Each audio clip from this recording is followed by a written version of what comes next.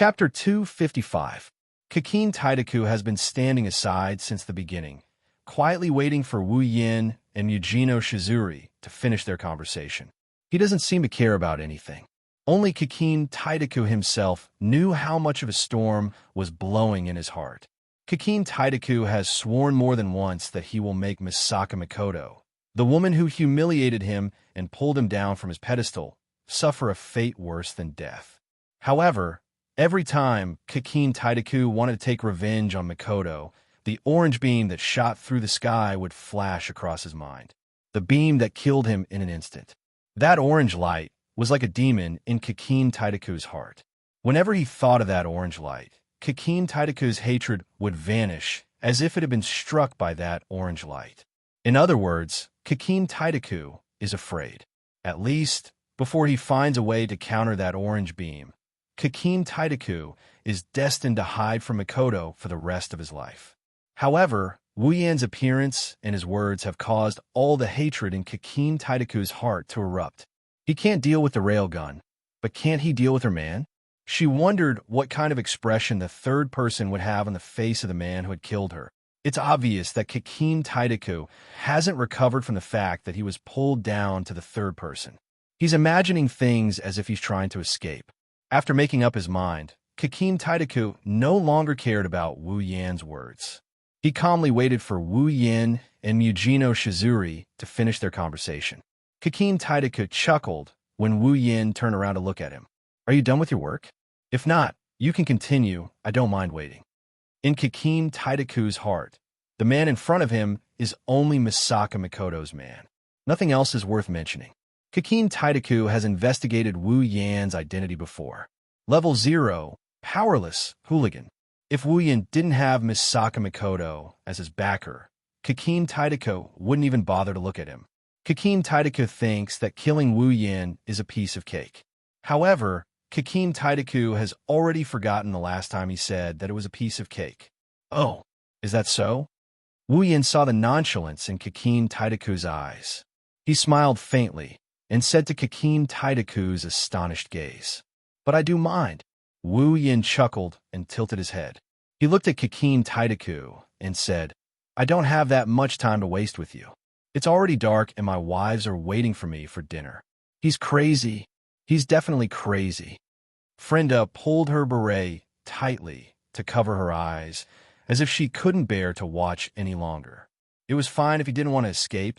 It was fine if he wanted to fight. But why was he courting death? Takitsubu Riku and Kinu Hatasai looked at Wu Yin worriedly. Even Yujino Shizuri felt gloomy. She thought that Wu Yin will be chopped into pieces by Kakin Taidaku. Kakin Taidaku chuckled, but his eyes didn't have the slightest hint of a smile. Wu Yan's words didn't fail to infuriate him. "You seem to be very confident in yourself. Why? Do you think the third, Misaka Mikoto, will come and save you?" Wu Yin looked at Kakin Taidaku with a half-smile. Yujino Shizuri, Frenda, and Takitsubu Riku were shocked to see Wu Yin facing Kakin Taidaku was like. It was exactly the same as when Kakin Taidaku faced them in the first place. That's a sign that he doesn't put Kakin Taidaku in his eyes. Tapping his chin, Wu Yin shrugged. "Mikoto isn't here. I'm the only one here. You don't have to be afraid." "Afraid?" Kakin Taidaku was so angry that he laughed. "You said I'm afraid?" "You didn't hear wrong." Wu Yin took out a coin from his pocket. Kakin Taidaku's pupils shrunk as he held it in his hand. "I did say that you're afraid. Am I wrong?" "The third. You're courting death," Kakin Taidaku said to Wu Yin with a gloomy expression. His eyes kept looking at the coin in Wu Yan's hand.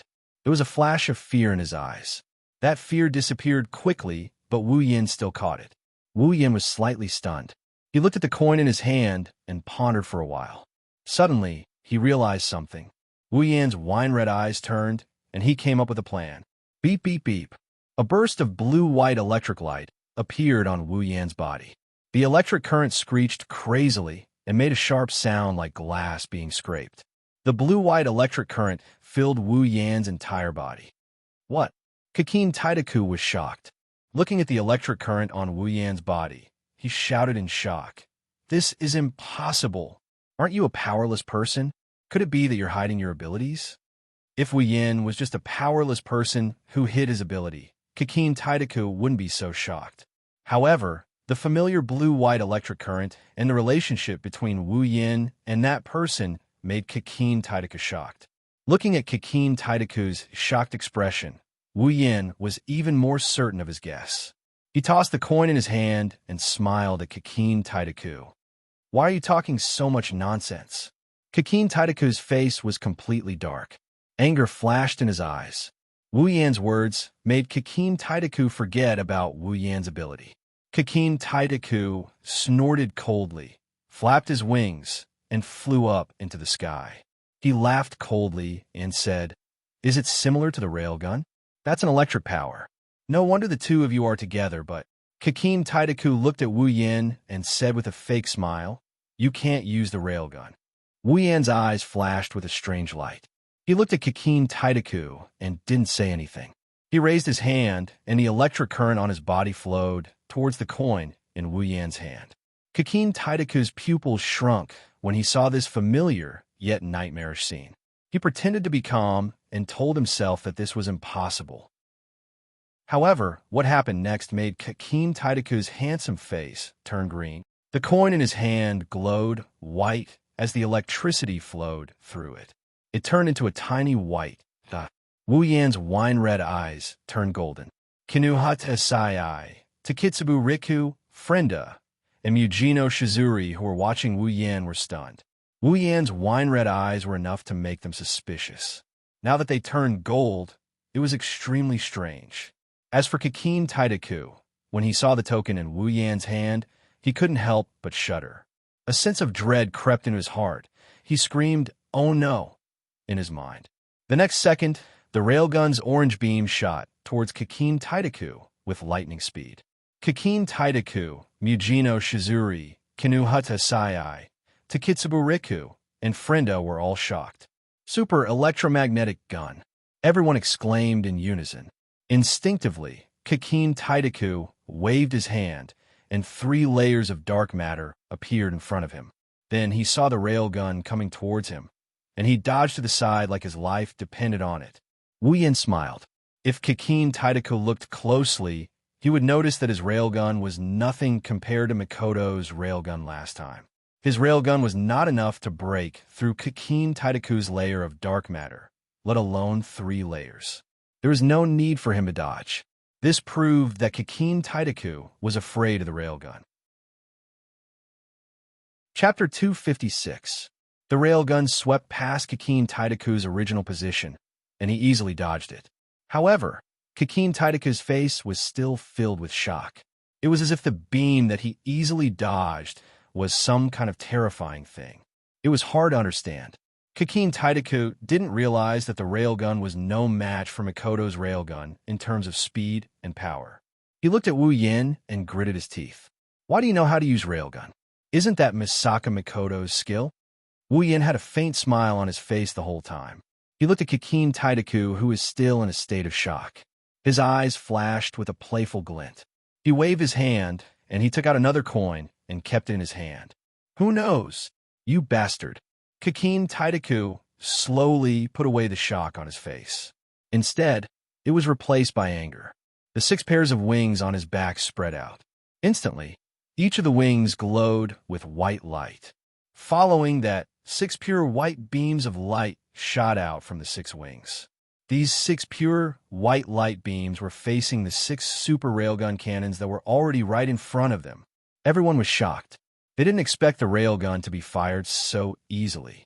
The railgun tore through the pure white light beams and headed straight for Kakin Taidaku. Kakin Taidaku looked at the 6 railguns and felt that they were not a threat to him. Still, he could not help but feel a little scared. In the end, Kakin Taidaku chose to dodge. With his wings, he was very agile in the air. Even though the railgun was 3 times the speed of sound, Kakin Taidaku still managed to dodge it. Seeing that Kakin Taidaku dodged his railgun, Wu Yan didn't care. He took out another coin and shot it at Kakin Taidaku. Wu Yan turned into a cannon and fired the railgun. Kakin Taidaku kept flapping his wings and dodging the railgun. Kakin Taidaku didn't realize that he was getting further and further away from the railgun as he dodged the railgun. Mujino Shizuri, Kinuhata, Sai, Frenda, and Takitsubu Riku were looking at Wu Yin numbly. They felt that something was off. The railgun can't do anything to Kikin Toidaku. Why is Wu Yin still wasting time and energy on useless things? Also, Kikin Taidaku was so strong just a moment ago. Why was he being pushed back by the railgun that wasn't much of a threat? Kikin Taidaku, on the other hand, started to feel that something was off. He realized that these railguns weren't as strong as the railgun Misaka Mikoto used. That's right. That's right. His eyes flickered. In the end, Kikin Taidaku didn't choose to take the railgun head-on. He flapped his wings and dodged the railgun while flying away from the ground. When Kikin Taidaku's body became a dot in the sky, Wu Yin smiled in satisfaction and stopped firing the railgun. Wu Yin extended his hands, and his fingers started to glow with electricity.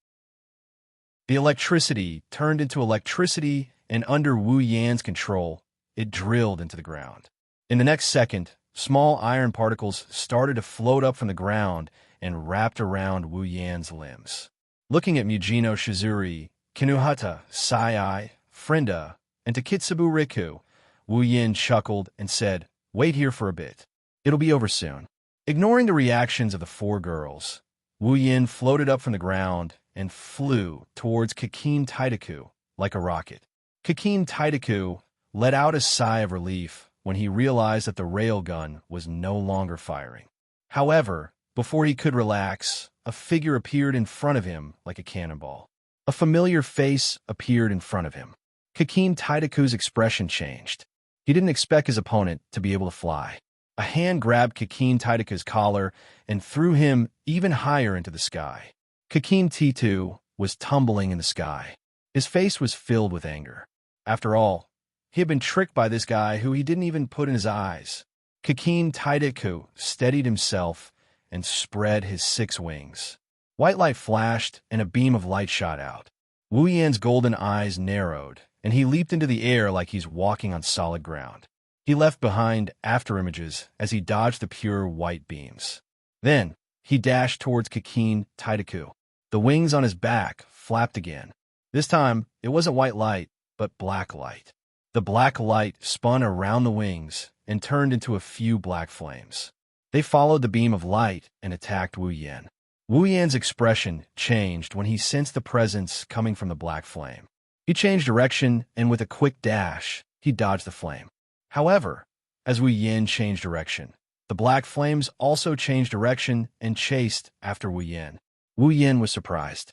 Kikin Taidaku laughed coldly, and a mocking smile appeared on his face. It was too easy to add a tracking property to his dark matter. Smell, aura, airflow, all of these could be the target of his dark matter. Wu Yan looked at the sneering Kikin Taidaku, and then he turned to look at the ground. Seeing that he can't see the ground anymore, Wu Yan grinned. The black flames caught up with Wu Yan at an unimaginable speed. Just as it was about to hit Wu Yan, it was entangled by a large amount of electricity. The blue and white electricity collided with the black flames. There was a muffled sound, and then it dissipated into sparks. An acceleration. Wu Yan quickly approached Kikin Taidaku and suddenly stopped. He looked at Kikin Taidaku. His golden eyes were like still water. There was no emotion in them. It was as if he was looking at a person who was about to die. Kikin Taidaku frowned and looked at Wu Yan, who suddenly stopped. He laughed. "What? You don't want to fight anymore? You think you can just let it go like this?" Wu Yan smiled and looked at the vast sky. He said to Kikin Taidaku, "This place is not bad, right?" "Huh?" Kikin Taidaku was shocked. He shook his head and laughed. "I didn't expect you to be in the mood to admire the environment. Are you trying to stall for time? Or have you already informed Misaka Mikoto, and she is coming to save you?" "No, I said from the beginning that I am the only one here. There is no need to stall for time." Wu Yan shook his head and floated in the air. His golden eyes shone with an intriguing light as he looked at Kikin Taidaku. "I just think that this environment is not bad. If I let you die here, die?" Kikin Taidaku chuckled. His laughter got louder and louder. Soon, his laughter echoed in the dark sky. Are you saying that you want to kill me here? Ha ha ha. This is the funniest joke I have ever heard. Kakin Taitaku raised his hands. In the sky, countless black dots appeared around him. They were like black fireflies. They circled around Kakin Taitaku and flowed into his hands. The black dots gathered in Kakin Taitaku's palms. As the black dots flowed in, two black balls of light appeared in Kakin Taitaku's hands. Kakin Taitaku raised the two black balls of light and laughed. He looked at Wu Yin and said, "I would like to see how you are going to kill me. You will find out soon enough." A transparent bow appeared in Wu Yan's hands. Chapter 257. It looks like a pair of black crystal wings. The bow is transparent, but inside it, there is a star-like glow. The first time someone sees it, they will have this thought in their mind. Elegant, beautiful, full of charm. Seeing such a beautiful bow for the first time, Kakin Taitaku was stunned. He stared at the elegant bow and couldn't move his eyes away. Even the black ball of light in his hand almost couldn't be maintained. That was the meteor knight that had repeatedly achieved merit. Wu Yin raised the meteor knight and stroked the body of the bow. The meteor knight is beautiful. Even Wu Yin, the owner, has the urge to touch it every day. Wu Yin said to Kakin Taitaku while touching the meteor knight, "You know what? Actually, I have a headache when I face you." Kakin Taitaku flinched and he looked away from the meteor shower. He looked at Wu Yin and he coldly sneered. "What's the matter? Are you regretting it now? Too bad. Do you think I will let you go?"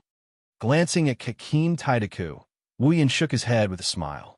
He raised his head and he continued, "Your intangible matter can create new substances, not ordinary substances or undiscovered substances, but substances that didn't exist in this world to begin with.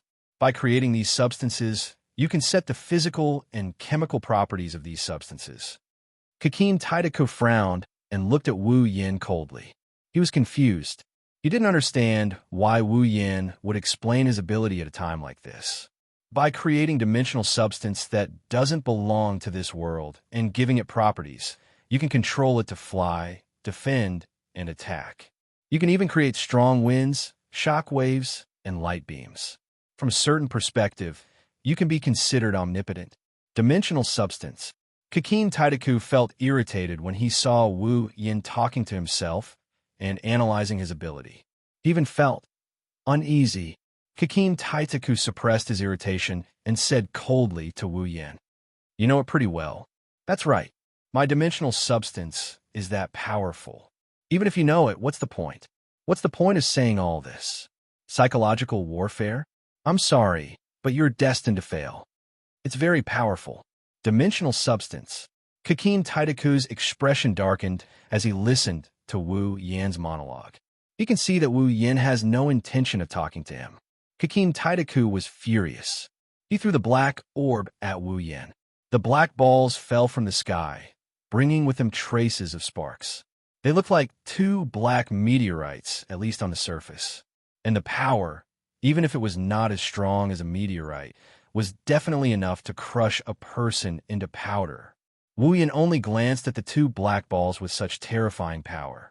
Then, a black wave that looked like a giant wave of the ocean suddenly appeared in front of Wu Yin from the distant ground and rolled in front of him. The huge black wave rolled and surged. As the iron sand wave surged, countless iron sand swords began to condense with a purpose, pointing at the attacking black ball from afar. Accompanied by the sound of wind breaking, the iron sand swords were thrown out. In the vast night sky, the swords were divided into two groups, shooting towards the two black balls respectively. The black orbs and the black swords met.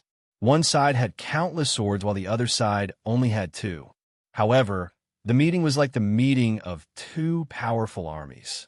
The black orbs were two generals who had always been victorious. They moved freely in the huge army formed by the black swords. Wherever they passed, the soldiers formed by the black swords were like fragile glass, smashed into pieces. In a short period of time, the soldiers formed by the black swords were retreating in defeat. Their numbers were also decreasing. As long as they were hit by the two victorious black balls, they would immediately scatter into primitive iron sand and be toyed around by the two victorious generals. If the black balls were like two victorious generals who had fallen into an army's lair, then the terrifying number of black swords would be like ants that were about to bite an elephant. They would bite down on the two powerful but clumsy elephants one after another. Even if the charging ants were trampled to death by the elephants, new ants would immediately replace them from behind.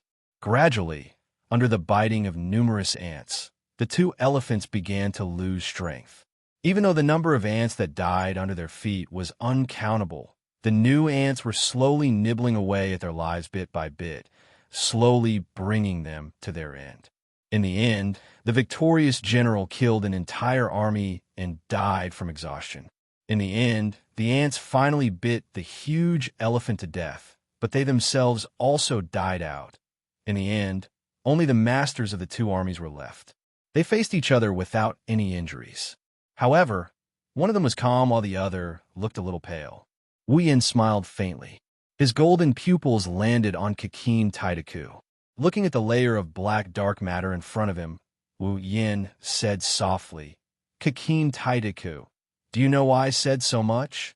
Wu Yin didn't seem to want Kikeen Taidaku to answer. He immediately said something that made Kikeen Taidaku laugh. "That's because I can't do anything to your dark origin substance either." Wu Yin shook his head helplessly. Even Mujino Shizuri's meltdown atom and my super railgun couldn't tear apart your layer of dark matter. What can I do? Kikeen Taidaku's expression changed when he heard Wu Yin say that his railgun couldn't tear through your dark matter. He seemed a little upset that he was afraid of Wu Yin's railgun. Wu Yin noticed Kikeen Taidaku's upset expression. Wu Yin smiled and said, "Looks like you're really scared by Mikoto's railgun." Wu Yin raised a meteor shower in his hand. There was a hint of helplessness in his eyes. This Meteor Knight was originally my trump card, but I didn't expect to use it twice in just a few days.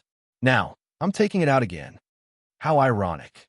Wu Yin smiled as he looked at Kikeen Taidaku's expression. His lips curled into a cold smirk. "Do you know why I said so much?" Kikeen Taidaku flinched and he frowned. Wu Yin snickered when he saw this. "That's because I'm trying to lure you away from the ground." Kikeen Taidaku was shocked.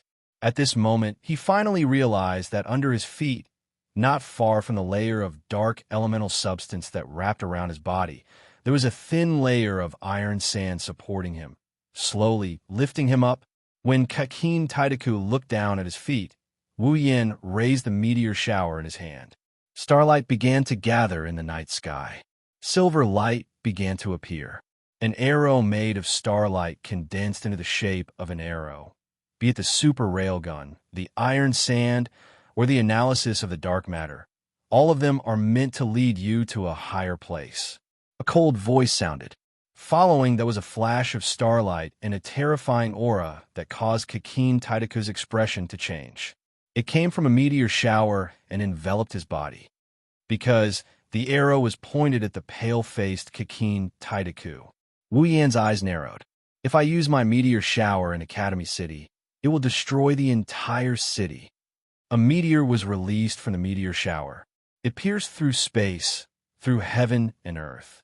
At the same time, it pierced through Kikeen Taidaku's weak body. When Kikeen Taidaku regained his senses, the dark matter in front of him had disappeared. All that was left was a bloody hole in his chest. Chapter 258. Starlight exploded in the dark night sky. The arrow that turned into a meteor pierced through the sky and shot towards the distant horizon. After an unknown amount of time, a soft sound rang out and a destructive energy spread out from the distant horizon. It passed through the void and ripples appeared on the horizon. As the ripples spread out, the clouds in the night sky were like ice cubes placed in high temperature. They were quickly extinguished at a speed visible to the naked eye.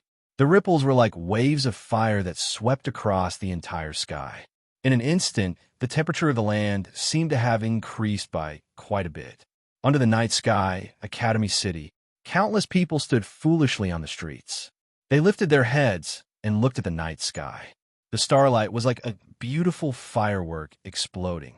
Even though they were separated by the distance between heaven and earth, The powerful pressure still caused everyone to feel a wave of helplessness in their hearts in the huge academy city. The people who raised their heads to look at the night sky were all silent. Everyone looked at each other in dismay, as if they didn't understand what this firework, which was so beautiful that it made people unable to have the heart to appreciate it, was maintaining his shooting posture. Wu Yin looked through the bloody hole in Kakin Taidaku's chest. He looked at the sky where the arrow was shot and felt the familiar power. He slowly put down the meteor shower in his hand. Ugh, ugh. Kakin Taidaku was like a drowning man. He made a soft sound, but his throat didn't have any strength. Kakin Taidaku was like a robot.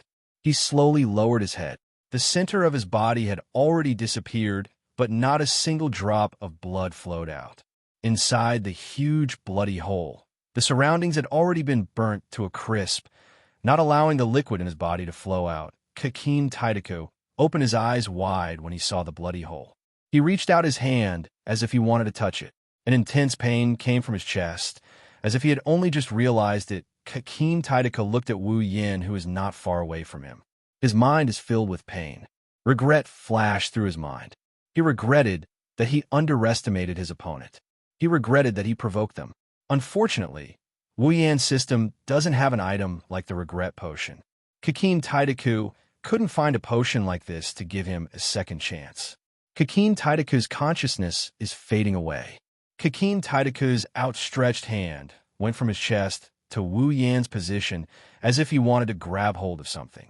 Kakin Taidaku slowly closed his eyes as he lowered his outstretched hand.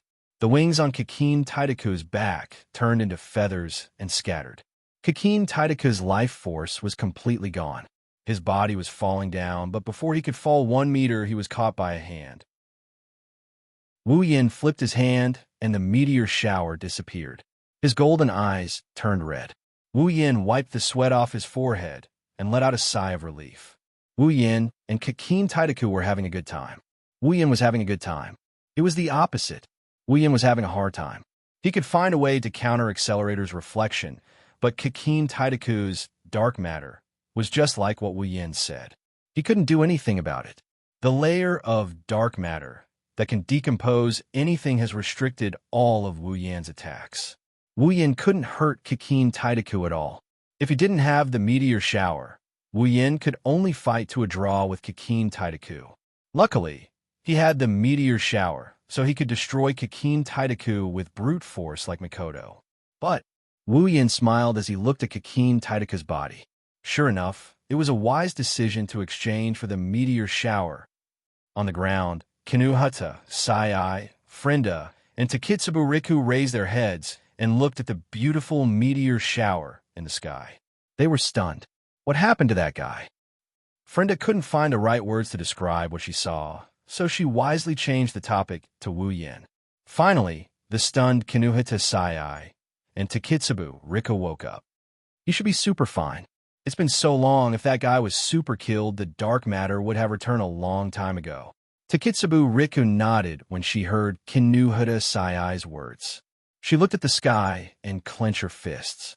After going through the gates of hell, Takitsubu Riku seemed to have changed a lot.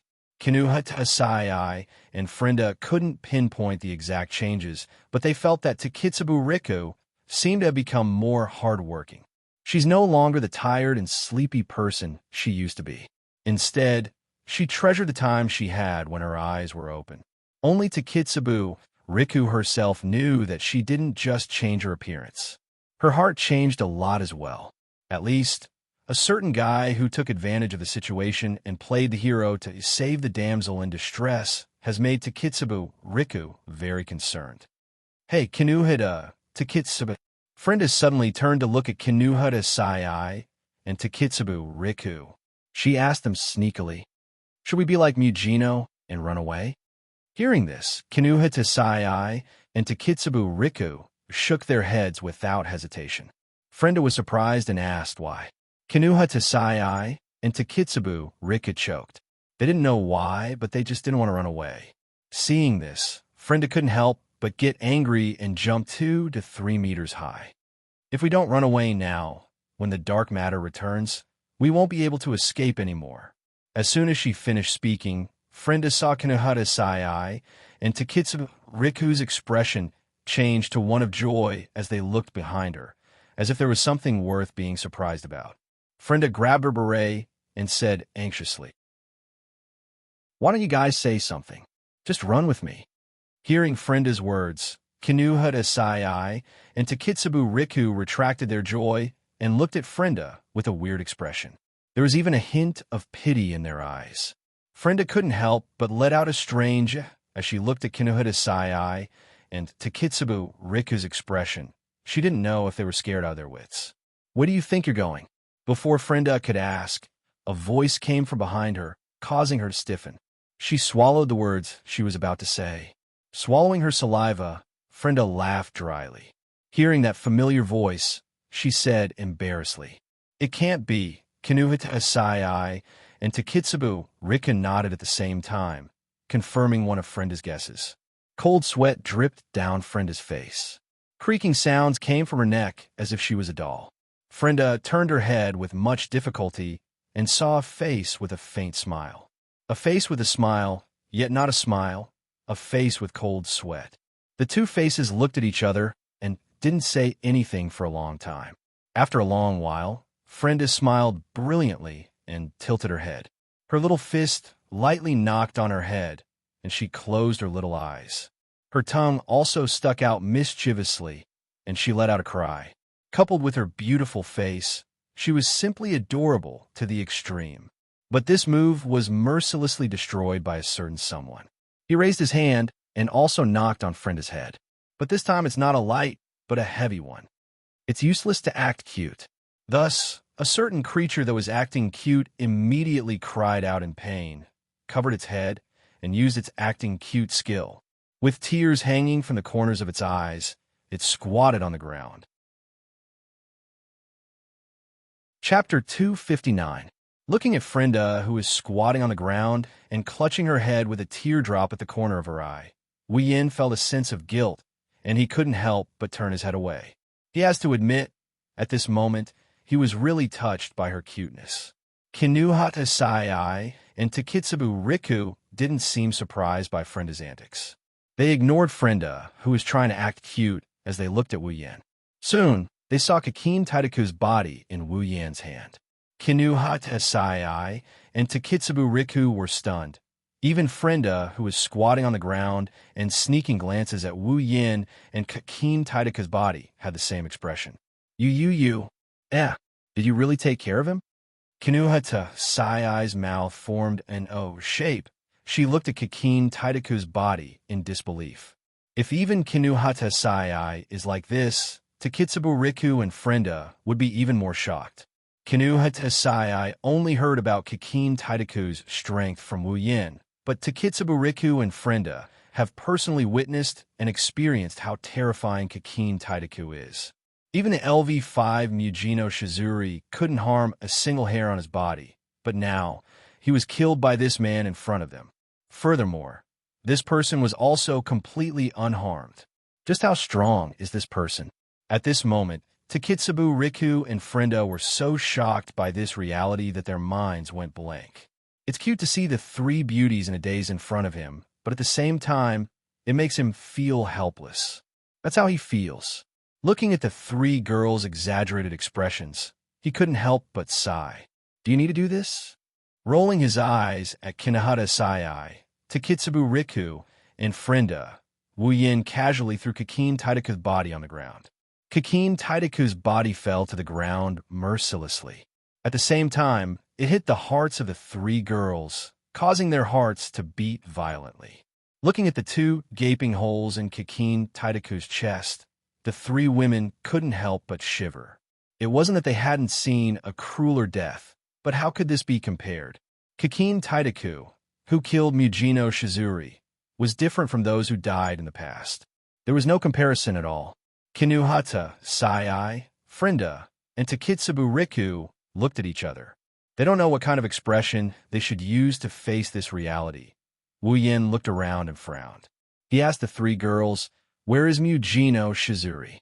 The three girls acted like they didn't hear anything. They were still staring at Kakin Taidaku's body as if they were trying to determine the authenticity of the body with their eyes. Very silly. Sighing helplessly, Wu Yin mercilessly gave them a flick on the head. After 3 moans of pain, there were 3 more Mo creatures kneeling on the ground and acting cute. I say, where's Mujino Shizuri? This time, the 3 girls finally heard Wu Yan's words. They looked at each other, and finally, Kinuhata Sai raised her hand weakly. Mujino, she ran away. Ran away?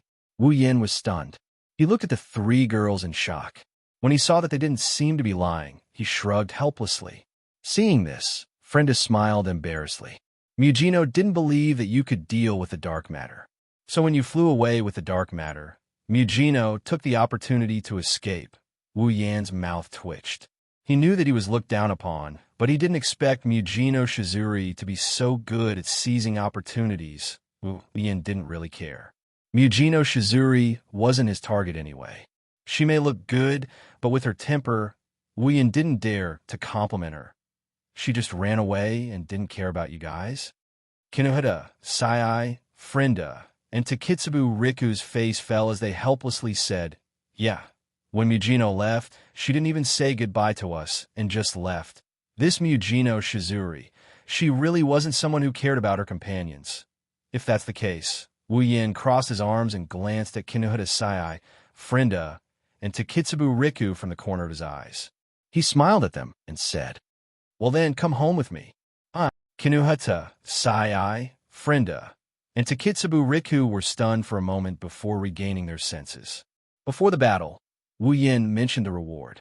The 3 girls blushed, and Kinuhata, Sai, jumped up. Who wants to go home with you? You super pervert. I'm super telling you. Don't you dare have any ideas about us. Oh, Wu Yin narrowed his eyes. So, you guys want to go back on your word? Kinuhata Sai choked and shouted. That's what Mujino Chao promised you, not us. Wu Yin looked at Kinuhata Sai in surprise. Aren't you guys her subordinates? She sold you guys to me. Are you going to refute? Is the Dark Ops really that transparent? This time, Kinuhata Sai was speechless. The Dark Ops have done a lot of human trafficking. If they were transparent, those people who were traded would have been long gone. But human trafficking isn't something that can be written in black and white. In the past, human trafficking was done directly. If the goods didn't comply, the Dark Ops in charge of selling them would clean them up. Kinuhata Sai, Frenda, and Takitsubu Riku are Dark Ops members. They didn't think that Mujino Shizuri would clean them up for Wu Yin. Thus, Kinuhata Sai decided to act shamelessly. That's right. Without our consent, don't even think about us following you. Wu Yin was speechless. Kinuhata Sai acted so shamelessly. What else can he do? But, in terms of shamelessness, Kinuhata Sai found the wrong opponent. Rubbing his chin, Wu Yin smiled and said, so as long as you guys agree, there won't be any problems? Kinuhata Sai paused for a moment before putting her hands on her waist and said, of course, since we've super agreed, there won't be any problems. Wu Yin nodded in satisfaction. His eyes turned to Frenda and narrowed. A hint of threat filled his eyes, causing Frenda to tremble. Hey, you'll agree, right?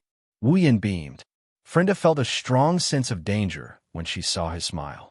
She felt a strong sense of danger coming her way. Trembling, Frenda crossed her arms and wanted to refuse.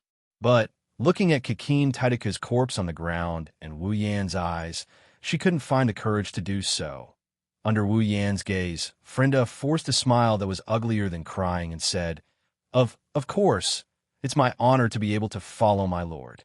Wu Yan laughed in victory while Kinuhata Sai looked at Frenda with a dumbfounded expression. She wanted to cry, but no tears came out. How could she forget about this super cowardly girl? Kinuhata Sai glared fiercely at Frenda, puffed out her chest, and said loudly, even if Frenda surrenders, Takitsubu and I will never agree. Takitsubu Riku sneaked a glance at Wu Yin and raised her hand weakly. She said timidly what's wrong? Takitsubu? Kinuhata Sai looked at her strangely. Wu Yin and Frenda also looked at her at the same time. Looking at the 3 pairs of eyes on her, Takitsubu Riku closed her eyes and mustered her courage to say, I also agree what? Kinuhata, Sai, Frenda, and even Wu Yin shouted in shock. Kinuhata, Sai reacted and stomped her feet. Takitsubu, are you super crazy? You super pervert. I'll super eat you up. Takitsubu Riku blushed and glanced at Wu Yin. She lowered her head and didn't say anything. She tapped her fingers together and looked like a shy girl. The three of them were stunned. Is this still the same powerless beauty? Chapter 260. One has to admit that Takitsubu Riku is a great beauty. Not only is she beautiful, even her figure is far beyond the reach of these two cute girls. It's just that she's always in a daze and can't even squeeze out a bit of energy. It makes people feel tired for her, but she still managed to get the title of a powerless beauty. And yet such a girl is acting so shy right now. Not to mention Kinuhata Sai and Frenda, who are familiar with Takitsubu Riku. Even Wu Yan's eyes almost popped out of their sockets. Dumbfounded, other than dumbfounded, there's nothing else to be dumbfounded about. Takitsubu Riku's current state is clearly that of a young girl in love. And the person in love seems to be himself. Wu Yan's heart is already rippling. Even he himself doesn't know when he became this godly character. Could it be the protagonist's aura? Or the Crystal Palace's aura? But with this, Frenda and Takitsubu Riku both agreed. What's left is, how is it? Little girl, they've all agreed. Wu Yan grinned at Kinuhata Sai. Now, you're all alone. Hearing this, Kinuhata Sai clenched her fists tightly. Looking at Frenda and Takitsubu Riku, her eyes were filled with resentment for not living up to her expectations. You two are really crazy. Don't you know what this super pervert is planning? Kinuhata Sai gnashed her teeth as she glared at Wu Yan. Looking at his smiling face, Kinuhata Sai really wanted to punch him. She wanted to punch him in the face, especially when she's wearing nitrogen armor. She wanted to make sure his face turns into a peach blossom. But when she said planning, Kinuhata Sai's face turned red. Because she was the first one to experience that planning. Even though it was only her first kiss, Takitsubu Riku's face also turned red, causing the other three to be stunned once again.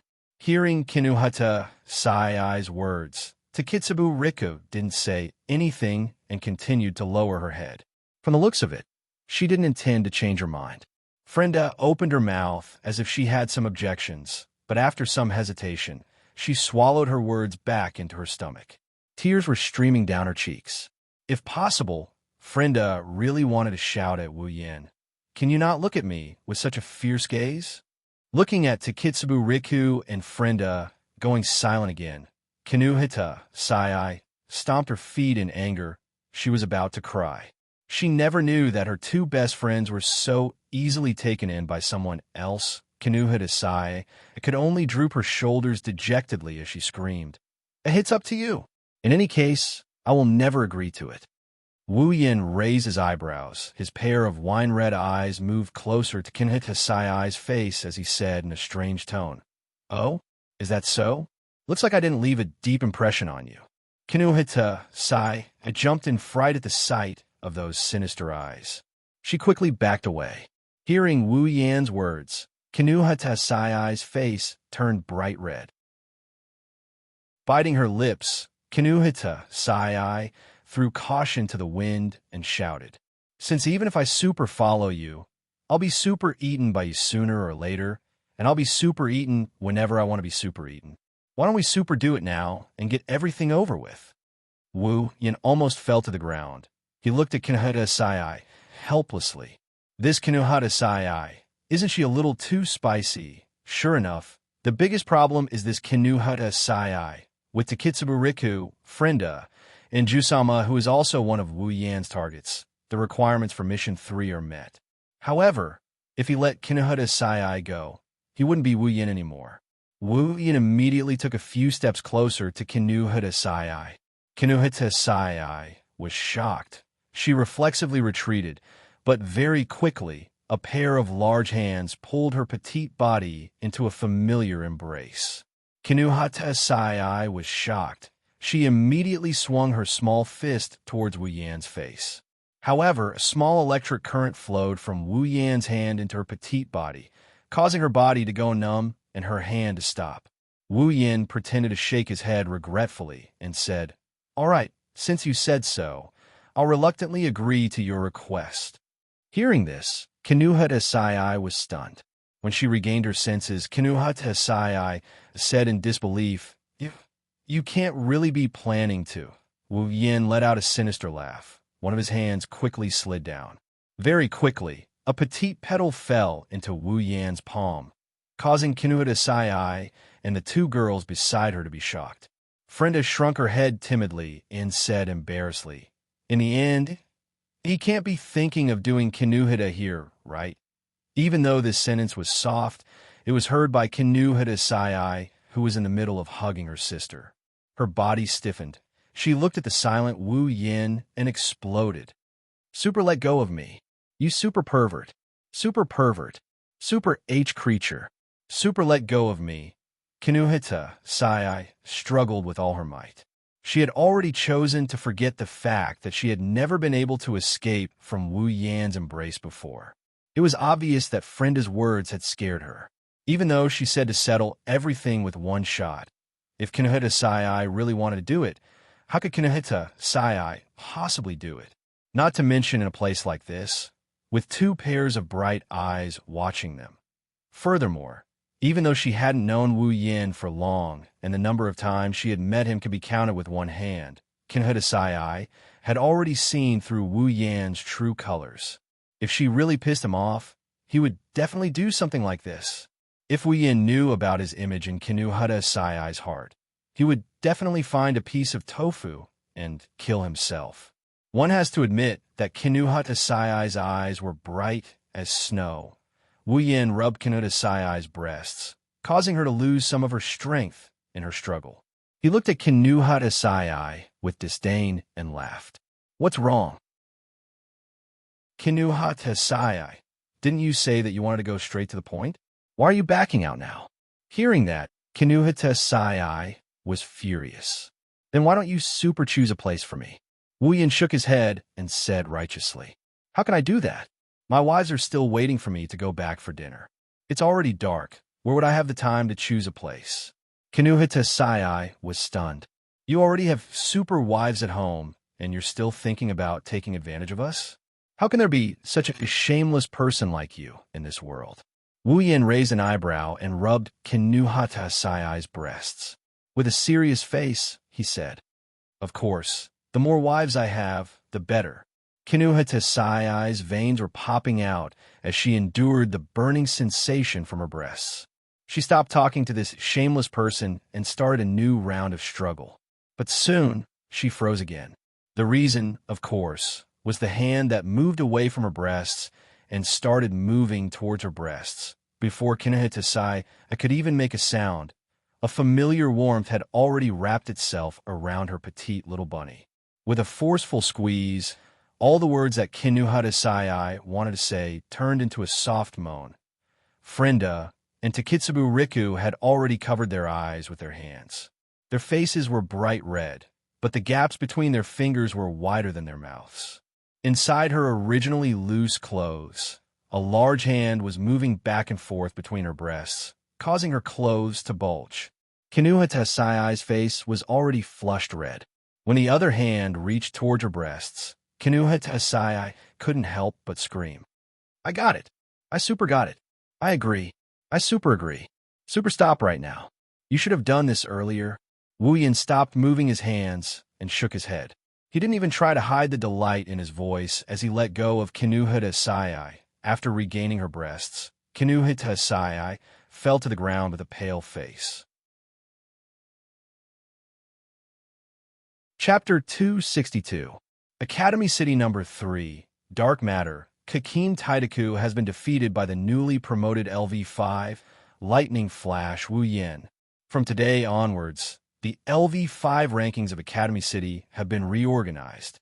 Wu Yan of Lightning Flash is ranked 3rd. Dark Matter.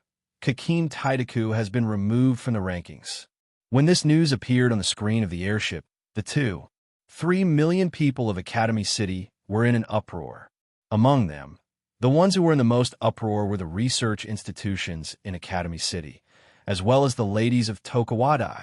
At this time, those research institutions in Academy City, those scientists with developed brains, once again bombed the brains that they were so proud of until they went blank. The fact that an 8th LV5 had appeared in Academy City was enough to cause a ruckus among the so-called experts. After all, developing superpowers was one of their main jobs. The appearance of another LV5 not only meant that Academy City's strength had improved, it also meant that the research institutions that were looking for research topics all day long had another research target. In the past, whenever a LV5 appeared in Academy City, the research institutions would quarrel until they couldn't get away with it. It was possible that they would even fight or secretly scheme against the LV5, and the reason was just to get a LV5 to do research. But this time, they didn't because they were already in a frenzy. When these experts broke their heads and still couldn't find any information about Wu Yin, countless information about Wu Yin was placed on their desks. At this time, they were shocked to find that this so-called LV5 was actually just a LV0. And it was a LV0 that was judged by the attainment judgment to be useless for the rest of his life. What did this mean? It meant that the railgun, Misaka Mikoto, the current number 2 who broke the attainment judgment craze, was once again ignited. And it couldn't be more explosive.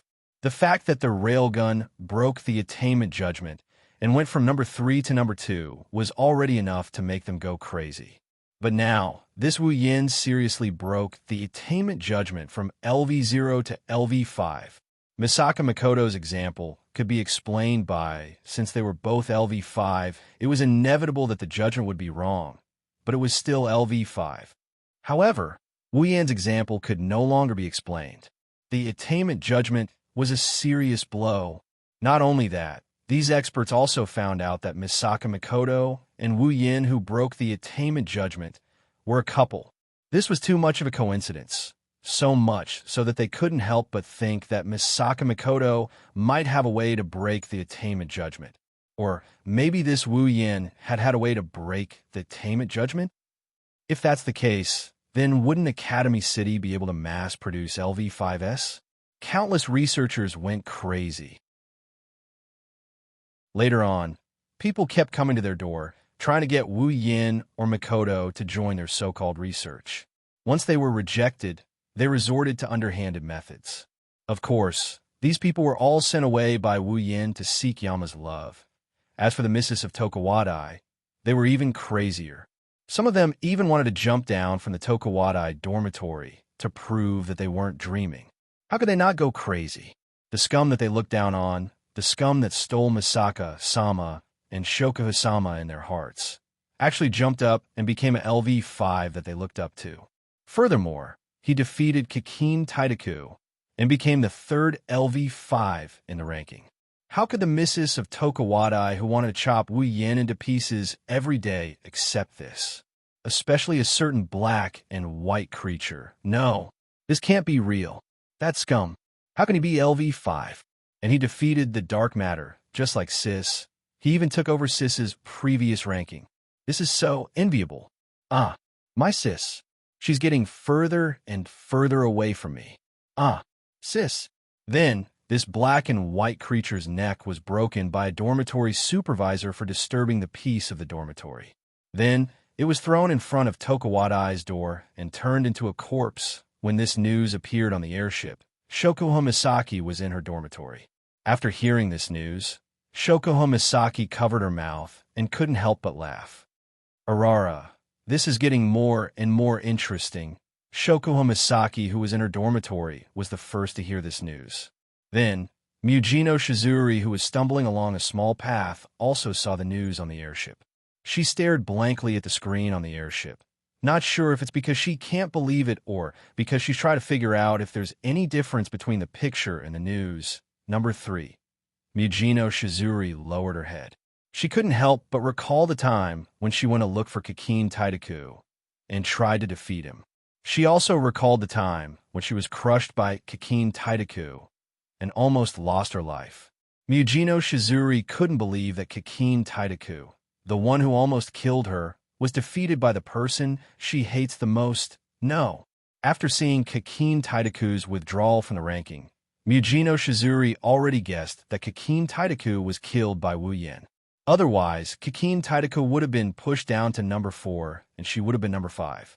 Taking a deep breath, Mujino Shizuri lifted her foot and continued to walk forward with great difficulty. If one were to observe her closely, one would discover that her eyes were filled with unwillingness. In Wu Yan's house, Chuju and Mikoto were also stunned when they saw the news. Ikaros stood there quietly without saying anything. Only a cheered master is on TV, and they looked at each other. How did Yin become number 3? Mikoto patted her own cheeks in shock, asking in disbelief. Who knows? Chuju frowned. We'll ask him when he comes back. Chuju, who said that didn't expect Wu Yin to bring them such a big surprise. When he comes back, Academy City is in a state of shock because of Wu Yan's promotion to number 3. Meanwhile, Wu Yan's side was stunned for a moment before calming down. Kinuhata Sai, Frenda, and Takitsubu Riku saw Kikin Taidaku's corpse being carried over by Wu Yin. Being able to kill dark matter, it's not surprising that Wu Yin became number 3. The reason why Wu Yin calmed down is because he's frowning. If he were to become the 3rd, it would mean that the fact that he had defeated Kikin Taidaku had already been known by others. Or more accurately, Alistair already knew about it. Wu Yin couldn't help but frown. It hasn't even been half an hour since he killed Kikin Taidaku. How did Alistair find out about it in half an hour? Hovering loop doesn't work on him anymore. However, with Alistair's methods, it's not hard for him to find out. Wu Yan's real question is, why did he send this message? Is he trying to tie me down to Academy City? He should know that it's pointless. Or was Alistair trying to warn him? Was he trying to tell him that Alistair was keeping an eye on him? Since he can't figure it out, Wu Yin decided to stop thinking about it. Wu Yin knows his own limits. Even though he has the advantage over Alistair with Meteor Shower, if he wants to compete with Alistair in terms of brains, he'll be courting death. At the very least, Wu Yin doesn't think he's as smart as Alistair, that freak. No matter what Alistair wants to do, he'll just have to deal with it. After all, he's not the only one on his side. Chapter 263. So you're the 3rd one? Mikoto smoothed her bangs and crossed her arms in front of her chest. She looked at Wu Yin and sighed. She really didn't expect Kikin Taidaku to die, just like that. Well, I didn't think of this myself. Wu Yin scratched his cheeks. His wine-red eyes showed a hint of helplessness. He didn't expect to be the 3rd ranker in the first place. But didn't you say that the chairman of Academy City already knows of your existence? Why would he want you to be the 3rd one then? Mikoto asked curiously. If he really wanted you to be a LV5 in Academy City, shouldn't he have announced it earlier? Ma, I didn't think of that myself. Wu Yin grinned. He can only say the same thing as before. He has to admit that his brain isn't working that well. It's just that with Sis Cannon and Kaishu-sama with their high IQ and Ikaros with their off the charts, I'll just leave it to them to figure things out. I'm not alone, after all. Mikoto also began to ponder over the implications of this matter. However, Hinajiku, who had been quietly waiting for the two to finish their conversation, suddenly pulled Mikoto's arm. Let's put this question aside for now. I'm more curious about. Hinajiku's yellow-green eyes flashed with a dangerous glint as she looked at Wu Yin. Her lips also curled into a dangerous arc as she raised her slender fingers and yelled. Who are they? Why are they here? The direction Hinajiku was pointing it was none other than Kinuhata Sai, Frenda, and Takitsubu Riku. Wu Yan's smile froze for a second before he pretended to be calm. Oh, them? They're Kinuhata Sai, Frenda, and Takitsubu Riku. I don't want you to introduce them. Chuju cut off Wu Yin with a hateful glare. I want to ask you, why did you bring 3 girls back when it's almost bedtime? Mikoto on the side also realized what the bigger issue is. She turned her head to look at Wu Yin and then at the 3 pretty girls. A blue and white electric current started flashing across her forehead. Wu Yan's smile didn't fade, but his back and clothes were drenched in sweat. This proves that Wu Yan's heart isn't as calm as it seems. For some reason, the system didn't share the contents of the third quest with Hinajiku and Mikoto like it did with Accelerator last time. That's why Hinajiku and Mikoto still don't know that they have a third quest that they love so much. Wu Yan didn't have the guts to tell Chuju and Mikoto directly. He couldn't possibly tell them that he brought these 3 cute girls back just to push them down. If he really did that, Wu Yan is sure that White Cherry and Taser will hit his head at the very next second. Kinuhita Sai and Frenda stood obediently at the side, watching the scene where the villain in their hearts is about to be blackened and chopped. Their faces were filled with unconcealable schadenfreude. It's Wu Yan's fault for forcing them. Kinuhita Sai hated Wu Yan to the core. Even though Frenda was intimidated by Wu Yan's oppression, she was still gnashing her teeth in hatred. They were happy to see Wu Yan in trouble. They even hoped that Wu Yan would be chopped to death by the second girl, and the pink-haired girl, Takitsubu Riku, on the other hand, was looking at Wu Yan with a worried expression. She couldn't bear to see Wu Yan in trouble. Ikaros was the same as Takitsubu Riku. From a certain point of view, Ikaros and Takitsubu Riku did have some similarities. At least at this moment, they both hoped that they could rescue Wu Yan from his predicament, of course. There were also those who were gloating along with Kinuhita Sai and Frenda.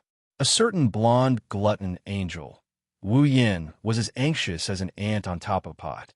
Even though Wu Yan already had this thought when he decided to bring Kinuhita Sai, Frenda, and Takitsubu Riku to his house, but when it really came down to it, Wu Yan still felt that girls are precious, but life is even more precious. His eyes involuntarily glanced at Kinuhita Sai and Frenda. When he saw the gloating expression on their faces, Wu Yan's face darkened. He cursed in his heart, but he didn't reflect on himself. Who's to blame the most for Kinuhita Sai and Frenda's actions? Perhaps the two of them saw Wu Yan's glare. The gloating expression on their faces intensified. Wu Yan's eyebrows twitched. While he gritted his teeth, an idea popped up in his mind, and Wu Yan hardened his heart. While Kinuhita Sai, Frenda, and Takitsubu Riku were stunned, Wu Yan looked at Chuju and Mikoto and pretended to be relaxed. The 3 of them are actually here to be maids. Maids Chuju, Mikoto, Kinuhita Sai, and Frenda all screamed in shock. It's as if they didn't hear maids but fierce tiger. Yeah. Wu Yan's face was full of smiles as he looked at Chuju and Mikoto. Look, our house is big enough, right? It's usually Ikaros who cleans the house. She's the only one taking care of such a big house. My heart aches just looking at her, so I invited the 3 of them. Chuju and Mikoto fell into deep thought. As for Ikaros, when she heard Wu Yan's words, her indigo eyes shone with a charming light. Anyone can see that Ikaros is very happy. As for Kinuhita Sai, Frenda, and Takitsubu Riku, they were completely stunned.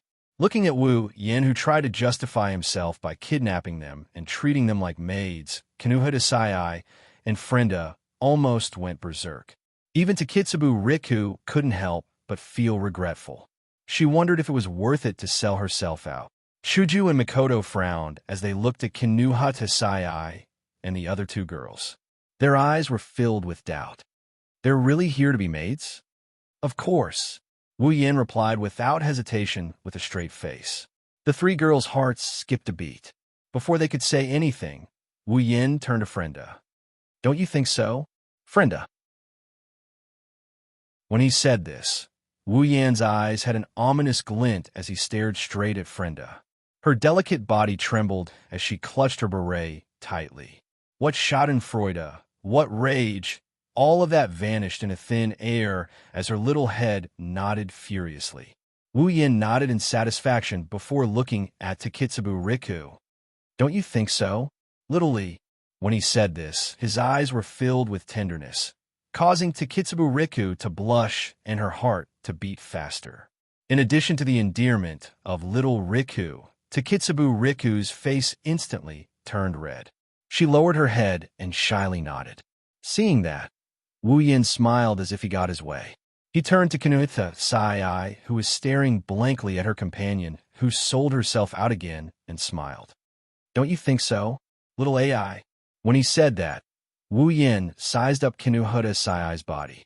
His eyes were filled with aggression, causing Kinuhata Sai to feel as if a pair of large hands were caressing her body. An electric current flowed into her heart, causing her to almost fall to the ground. Looking at Wu Yan's deep gaze that was sizing her up, Kinuhata Sai reflexively crossed her arms in front of her chest. However, she couldn't stop that gaze from invading her body. Kinuhata Sai knew that if she dared to say no, then tonight her pure body would be sacrificed. Thus, Kinuhata Sai could only nod her head in grievance.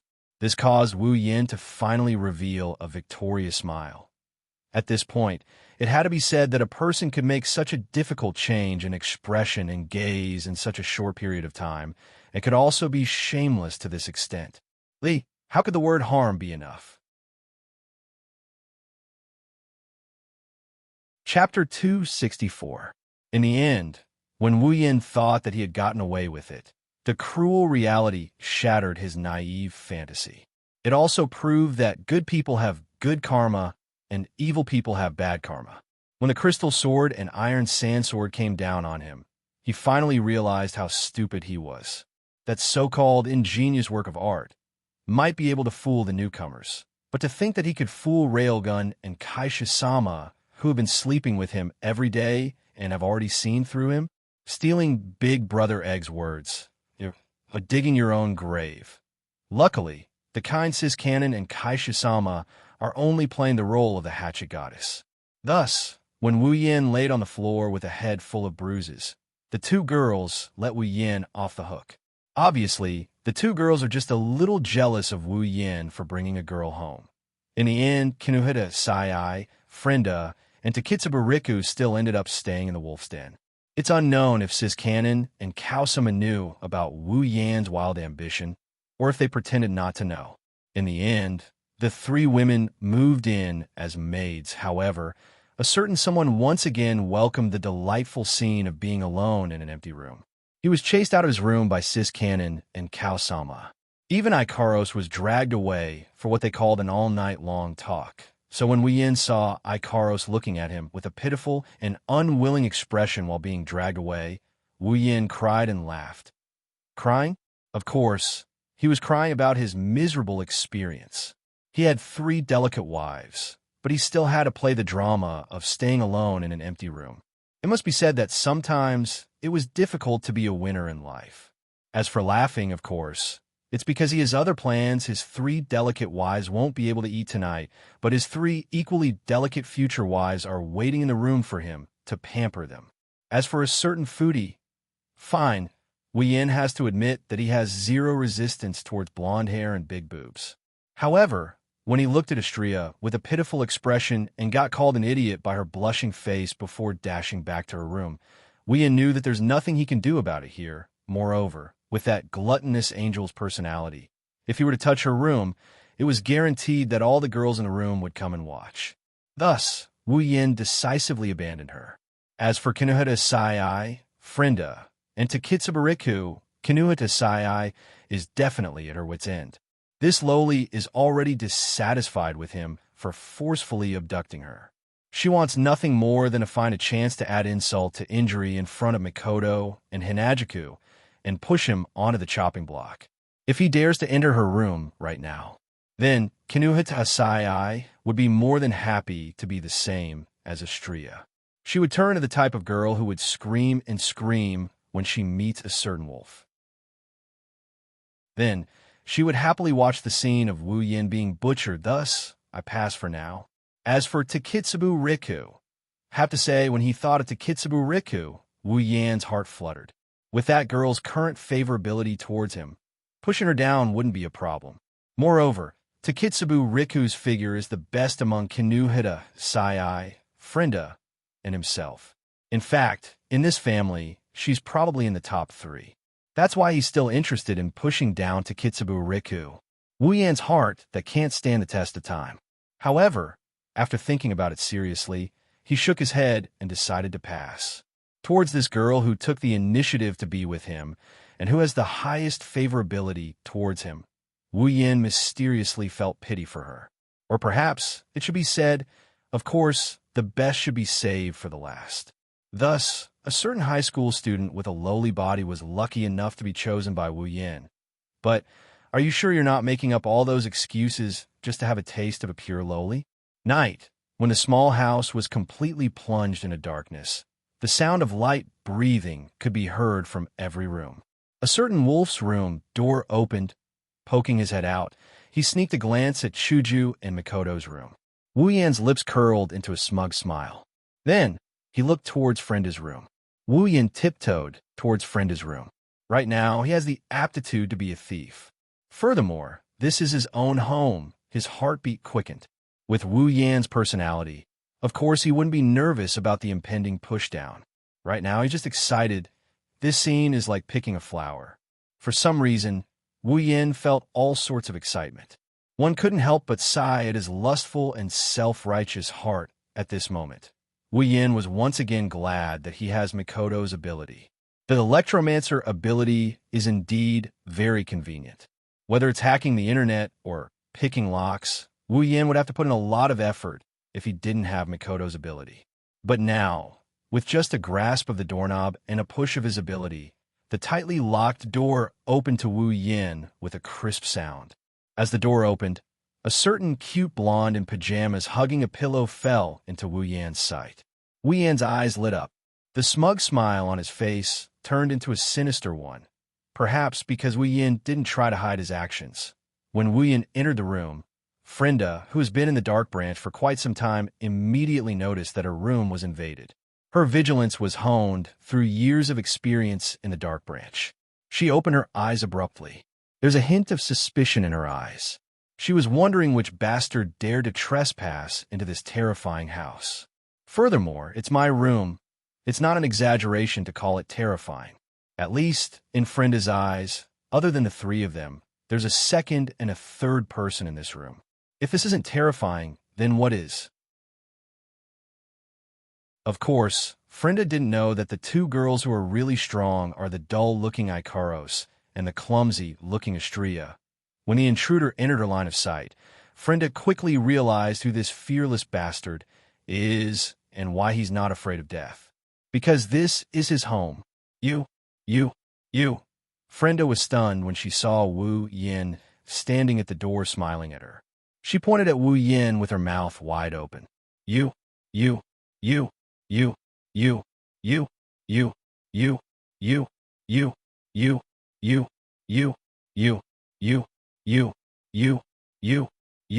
intruder is Wu Yan, who abducted them with ulterior motives.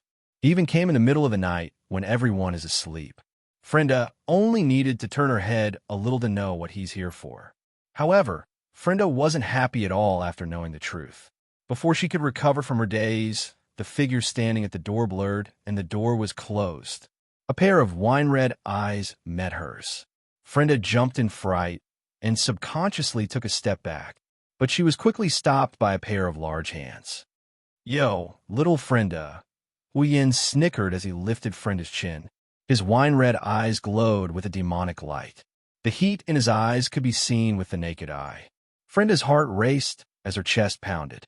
The sound of her heartbeat was very clear in this dark and silent environment. Looking at Frenda's cute face, Wu Yan lightly licked it, as if he's the most lustful villain. He teased, "Are you ready?" He didn't ask for a reason. He didn't explain himself. He just asked her if she was ready. His intention was obvious enough. Frenda's body trembled, and she started crying inside. She screamed in her mind like a madwoman. Why is it me?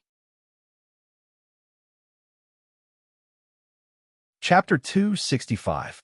When Frenda's soft body entered his senses, Wu Yan couldn't help but lick the corner of his lips. Wu Yan's heart was filled with eagerness.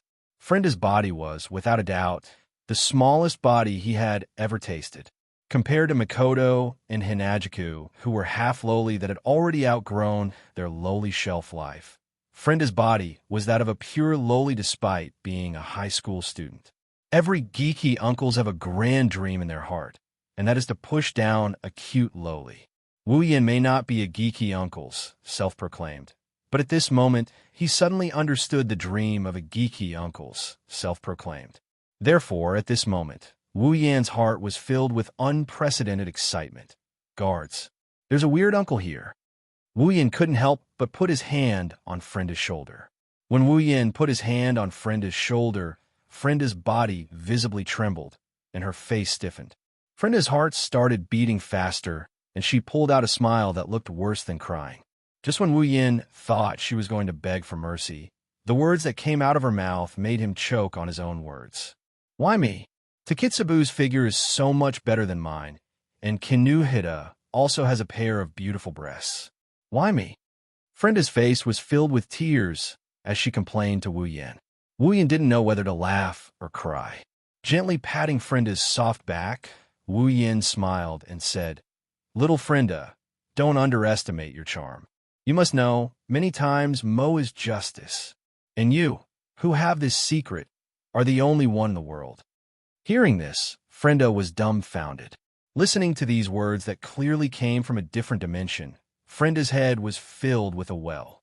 At this time, he's still talking nonsense, but soon, Frenda was speechless again.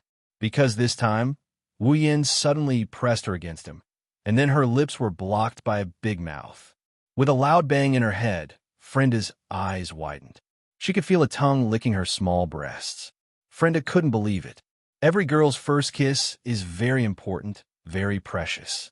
Back then, the kiss came too fast, so fast that Frenda didn't have time to prepare. Frenda suddenly realized that such a precious thing was taken away in an instant. Moreover, this wasn't a normal kiss. This was the kind of deep kiss that only couples in love would have. Wu Yan's tongue easily broke through Frenda's teeth while she was still in a daze. Tightly intertwining with her breasts, Frenda's eyes widened again, her tongue passively accepting Wu Yan's invasion. Their tongues intertwined, and under Wu Yan's lead, Frenda's body slowly went limp. Her tongue also slowly and uncontrollably took the initiative.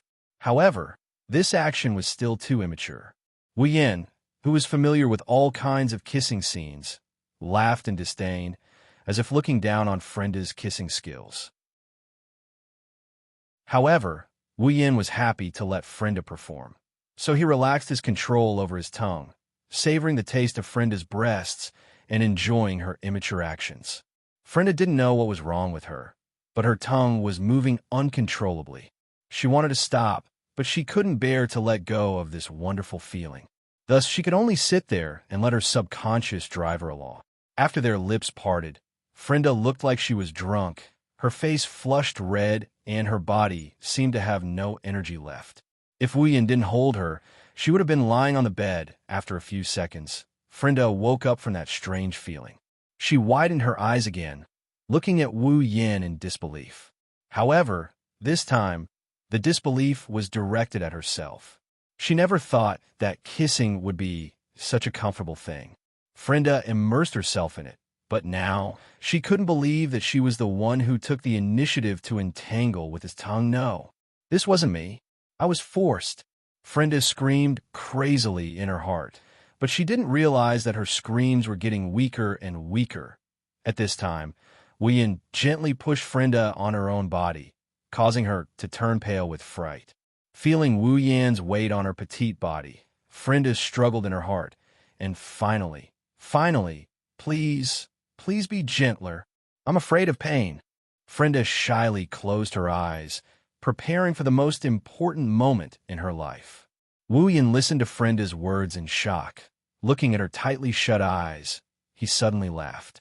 He originally thought that he was going to force her again. Then, Wu Yan's heart burned with lust. He couldn't wait. However, Wu Yan wasn't in a hurry to release his emotions. He moved his lips to Frenda's ear, licking her small earlobe. At the same time, he started to lightly touch her small asterisk through her clothes. Well, Frenda didn't expect Wu Yan to not invade her body right away. Instead, he started caressing her body gently. Frenda could feel a slight change in her body. Even though there was a layer of clothes between them, the temperature of Wu Yan's hand and the action of touching her asterisk were all felt by her sensitive body, causing her to tense up. Whenever Wu Yan's hand touches her body, Frenda's body will heat up, and the asterisk he's touching will heat up even more. At the same time, there's a strange, tingling sensation. Wu Yan's experience in this area has been proven many times. For someone like Frenda, who's experiencing it for the first time, she can only let him do whatever he wants. How is it? Does it feel good? Wu Yan moved his head away from Frenda's ear, looking at her with a teasing look, as if he's planning to tease her. It feels so good. Hearing Wu Yan's words, Frenda subconsciously blurted it out, but when she realized what she said, she was so embarrassed that she wanted to die. What did I say? Wu Yan smiled proudly, continuing to touch Frenda's body. This time, his target was her asterisk, but when he placed his hand on a certain part of her body, he was a little surprised. It turns out, at some point in time, Frenda's thighs were already soaked. Wu Yan stared at Frenda blankly. He saw the intense pinkness on her body and her embarrassed expression. Only then did he realize something. Frenda was actually such a sensitive type. No way. Wu Yan pulled back his hand from Frenda's thighs, waving it in front of her face. You. Frenda's face couldn't get any redder. She's the one most familiar with her body condition. After seeing Wu Yan's hand, Frenda was even more embarrassed. She could only whimper twice to express her embarrassment. Wu Yan smiled, no longer teasing Frenda. Instead, under Frenda's panicked expression, he started unbuttoning Frenda's pajamas. Furthermore, he easily took off all of Frenda's clothes. With a faint gasp of surprise, the girl's body was completely exposed to Wu Yan's eyes. Even though he doesn't know how many times he's seen a girl's body, but Wu Yan has to admit, it's just too exciting. It's different from Mikoto and Hanajuku's half-grown body. It's also different from Ikaros's voluptuous body. This is a body that's not fully grown yet. Wu Yan's heart started pounding at the sight of it. From now on, the real show is about to begin. Chapter 266. Lying on top of her own body, Frenda's small breasts were in disarray. Her face was flushed red, and her blue eyes were misty. Clearly, she was in a daze. Frenda's heavy breathing showed her nervousness and uneasiness. Her originally flawless and petite body was now covered in sweat. She was trembling slightly as she slid on the surface of her body. She was clearly just a petite figure with no ups and downs. But at this moment, she was bursting with astonishing strength. Listening to Frenda's soft moans, Wu Yan smiled proudly. He seemed to be very proud of his teasing skills. He laid on top of Frenda's body and extended his tongue from her small breast to her neck. Another sobbing sound came out of her mouth. Frenda's heart was filled with panic. She felt that her body no longer belonged to her. Frenda felt a little dizzy. Her body is very sensitive, and under Wu Yan's teasing, she couldn't take it anymore. Her body started trembling as if she couldn't take it anymore. At this time, Wu Yan's tongue had already kissed her from her neck to her breasts. The girl's upper body was covered in a faint red. Wu Yan's mouth was dry as he smelled the scent of the most delicious delicacy. In the end, he couldn't take it anymore and sucked on the little cherry on the girl's breasts. Frenda couldn't help but cry out. She had never experienced such a situation before. Her heart was pounding furiously as moans continuously came out of her mouth. Under Wu Yan's relentless assault, Frenda's small body started trembling violently. She reached out a hand and pressed down on Wu Yan's head as if she's trying to stop him from leaving. Her other hand was clenched into a fist and placed on her lips as if to prevent herself from making a sound. She even bit down on her index finger to prevent any sound from leaking out. However, it was all in vain. Even though she bit down on her index finger, she couldn't stop moaning and moaning, pleasuring Wu Yan, who was roaming all over her body. As Wu Yan's movements got bigger and bigger, Frenda's little heart started to get flustered. She felt like her body was suspended in midair. That strange feeling made her feel all sorts of flustered. She wanted to push away the man on top of her, but her sensitive body disobeyed her command over and over again. She couldn't even muster up a bit of strength, let alone pushing Wu Yan away. She couldn't even support her own body. If she wasn't lying on the bed right now, she probably wouldn't be able to get up. Under the control of her body, Frenda didn't resist Wu Yan's invasion. Instead, She twisted her body towards Wu Yan. It was as if she was the one who opened the door and allowed the man on top of her to do whatever he wanted to her. This made Frenda both angry and agitated. To sum it up, it was a pain in the ass. If Wu Yan knew what Frenda was thinking, he would definitely laugh evilly. Because if you can't take it at this level, what are you going to do next? Very quickly, Wu Yan's hand reached for her nipple under Frenda's incredulous gaze. No, Wu. When those nimble fingers entered her body, Frenda's legs trembled. The rejection in her mouth turned into a painful yet joyful cry and tender moans. Under the touch of Wu Yan's fingers, the girl couldn't hold it in anymore. A small stream of water flowed out. This made Wu Yan laugh. How long has it been? Isn't she a little too sensitive? Frenda tightened her body once again, enjoying the feeling of emptiness and excitement. After the tide passed, her petite body landed on top of the bed. She panted softly and couldn't help but let out a small moan that seemed to be lingering in the aftershock. And it was this little lowly moan that triggered Wu Yan's evil thoughts. His body suddenly moved downwards. His tongue flipped over Frenda's small hill. Crossing the smooth plains, he charged towards the hill that was already submerged by the stream. He charged straight into the enemy's closed door. Frenda's misty eyes suddenly widened. She let out a tender moan. Her originally relaxed body tensed up again. Feeling Wu Yan treating that place like this, Frenda quickly reached out and shouted at Wu Yan. Don't do that place. Wu Yan ignored her. He's never played this kind of trick before. In the past, he couldn't get any proof from Mikoto, Chuju, and Ikaros. If it wasn't because he was rejected by Mikoto and Chuju, it was because when he lightly touched Ikaros, she was traumatized and gave up on the spot. This time, Wu Yan couldn't help but want to give it a try. Thus, amidst the petite squeals, Wu Yan's tongue barged in and tasted something different. Wu, Frenda's outstretched hand trembled violently and fell down heavily. She let out a heavy moan and squinted her eyes. Her petite body kept twisting, as if trying to break free from Wu Yan's grasp. Alas, it was useless again. The seemingly powerful enemy army had been completely defeated. Their weak side had been completely exposed. The enemy leader couldn't help but beg for mercy. However, Wu Yan's invincible army is currently in the middle of a killing spree. How could they possibly stop now?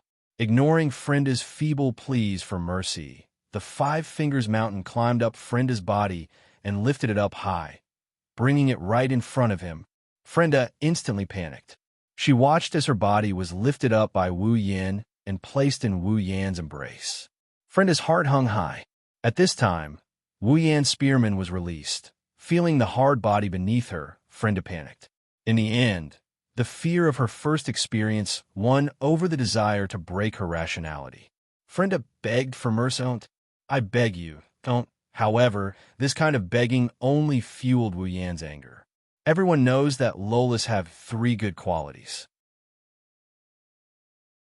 clear voice, tender body, easy to push down and whatnot. This high schooler hasn't shown any of those qualities yet. However, her tender body, Wu Yan has experienced it firsthand. In addition, her clear voice begging for mercy. Frenda's rationality is still on the verge of collapse, but Wu Yan's is the first to collapse. Looking at Frenda's petite frame, Wu Yan is a bit worried. Can such a small body fit all of this?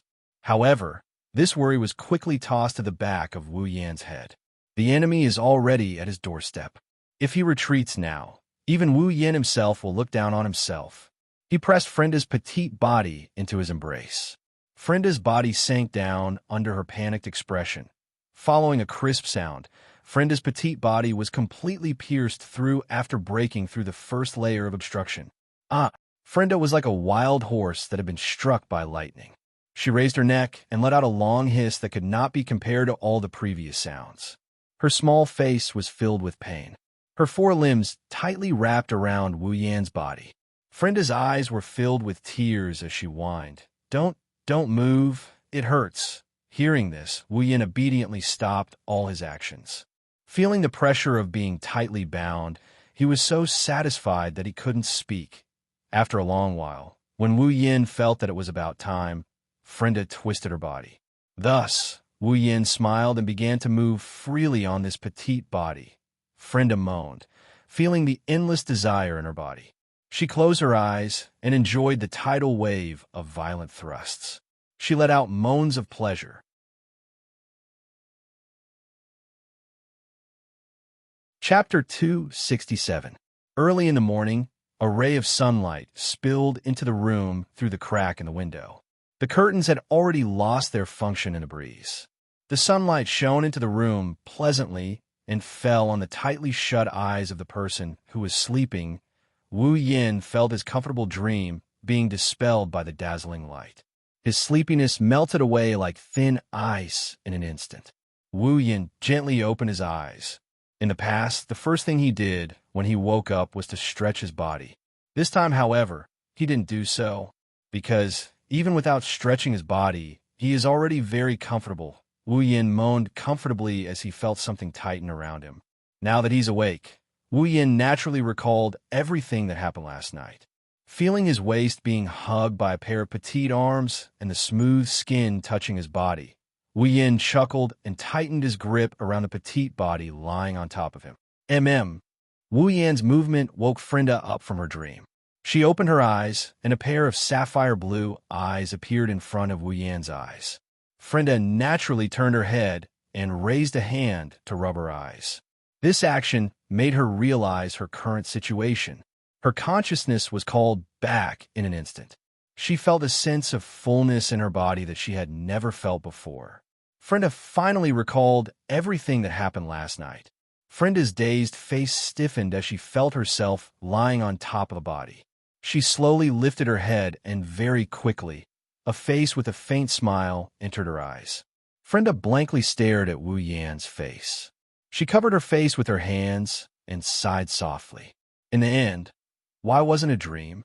Hearing this, Wu Yan also sighed and said to Frenda, "Indeed, I had a good dream." Frenda gritted her teeth as she listened to Wu Yan's infuriating tone. She wanted nothing more than to bite the skin right in front of her into a pile of minced meat. In her heart, she had already cursed Wu Yan 100 times. Tears streamed down her face. Even though Frenda already knew that she would be eaten alive by Wu Yan sooner or later, she really didn't expect this day to come so quickly. It's only been one night. In just one night, who knows how many times she has been eaten alive. Not even her bones are left. There are still so many days ahead. How can she survive this? The most unforgivable thing is that her body actually became dependent on the other party's violent treatment. Is there anything sadder than this in the world? Really? Really? As she thought about it, Frenda, who was crying in her heart, couldn't hold it in any longer. Even on the surface, tears started to flow down her cheeks. Coupled with her cute little face, it was truly a sight to behold. Looking at the kelp-shaped tear lines on her face that were the same as when he was abused by Hinajika Mikoto yesterday, he smiled in a vengeful manner. This girl, she even dared to gloat over his misfortune yesterday. He straightened his body and sat up. Frenda, who was lying on top of him, was also passively pulled up into a straddle position. At this time, Wu Yan's *** is still inside Frenda's body. Therefore, with this movement and tug, Frenda immediately moaned as if her sensitive spot was poked. "What are you doing all of a sudden?" When she moaned, Frenda immediately recalled the countless times she begged for mercy last night. Countless times she was ignored by Wu Yan.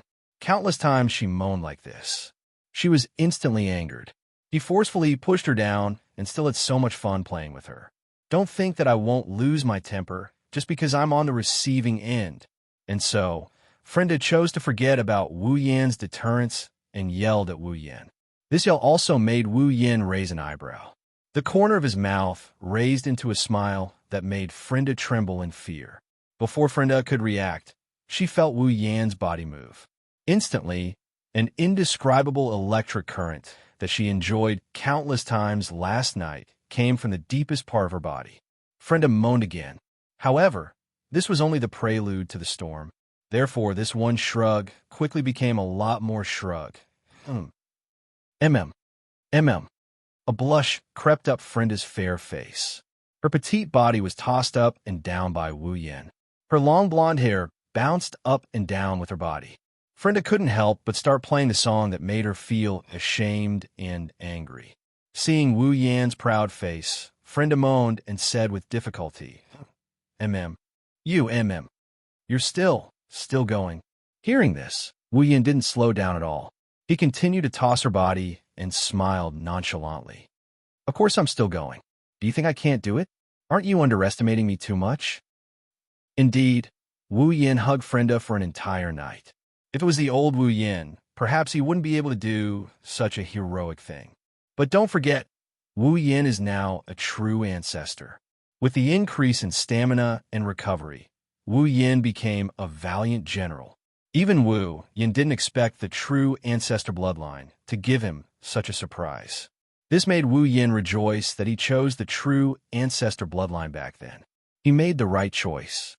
Thinking of this, Wu Yin couldn't help but smile happily. He tossed her body even more frequently, and in return, Frenda moaned even more frequently. At this point, the sun shone down on the bed. Naturally, it also shone on Wu Yin and Frenda. Under the sunlight, Frenda felt a sense of shame. Her naked body was exposed under the sun. Frenda didn't feel good at all. Furthermore, they were doing this under the sun. Even if it was in her room, Frenda still felt a sense of shame. Grabbing Wu Yan's shoulders, Frenda started chanting. Her face was red as she forced out a few words with a high-pitched voice. You, it's already morning. Hearing this, Wu Yin didn't stop. Instead, he sped up. Frenda felt like she was struck by lightning. Seeing this, Wu Yin laughed. Morning? Good morning. Morning is when we men are the most energetic. This is the time to do it. Don't you think so, little Frenda? Frenda couldn't speak anymore. All the time she could speak was taken over by moans. She didn't have time to talk anymore and could only moan. Wu Yin chuckled as he continued to toss her petite body around. Listening to Frenda's bell-like moans, he closed his eyes and focused on enjoying the moment. So much so that Wu Yin didn't notice two figures outside the room. Chuju, Makoto. Listening to the moans coming from Frenda's room, Hinajiku and Makoto grit their teeth and looked at each other. They couldn't help but sigh. Feeling a little sour in their hearts, Makoto resisted the urge to flirt and said softly with hatred, I knew it. This Yin definitely has bad intentions for bringing these girls home. Chuju crossed her arms and sighed. Sigh. I should have known, but why didn't I let him in the room? If I let him in last night, maybe he wouldn't have. Towards the end, Chuju's face started to redden. Makoto heard this and sighed helplessly. Indeed, if they let Wu Yin in last night, Wu Yin wouldn't have pushed down other girls. Chuju and Makoto knew this very well. But for some reason, when they saw Wu Yin bring girls home, they couldn't think rationally and pushed Wu Yin into another girl's room. They looked at each other again and sighed. What bad luck.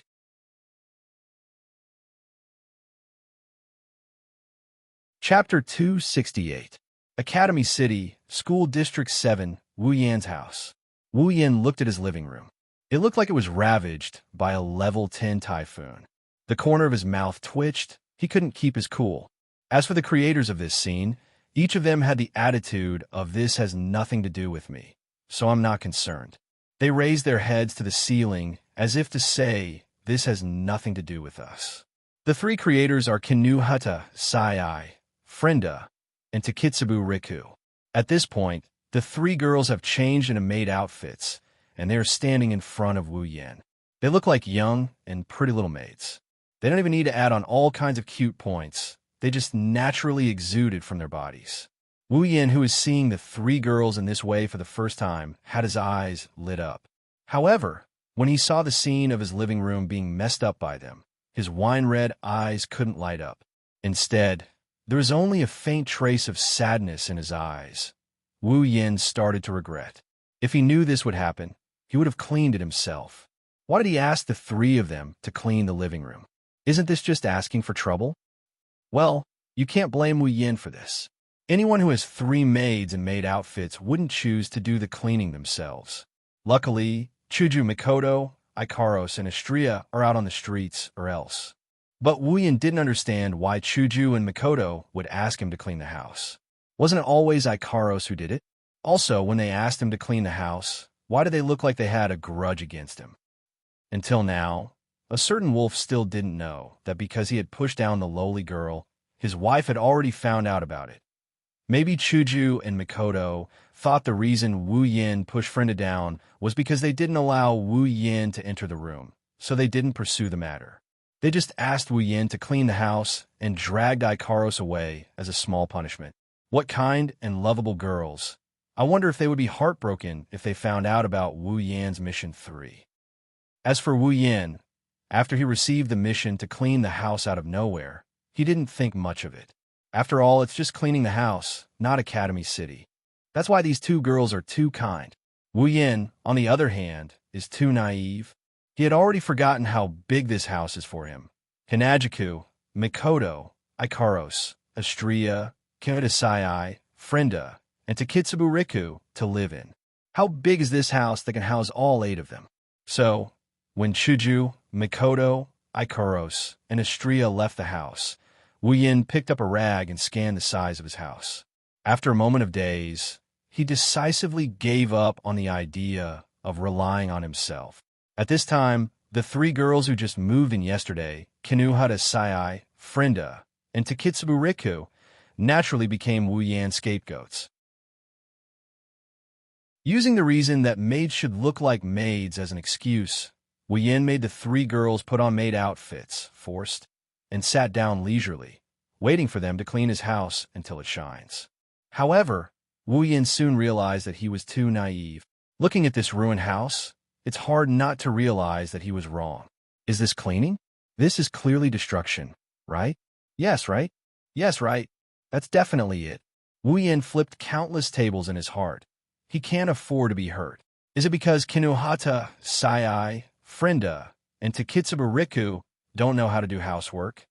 Maybe that's part of the reason. But more importantly, it's because the 3 girls are unhappy. No, or rather, it's because 2 of them are unhappy. She was forcefully abducted and brought here. She was even taken advantage of. Yesterday, she was crowned as a maid, and today, she was sent here to clean the house. How can she live up to the great name of Kinohita if she doesn't cause some destruction? Thus, Kinohita, who is unhappy in her heart, on the surface, on the other hand, she is obedient. She will wipe the floor, wipe the table, and wipe the chair. It's just that when she's doing something, Kinohita will attach a layer of nitrogen armor to her hands. Thus, when she wipes the floor will crack. When she wipes the table will fall apart. When she wipes the chair will say goodbye to her. If Kinohita is unhappy to this extent, Frenda is even more unhappy. Yesterday, she snuck into her room and pushed her on Twitter. This morning, she was still messing around with her. Yet, not long after she left her room, she was called to clean a house. She even had to wear maid outfits. Frenda, on the other hand, erupted in secret. At this moment, Frenda miraculously thought of the same thing as Kinohita. Thus, this house suffered a calamity.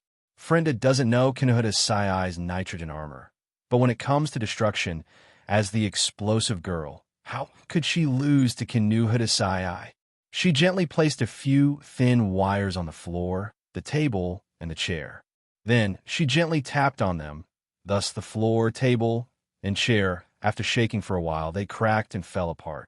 As for Takitsubu Riku, actually, she's just a bystander, looking at Kinohita and Frenda, who are looking at each other, as well as Takitsubu Riku, who is lowering her head in embarrassment.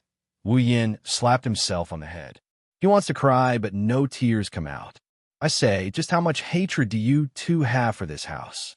Hearing that, Kinohita and Frenda snorted and turned their heads away. Takitsubu Riku panicked and looked around, as if she didn't want to see an argument. Wu Yin sighed helplessly. He can roughly guess that these 2 cute girls are purposely causing destruction. Rather than saying that they have hatred for this house, It's more accurate to say that they have hatred for him. But this house is innocent even if you don't want to stay. We still want to stay. But in the end, it's still his fault. What do you mean it's his fault? It's his fault. Kinuha Tasai and Frenda's reaction is only natural. Forget it. I'll just treat it as a little girl complaining. Patting his cheeks, Wu Yin said to the two ladies, I say, since you've done the destruction, your anger should be gone by now, right? Chuju and the rest should be back soon. It's time to clean things up properly, right? Two cold snorts resounded in response to Wu Yin, and two faces turned to the other side. Takitsubu Riku instantly felt awkward. She didn't know what to do. Wu Yin's lips twitched. He really didn't know what to say after trying his best to persuade the two ladies. All he got was cold snorts, indicating that he's still angry. The two ladies didn't even bother to look at Wu Yin, causing Wu Yin to be furious. These two girls, are they asking for a lesson? But at this moment, the big hall is still waiting for someone to clean it up. Wu Yin can only resist the urge to teach these two cute things a lesson. He tried to persuade the two girls, but unfortunately, it didn't work out very well if this continues. Even with Takitsubu Riku's help, he won't be able to clean up before Chuju and the rest return. What should I do? Slapping his forehead with a headache, Wu Yin looked at the three maids in front of him and couldn't help but sigh. If only there was a capable maid of various meanings, that would be great. But who has the ability to clean up the entire living room in an instant? Hee, unless time can stop. Such a thought flashed through his mind. Wu Yin was stunned by this sudden thought. Maid, time, stop. He couldn't help but mumble these two sentences. As he mumbled, Wu Yin's eyes became brighter and brighter.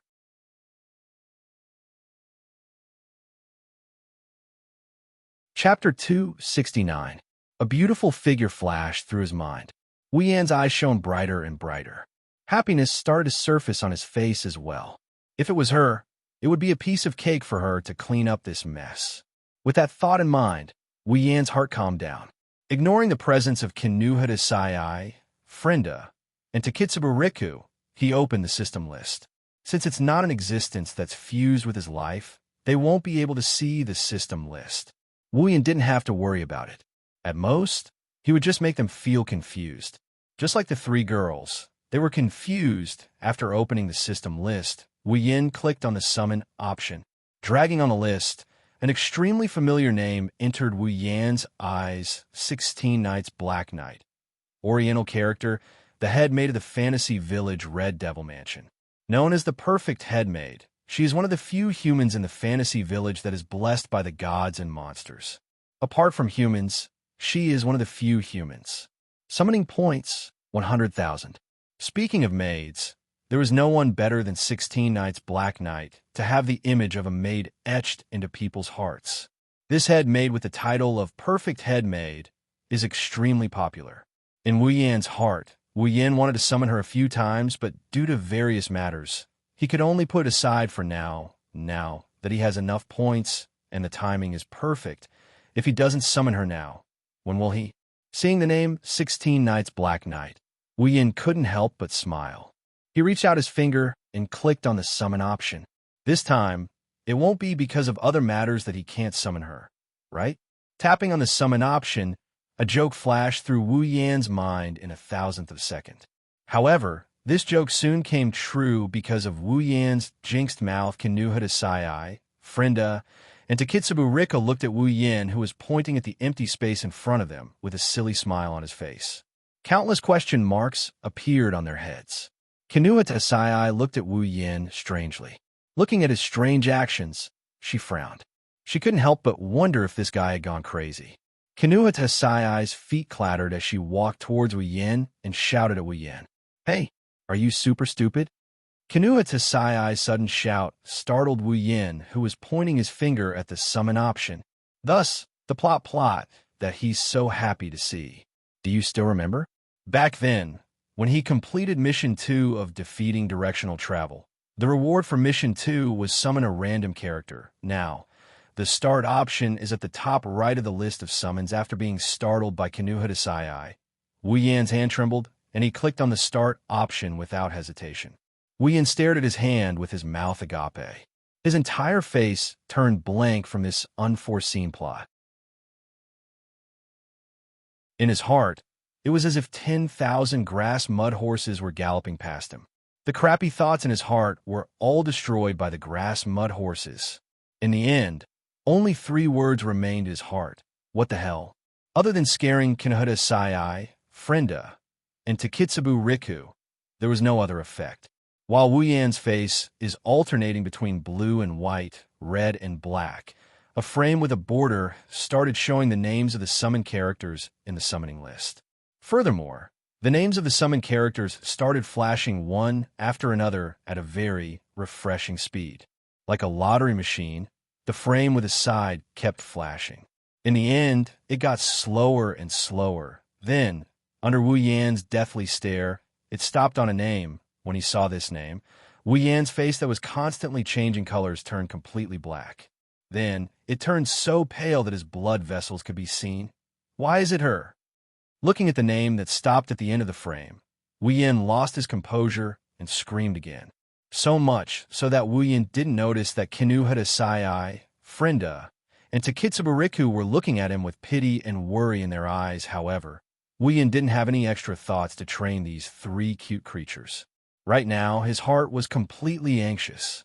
What to do, what to do, what to do, these 2 words filled his entire mind, making him so anxious that he wanted nothing more than to conjure up a hammer capable of smashing the system into smithereens. His wine-red eyes looked at the random name on the summoning list. Wu Yan's heart couldn't help but tremble. Could it be that the summoned character wasn't strong enough? Or maybe the character wasn't good enough? No. If the character wasn't good enough, then maybe it could be a little bit more. But if the summoned character wasn't strong enough, then there wouldn't be any strong characters in this world. But if such a strong character descends on Academy City, then it would be a disaster. No matter how anxious Wu Yan is, the randomization process is over and the summoned character has been selected. The system summon list is starting to glow. The glow stunned Wu Yan, who was burning with anxiety. Then, Wu Yan steeled his heart and took out a town return scroll. He crushed it and disappeared under the glow of the town return scroll. Kinohita Sai, Frenda, and Takitsubu Riku were all stunned.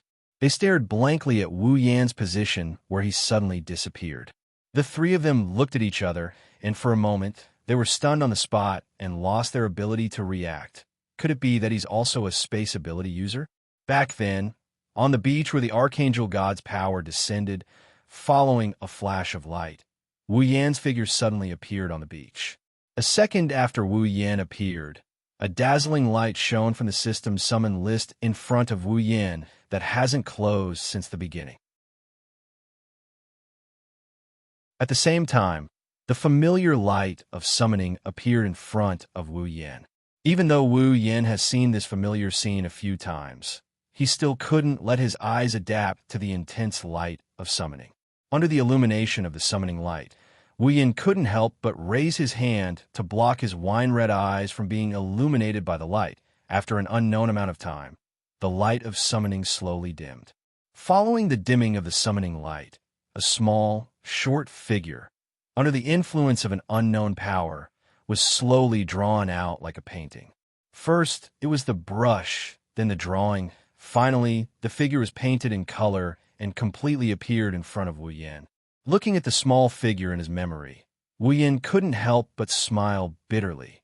After the summoning light completed its task, when the small figure was completed, it disappeared.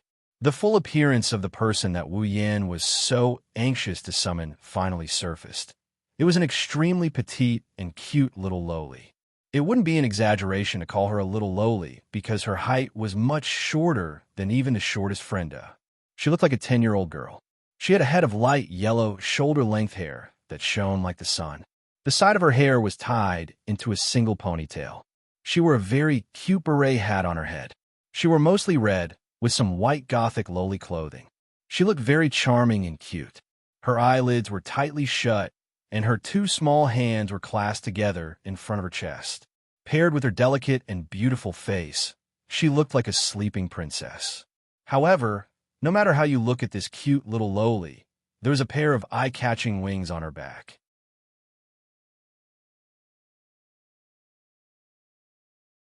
Chapter 270. What kind of wings were they? Actually, it was a little far-fetched to call a pair of wings because it looked more like a large necklace or a bracelet. Looking at the Lewin, it should be a pair of wings. However, the part that was supposed to be the wings had completely disappeared, leaving only the edges that looked like they had once supported the wings. Crystals of different colors hung from the edges of the wings, causing them to emit all kinds of different and unbelievable colors. However, their shapes looked a bit distorted. Character: Flandora. Scarlet abilities: ability to destroy almost any object. Rune card: Vampire Bloodline Strength. Endurance. Agility. A Spirit. D Equipment. Levitin B grade. Level 82. Level 82. Tier 9. Wu Yan's heart skipped a beat. That's because he was shocked. Other than the Spider Queen, this was the first Tier 9 that Wu Yan had seen in his life. In terms of level, Flandra's level was even higher than the Spider Queen's. Looking at the petite lowly who looked like a sleeping beauty, who would have thought that she was a Tier 9 powerhouse? However, Flandra, Scarlet, was a Tier 9. Wu Yan was not surprised at all. The reason was because of Flandra's ability. The ability to destroy almost anything. The ability called Sight. The so-called sight was actually similar to the line seen by the demon eye of death perception. It was the same. Flandra could see the damage points of all objects, which were the so-called sight. By moving these sight into her hands and destroying these sight, Flandra could rapidly disintegrate things that could be touched and untouched. In other words, when Flandra stood in front of you and raised her hand with a smile, the sight on your body was already in her hands. At that time, she only needed to lightly squeeze it, and you would disappear from this world. What a terrifying ability. Although it was different from the demon eye of death perception, it was much scarier than the demon eye of death perception, because the demon eye of death perception had to rush in front of you to slash you, but Flandra did not need to do that at all. As long as Flandra could see you, your sight would not be able to escape. Moreover, Flandra was a vampire. Although she was not a true ancestor, she was scarier than some true ancestors. The ability to control eyes, coupled with the vampire's powerful strength and recovery ability, made this little lowly into an abnormally terrifying demon king. Yes, demon queen. This was not an exaggeration at all. Flandra's mental state was a little damaged because she controlled too much power. In other words, Flandra's mental state was not healthy, so she could not control of her ability. To put it simply, it was like the demon eye of death perception that could not be closed. As soon as she saw something that moved, Flandra couldn't help but want to play with it. And the play Flandra was referring to was the bullet screen. Once she continued to play with the other party, she would uncontrollably take control of the other party's eyes, and in the end, the person who was playing with her would become the person who was played to the point of being broken, according to Flandora. The consequences were obvious. The ability to control sight was too scary. Coupled with Flandra's slightly abnormal mental state, even her sister, Remilia Scarlet, could not do anything about it. Scarlet could only bear the pain and lock her up in the basement. Because of this, Flandra spent her entire life in an underground room. This was also the reason why Wu Yan was so anxious when he saw that Flandra was the chosen one. Imagine how dangerous it was for a little girl who could not help but control the target's sight when she saw something that moved, causing her to go overboard and destroy the moving thing. She was in Academy City filled with 2-3 million people. Based on Wu Yan's understanding of Flandra, if she runs into the streets, everywhere she goes will turn into a sea of blood. Academy City will also turn into a city of ghosts under the influence of this brat. No one could stop her. No one, including Alistair and Iwas. With Flandra's level 82, Wu Yan did not have high hopes for them. Wu Yan had no choice but to use a return scroll and return to the beach. Putting aside the question of whether or not the problem can be solved, the first thing he needs to do is to isolate Flandra. Wu Yan looked at the little figure in front of him with his wine-red eyes. He looked at Flandra's cute little face and couldn't help but feel pity for her. If one didn't look at Flandra's age, then with Flandra's appearance and intelligence, she should still be a spoiled little girl in her mother's arms, jumping around and acting like a spoiled child now, due to Flandra's terrifying ability and mental state. Even he couldn't help but feel wary of her. He even wanted to isolate her. No wonder Ramilia had to bear the pain of locking her in the basement. How nice would it be if he could get along with Flandra? Wu Yin was at a loss. What should he do? He has already summoned Flandra to his side. This is an indisputable fact. However, Flandra is an incomparably dangerous existence. This is also an indisputable fact. Could it be that he had to learn from Ramilia and think of a way to lock up Furando? With that thought, Wu Yan's body shook. His eyes narrowed, and he slapped his own face. 5 bright, red fingerprints appeared on Wu Yan's face.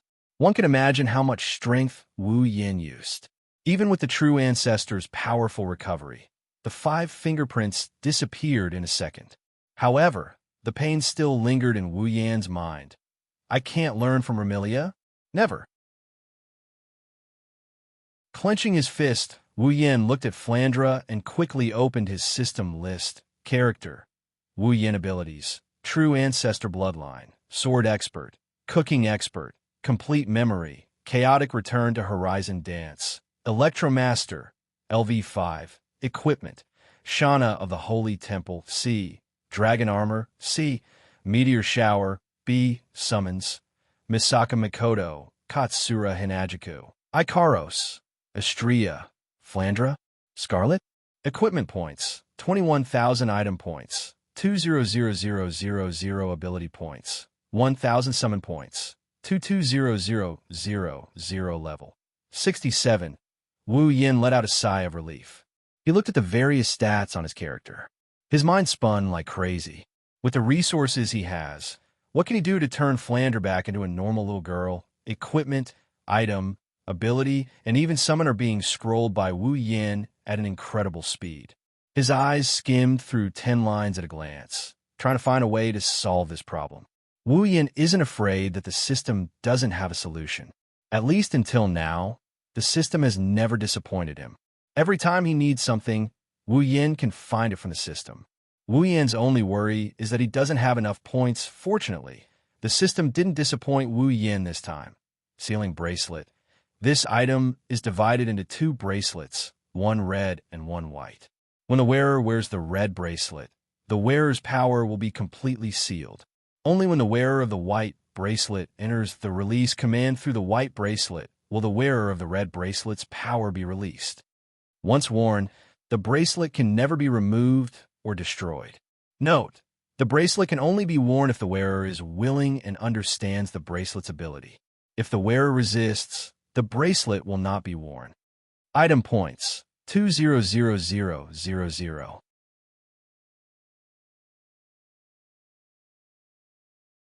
Chapter 271. Sealing Bracelet. This item is divided into 2 bracelets, one red and one white. When the wearer wears the red bracelet, the wearer's power will be completely sealed. Only when the wearer of the white bracelet enters the release command through the white bracelet will the wearer of the red bracelet's power be released. Once worn, the wearer will never be able to remove or destroy the bracelet. Note: the bracelet can only be worn if the wearer is willing and understands the bracelet's abilities. If the wearer refuses, the bracelet will not be worn. 200,000 item points. Sealing Bracelet. This is great. Wu Yin was overjoyed, but when he saw the 200,000 item points, his face fell. His entire net worth is only 200,000 item points. He shook his head, and his expression turned resolute. Now is not the time to worry about the points. He can still earn them, but without the sealing bracelet, Wu Yin really doesn't know how to get along with Flandra-chan. His finger quickly tapped, and the item points turned into a queued 0. 2 bracelets, one red and one white, appeared out of thin air and fell into Wu Yan's arms. With one red and one white sealing bracelet in hand, Wu Yin put the white sealing bracelet on his hand and placed it next to the black biocontainment device. Then, he gripped the red sealing bracelet tightly while looking at Flandolo with a serious expression on his face. Next, he has to think of a way to put the sealing bracelet on Flandre-chan. It's complicated to describe, but all that happened in a short period of time. When Wu Yin was done with the above actions, Flandre finally reacted. A small ray of light shot out from Flandre's heart and connected to Wu Yan's heart. The familiar scene of life fusion happened again in front of Wu Yan. When their heartbeats became the same frequency, the ray of light that connected them finally broke apart. The ray of light started to twist in the middle and merged into a small ball of light. It then flew into Wu Yan's body and merged with him. The life fusion finally ended. Two people from two different worlds, two different fates, two different lives, two completely unrelated people from this moment onwards gradually became indispensable to each other. Wu Yan's heart was in his throat. His grip on the sealing bracelet tightened. Under Wu Yan's gaze, Flando's eyelids started trembling. She's like a bird that just came out of its shell. She's trying her best to open her eyelids, trying to see the world with her own eyes. In the end, her efforts were answered. Her small eyelids slowly opened, and a pair of wine-red eyes that were almost the same color as Wu Yan's appeared in her eye sockets. Her wine-red pupils carried a trace of confusion, as if she had just woken up from a dream. She tilted her head and looked around at her surroundings. She raised a small hand and rubbed her eyelids. Seeing Flandre-chan's actions after coming to this world, Wu Yan's weak heart trembled and trembled again. He stared blankly at Flandre-chan and screamed in his heart. "So cute," Flandre-chan murmured in a daze. Then, the confusion in her wine-red eyes slowly faded away, revealing a clear and bright expression. However, Wu Yan's heart felt heavy. That was because within those clear and limpid eyes, there was also a trace of insanity. Flandre-chan lifted her head. She seemed to have thought of something as a happy smile appeared on her face. When she saw Wu Yin standing in front of her, her eyes lit up and the happiness on her face became even more apparent. Flandre-chan cheered, and she pounced on Wu Yin. Wu Yin looked at Flandre-chan with a surprised look on his face. Stunned, Wu Yin watched as Flandre-chan drew a beautiful arc in the air and landed on the ground. He quickly came to his senses and pulled Flandre-chan into his arms. Wu Yin underestimated Flandre-chan's strength. Due to her mental age, Flandre-chan didn't know how to control her strength. Wu Yin felt like a truck ramming into his chest. His chest felt heavy from impact, and he almost lost his breath. Rubbing his chest, Wu Yin bitterly smiled. Thank goodness he exchanged for the true ancestor bloodline. Otherwise, with his strength and body, he wouldn't be able to catch this little lowly. Hugging Flandre-chan's soft and tender body, Wu Yin felt a wave of pleasure, but at the same time, he also felt a bit confused. Flandre-chan kept rubbing her face against his chest.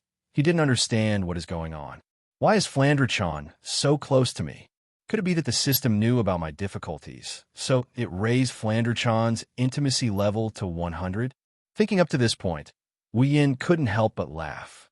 Let's not talk about whether or not the system would do something so considerate. The summoned characters aren't like those virtual characters that can only be seen on the screen. They're alive, they're real. Even the system said that there can only be one summon, and it's impossible to summon a second one. In other words, every summon is unique. Therefore, they weren't puppets. They weren't existences that could be casually intertwined with the system. The only thing the system could do was to link their fates together with him. That was all. Giving Flandre-chan a pat on the back, Wu Yin asked, "Flandre-chan, did you know me before?" Flandre-chan might have heard the confusion in Wu Yan's voice because she lifted her head from Wu Yan's chest and looked at Wu Yan. Her two little eyes curved into crescents. She seemed to be very happy that Wu Yin called her Flandre-chan. Flandre-chan didn't know Big Brother before. Wu Yin got even more confused when he heard that. "Then why are you so close to me? Didn't your sister tell you that you shouldn't get too close to strangers?" Wu Yin had a weird feeling when he said that. Why does it feel like he's teasing a child? When Flandre-chan heard Wu Yan's words, her eyes flashed with nostalgia and resentment. She looked at Wu Yan and said, Don't mention my sister in front of me." Wu Yan froze for a moment before he bitterly smiled. It seems like Flanderchan has quite a bit of resentment towards Ramilia. No matter what, she's the one who locked him in the basement. Even if it's her beloved sister, she can't help but feel resentment towards her. But it's good enough that she doesn't have any resentment toward her. A child's mood can change quickly. Flanderchan put on a smile again in the blink of an eye. Although my sister did say that I shouldn't get close to strangers, Flanderchan likes Big Brother a lot, so I'm an exception. Hearing her tender voice say the words, "I like it a lot" to him, he couldn't help but feel a bit smug. But it only lasted for a while. If you didn't know me before, why do you like me? That's because Big Brother is the one who released Fran from that detestable basement. That's why Flanderchan likes Big Brother the most. And Flanderchan sniffed Wu Yin with her little nose. Flanderchan nestled in Wu Yan's arms and squinted her eyes. She moaned softly as if she's intoxicated. Big Brother has a familiar scent on you that Flanderchan likes. It's the same scent as my sister and Flanderchan. Flanderchan's summons will be imbued with memories of the system and himself. That's why she's so close to him, because she thinks he's the one who saved her from the abyss of suffering. That so-called familiar scent is probably because he's a vampire as well as a primogenitor. In other words, Flanderchan's so-called is just a child's heartfelt joy towards the person who gave them candy. Sighing, Wu Yin couldn't help but feel disappointed. He thought he'd max out her favorability.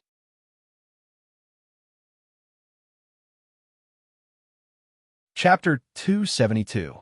Flanderchan's nose twitched as if she's sniffing a delicacy. The more she sniffed, the more excited she became. She kept rubbing her face against Wu Yan's chest, which amused Wu Yan. From the looks of it, Flanderchan is just an ordinary little girl who likes to act spoiled. Hugging Flanderchan, Wu Yan looked at Flanderchan's delicate face. The more he looked at her, the more he liked her. However, Flanderchan's next words made Wu Yan's happy heart turn cold. Flanderchan lifted her pretty face, and she excitedly said to Wu Yan, "Oni-I-chan, can you play with Flanderchan?" Play? It's true. It's normal for a child to say something like "play with me." However, Wu Yan knows that the play she's talking about isn't something fun at all. If she doesn't play well, she might lose her life. Even though Wu Yan has an immortal body and is now a true ancestor, he can't help but feel suffocated. Flanderchan's eyes are the same color as his, but they're filled with hope. Even though Wu Yin knows how dangerous Flanderchan is, he can't bear to reject her. Sighing, Wu Yin ruffled Flanderchan's blonde hair. "So, what do you want to play, Flanderchan?" Flanderchan's eyes lit up when she heard that. She raised both of her hands and made a cheering gesture. "Big Brother, Flanderchan loves playing bullet screen games. Let's play a bullet screen game, okay?" As expected, Wu Yin frowned and patted Flanderchan's back. "Flanderchan, the bullet screen game isn't something you can play as you please." Flanderchan's cheerful face turned grim when she heard Wu Yan's words. Her red eyes flashed with a crimson light that's darker than the color of her pupils. "Big Brother, don't you want to play with Flanderchan?" It's still the same face and the same soft voice. But this time, Flanderchan's words were followed by a bloody stench in the air. Nothing is happening. The beach is still peaceful, but Wu Yan can see an endless amount of blood rushing towards him. Wu Yan's frown deepened. He suddenly felt Flanderchan's weight. Of course, if it wasn't for the fact that Wu Yan is a true ancestor and doesn't feel uncomfortable with the smell of blood, it wouldn't be as simple as a frown. Wu Yan sensed that when Flanderchan said she doesn't want to play with Flan, her mental state seemed to have taken a turn for the worse. Hugging Flanderchan tightly, Wu Yan's furrowed brows relaxed. He sighed, and he raised the red sealing bracelet in front of Flanderchan. Flanderchan, who had a weird expression on her face, froze up when she saw the bracelet. "It's so pretty." Flanderchan reached out and touched the bracelet in Wu Yan's hand. Wu Yan didn't know whether to laugh or cry, but for someone like Flanderchan who likes red, the bracelet in Wu Yan's hand is really pretty. "This bracelet is called the sealing bracelet," Wu Yan said. "Sealing bracelet." Flanderchan looked up with a confused expression. She couldn't understand why such a beautiful bracelet would have such a strange name, and why Wu Yan would suddenly say something like that. Wu Yin couldn't see the confusion on Flandre Chan's face. He could only smile bitterly in his heart. Who told the bracelet to be worn willingly and knowing the effects of the bracelet? Wu Yin looked at Flandre Chan seriously. Flandre Chan, do you want this bracelet? Yes, yes. Flandre Chan wants it. Flandre Chan didn't hesitate to shout at Wu Yin. She reached out with both hands and grabbed the bracelet, as if she was afraid that Wu Yin would put it away. She's so cute. If you want it, I can give it to you. Wu Yan's words made Flandre Chan smile again, but Wu Yan's next words made her smile disappear. Flandre Chan, this sealing bracelet can seal the power in your body. Flandre Chan was stunned. Seal power? Yes. Wu Yin looked at Flandre Chan, then at the white bracelet on his wrist and the red bracelet in his hand. As long as you're willing to put it on, it will seal your power. Without my permission, you won't be able to use your power anymore. Wu Yin sighed for the umpteenth time when he saw Flandre Chan's expression. He suddenly looked at her seriously. Flandre Chan, if you want to play with me, you must put on this bracelet to seal your power. Flandre Chan went silent. She slowly withdrew her hand from the sealing hoop.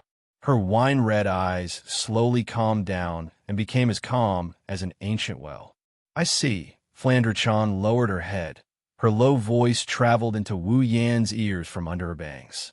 Wu Yan's heart went cold again. So Big Brother hates Flandre Chan's power, just like Big Sister? That's why you don't want to play with Flandre Chan?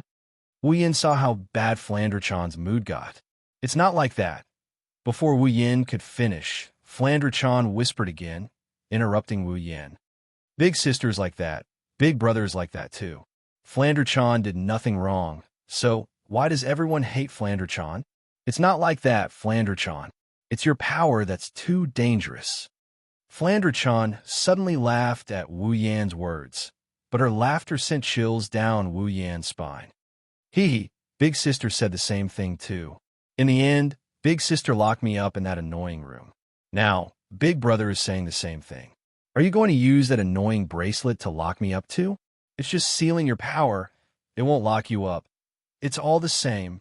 Flandre Chan raised her head and shouted at Wu Yan. Her voice was filled with grievance and madness. You're all the same. Big Sister is the same. Big Brother is the same. Everyone is the same. You hate Flandre Chan. Flandre Chan wriggled out of Wu Yan's grasp and floated up from Wu Yan's body. Then, she quickly retreated.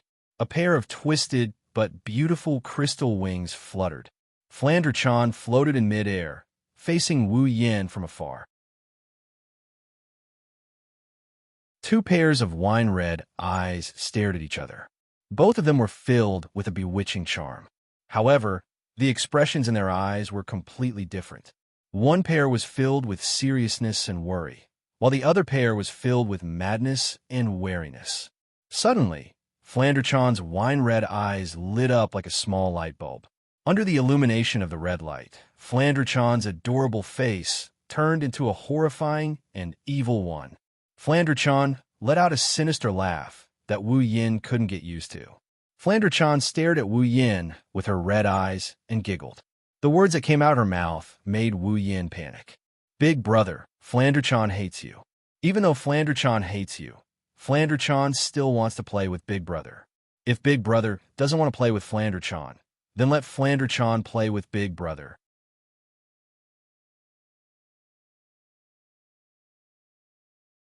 Chapter 273. In the sky, Flan stared at Wu Yin with her glowing red eyes. Her lips curled into a cruel and bloodthirsty grin. Her rainbow-colored crystal wings sparkled as the crystals on her wings clanged against each other, creating a tinkling sound that resembled a bell. Tinkle, tinkle, tinkle. Heaven and earth seemed to darken in an instant. In the blink of an eye, the darkness faded away and was replaced by a thick red color. The sky is red. The ground is red. Even the clear blue ocean behind Flan turned into a sea of blood in an instant. The entire space was dyed in the color of blood. Flan's clean and tidy clothes looked like they were covered in a layer of blood.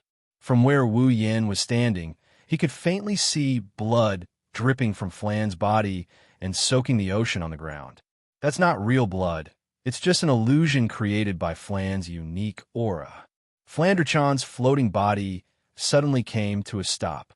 Flandre-chan could feel the thick blood color, the purest color, stimulating her soul, stimulating her body, causing her to tremble slightly. There's a voice in her heart that's screaming, "Destroy! Destroy! Destroy everything!" Flandre-chan's red eyes were filled with endless madness. She lowered her head and looked at Wu Yin on the ground. She grinned. "Sa, big brother, come play with Flan." The ground where Wu Yin was standing suddenly shook. Wu Yan's expression changed, and a spark appeared on his forehead. An invisible wave of iron sand gushed out from the ground and wrapped around Wu Yan's arms and legs. It lifted Wu Yin into the air. Boom! Flan's feet barely left the ground when the ground rumbled. A row of light bullets shot out from the ground and split into countless vine-like whips. They whipped towards Wu Yin. It's the forbidden cranberry trap, one of Flandre-chan's rune cards. Wu Yan's scalp tingled when he saw the forest of vine-like bullets. He moved his body, and the ground shook again. This time, it's not light bullets, but iron sand. The iron sand quickly formed into iron sand swords, and they flew towards the vine-like bullets. Boom! Boom! Boom! Boom!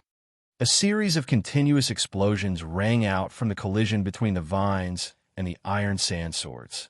It was as if firecrackers were being set off. The sounds were extremely frequent. "Flan, stop!" Wu Yin yelled at Flandre-chan. "No!" Flandre-chan refused. At the same time, she used the forbidden cranberry trap again. Countless vines formed in her hands and attacked Wu Yin. Wu Yin gritted his teeth and opened his palm. The iron sand swords formed again. It's another showdown between bullets. However, it's unknown if Flandre-chan was being merciful or not. Flandre-chan's attack was cancelled out by the Tier 7 Wu Yans. Wu Yin leaped and landed in front of Flandre-chan. He looked at Flandre-chan and said seriously, "If you don't stop, I'm going to get angry." Flandre-chan froze for a moment before she shouted angrily again. No, I don't want to." All this time, I've been alone. No one came to talk to me. No one came to play with me. Flandre-chan screamed at Wu Yin. "Why did you lock me up?" Flandre-chan didn't do anything wrong. Flandre-chan just wanted to play with Big Brother. Flandre-chan. Wu Yin looked at Flan, who was yelling at him, and he felt pity for her. But he couldn't do anything about it. If he didn't do this, Flandre-chan would cause a lot of damage to her surroundings. Maybe subconsciously, Wu Yin didn't want to see this cute little girl do something cruel under the influence of a superpower. That's why sealing Flandre-chan's power was necessary. Wu Yin let out a sigh of relief. "Anyway, Flandre-chan, can you stop and listen to me? I didn't want to lock you up. Big Brother, you're a bad guy." Flandre-chan hates Big Brother. Flandre-chan obviously didn't listen to Wu Yin. Her temper didn't show any signs of calming down. She started attacking indiscriminately. 495-year ripple. This rune card that seemed to have a very meaningful name actually displayed a terrifying scene. Light bullet. Pure light bullet. But the number of light bullets was enough to cover the sky. Compared to the 495-year ripple, the scene created by Accelerator's ability is so weak. "Big Brother, come play with Flandre-chan." A terrifying amount of energy radiated from the projectile. Wu Yan's expression changed again and again when he saw the projectile filling up his field of vision. Wu Yan reached out to Flandre-chan and snapped his fingers. Instantly, the iron sand swords turned into normal iron sand and scattered into the sky like a huge wave. However, the 495-year ripple is obviously bigger than the iron sand swords. Wu Yan clenched his teeth and a vein popped up on his forehead. At the same time, an even bigger wave of iron sand came out from the ground to supplement the iron sand swords in the sky. Wu Yan's veins popped up on his forehead, and a hint of pain flashed across his eyes. It's a sign that he's having a hard time right now. But to fight against Flandre-chan's 495-year ripple is not something he could do normally. Wu Yan can only overdraw his computing power. Anyway, his brain being burned out is nothing compared to the true ancestors' powerful recovery ability. The The huge iron sand wave surged towards the light bullet that was falling from the sky and slowly spread out. It was like a big palm that wrapped around the light bullet of the 495-year ripple. Then it clenched its fist, following an earth-shattering explosion. The iron, sand, and light bullets that were enough to form a small ocean were all turned into flowers of light and scattered between the heaven and earth. Under the sparks, Wu Yan's face turned extremely pale. His eyes were bloodshot, and his originally red pupils turned even redder. Cold sweat dripped down his forehead, and waves of pain came from his head. Wu Yan couldn't help but hold his head. Seeing that the 495-year ripple didn't take effect, Flan wasn't disappointed at all. Instead, she got even more excited. Seeing Wu Yan's pained expression made her even more excited. Licking her lips, Flan giggled. Haha, this is so fun. Big Brother is very strong, but Flan is even stronger. Let's continue playing. Big Brother.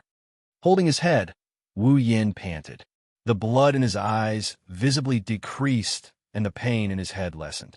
That's the true ancestor's powerful vitality and recovery ability at work, repairing Wu Yan's nearly burned-out brain.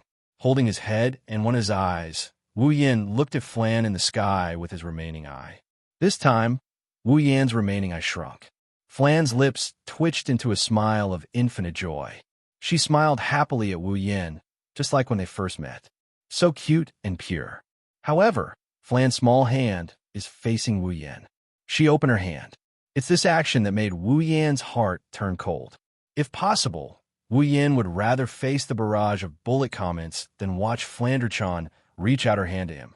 Under Wu Yan's pinhole-sized gaze, Flanderchan's hand suddenly clenched. Bam! After a light sound, Wu Yan's body shattered into pieces and turned into a pool of blood.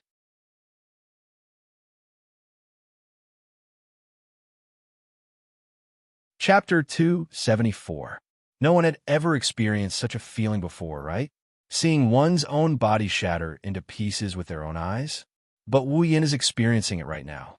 Wu Yan didn't even have time to react when Flanderchan grabbed him. He suddenly felt himself flying away, and Wu Yan saw his body slowly disintegrating into pieces. What actually happened was that before Wu Yan could react, his head had already fallen right in front of his body. Before he lost consciousness, Wu Yan saw his own body being crushed to pieces. He experienced what it feels like to see one's own body being crushed to a pulp. Flanderchan loosened her clenched fists. She looked at Wu Yan, who was reduced to a puddle of blood, and a bloodthirsty grin appeared on her face. However, that grin quickly disappeared. Flanderchan pouted and said dejectedly, "Ah, Big Brother is broken." Even Big Brother is broken by Flanderchan. This isn't fun at all. Maybe the deceased Wu Yan heard what she said. Flanderchan froze for a moment before the blood that was splattered all over the place suddenly stopped. Then, under Flanderchan's gaze, the blood started to gather at the spot where it fell. It didn't take long for all the blood to gather and form a blood ball. When all the blood was poured into the ball of blood started to twist. Slowly, it turned into a human figure. Then organs, bones, and skin started to grow on the surface of the bloody figure at a speed visible to the naked eye. At some point, all the necessary parts have grown out. Wu Yan reappeared in front of Flanderchan. Wu Yan raised his head and looked at Flanderchan. His wine-red eyes flashed with a trace of seriousness and fear. It's too scary. Flanderchan's ability is too scary. Just a second ago, he had only been tormented by the overdraft of his computing power. However, in the next second, he had died once just like that. And the reason why he died was because of Flanderchan's gentle grip. He shuddered at the thought of witnessing his own body being smashed into smithereens and turning into a pool of blood. That kind of feeling is indescribably weird. At the same time, Wu Yan rejoiced for the nth time. Thank goodness he exchanged for the true ancestor's bloodline. Otherwise, his soul would have returned to hell. On the other hand, when Flanderchan saw Wu Yan come back to life, the shock on her face slowly faded away. Instead, it was replaced by excitement. She even bounced around in the air to show how happy she is right now. This is great. Big Brother is healed again. Big Brother can't be broken. This is great. Listening to Flandre-chan's excitement, Wu Yin wasn't happy at all. That's because of Flandre-chan's next sentence. Big Brother can't be broken. I can play with Flan forever. Forever. Keep playing. This is great. Wu Yan's face gradually crumbled as he listened to Flandre-chan's naive and excited cries. He's flipped the table countless times to express his current feelings. Even though Flandre-chan was his summon, she was trying to kill him with every move she made. Whether it was the barrage of bullet screens, the terrifying control over her eyes, or her destructive power, they were all trying to kill him. Could it be that Flandre-chan didn't receive the system's memories and didn't know that their lives are intertwined? If I die, she'll die too? What's the difference between killing me and killing Flandre-chan? Flandre-chan must have received the system's memories. There's no doubt about it. Didn't Flandre-chan think that I'm the one who saved her? This proves that she did receive the system's memories. But with Flandre-chan's personality, even if she knew, she would have forgotten about it by now. Still, Wu Yin knew that even if he told her, it wouldn't do much. Flandre-chan's mental state is so easily triggered that she'll probably get even more excited after hearing about it. Taking a deep breath, Wu Yin looked at Flandre-chan. There's a hint of anger in his eyes. No one would be in a good mood after being screwed over. If it wasn't for Flandre-chan, Wu Yin would have pulled out his meteor shower. Flandre-chan, can you stop now? Flandre-chan shook her head without hesitation. No way. Why should I stop? It's just the beginning. Just the beginning? Wu Yin bitterly smiled. That's right. Flandre-chan is a rank 9 while he's a rank 7. Maybe what happened before was just the beginning. Stop playing, Flandre-chan. Be a good girl, okay? When he said this, he almost sounded like he was begging. This fight, let's not talk about whether he can win or not. Even if he can win, he can't bear to do it. But if he doesn't, from the start, Wu Yin kept telling Flandre-chan to stop, but was it effective? She's not a human being. Flandre-chan's smile faded when she heard Wu Yan's words. She lowered her voice and whined. I'll be a good girl. Big Brother is just like Big Sister. You keep telling me to be a good girl, but I've always been a good girl. I just want to play with Big Brother, but I really can't afford to play with your so-called play. Wu Yin almost burst into tears. That's why people say that brats are the same as women. Once they're unreasonable, they're the scariest thing in the world. That's why Wu Yin can only smile bitterly. Flandre-chan got angry when she saw Wu Yan's bitter smile. Big Brother just doesn't want to play with Flandre-chan. Flandre-chan won't. She wants to play with Big Brother. Following Flandre-chan's angry words, a terrifying aura burst forth from her body once more. This time it was even stronger and stronger than before. Light bullet. By the time Wu Yin reacted, the only thing left in front of him was the light bullet. Cursing in his heart, Wu Yin quickly retreated. He had no choice but to do so. There's no room for him to dodge the bullet. Huh! With a shout, the lightning responded to Wu Yan's summon. It came out from Wu Yan's body, and the violent electricity filled his entire body. Lightning crackled, and one could even vaguely hear the sound of thunder. Wu Yin can only rely on his computing power to defend against Flandre-chan's barrage. If Flandre-chan was an enemy, he might be able to deal with her. But she's one of his allies. He can only passively defend against her barrage. It's almost the same as the iron sand wave, but this time, it's a net of lightning. Under Wu Yan's control, the dense net of lightning went straight for the barrage of bullets. When the sound of thunder and explosion rang out at the same time, the attack that was powerful enough to destroy the surface of the beach was once again dispersed. Several attacks canceled each other out. The beach that was weak for both Wu Yin and Flandre-chan was miraculously intact. Other than the dust that was blown away by the shock waves, the beach was miraculously intact. Of course, Wu Yin didn't have the time to care about the life and death of this beach. He can't even control his own life and death right now. How could he have the time to care about the beach? After the first wave of attacks canceled each other out, Wu Yin was panting heavily again. Enduring the pain in his head, Wu Yin bitterly smiled at Flandre-chan. Flandre-chan, can't you listen to me just this once? Flandre-chan rarely had a cold expression on her face, but it didn't look cold at all. Instead, it looked like she was angry. She snorted and turned her head away. Then, she reached out her hand to Wu Yan. Shocked, Wu Yan wanted to do something, but his body disintegrated again. The ability to destroy everything in its path was truly too horrifying.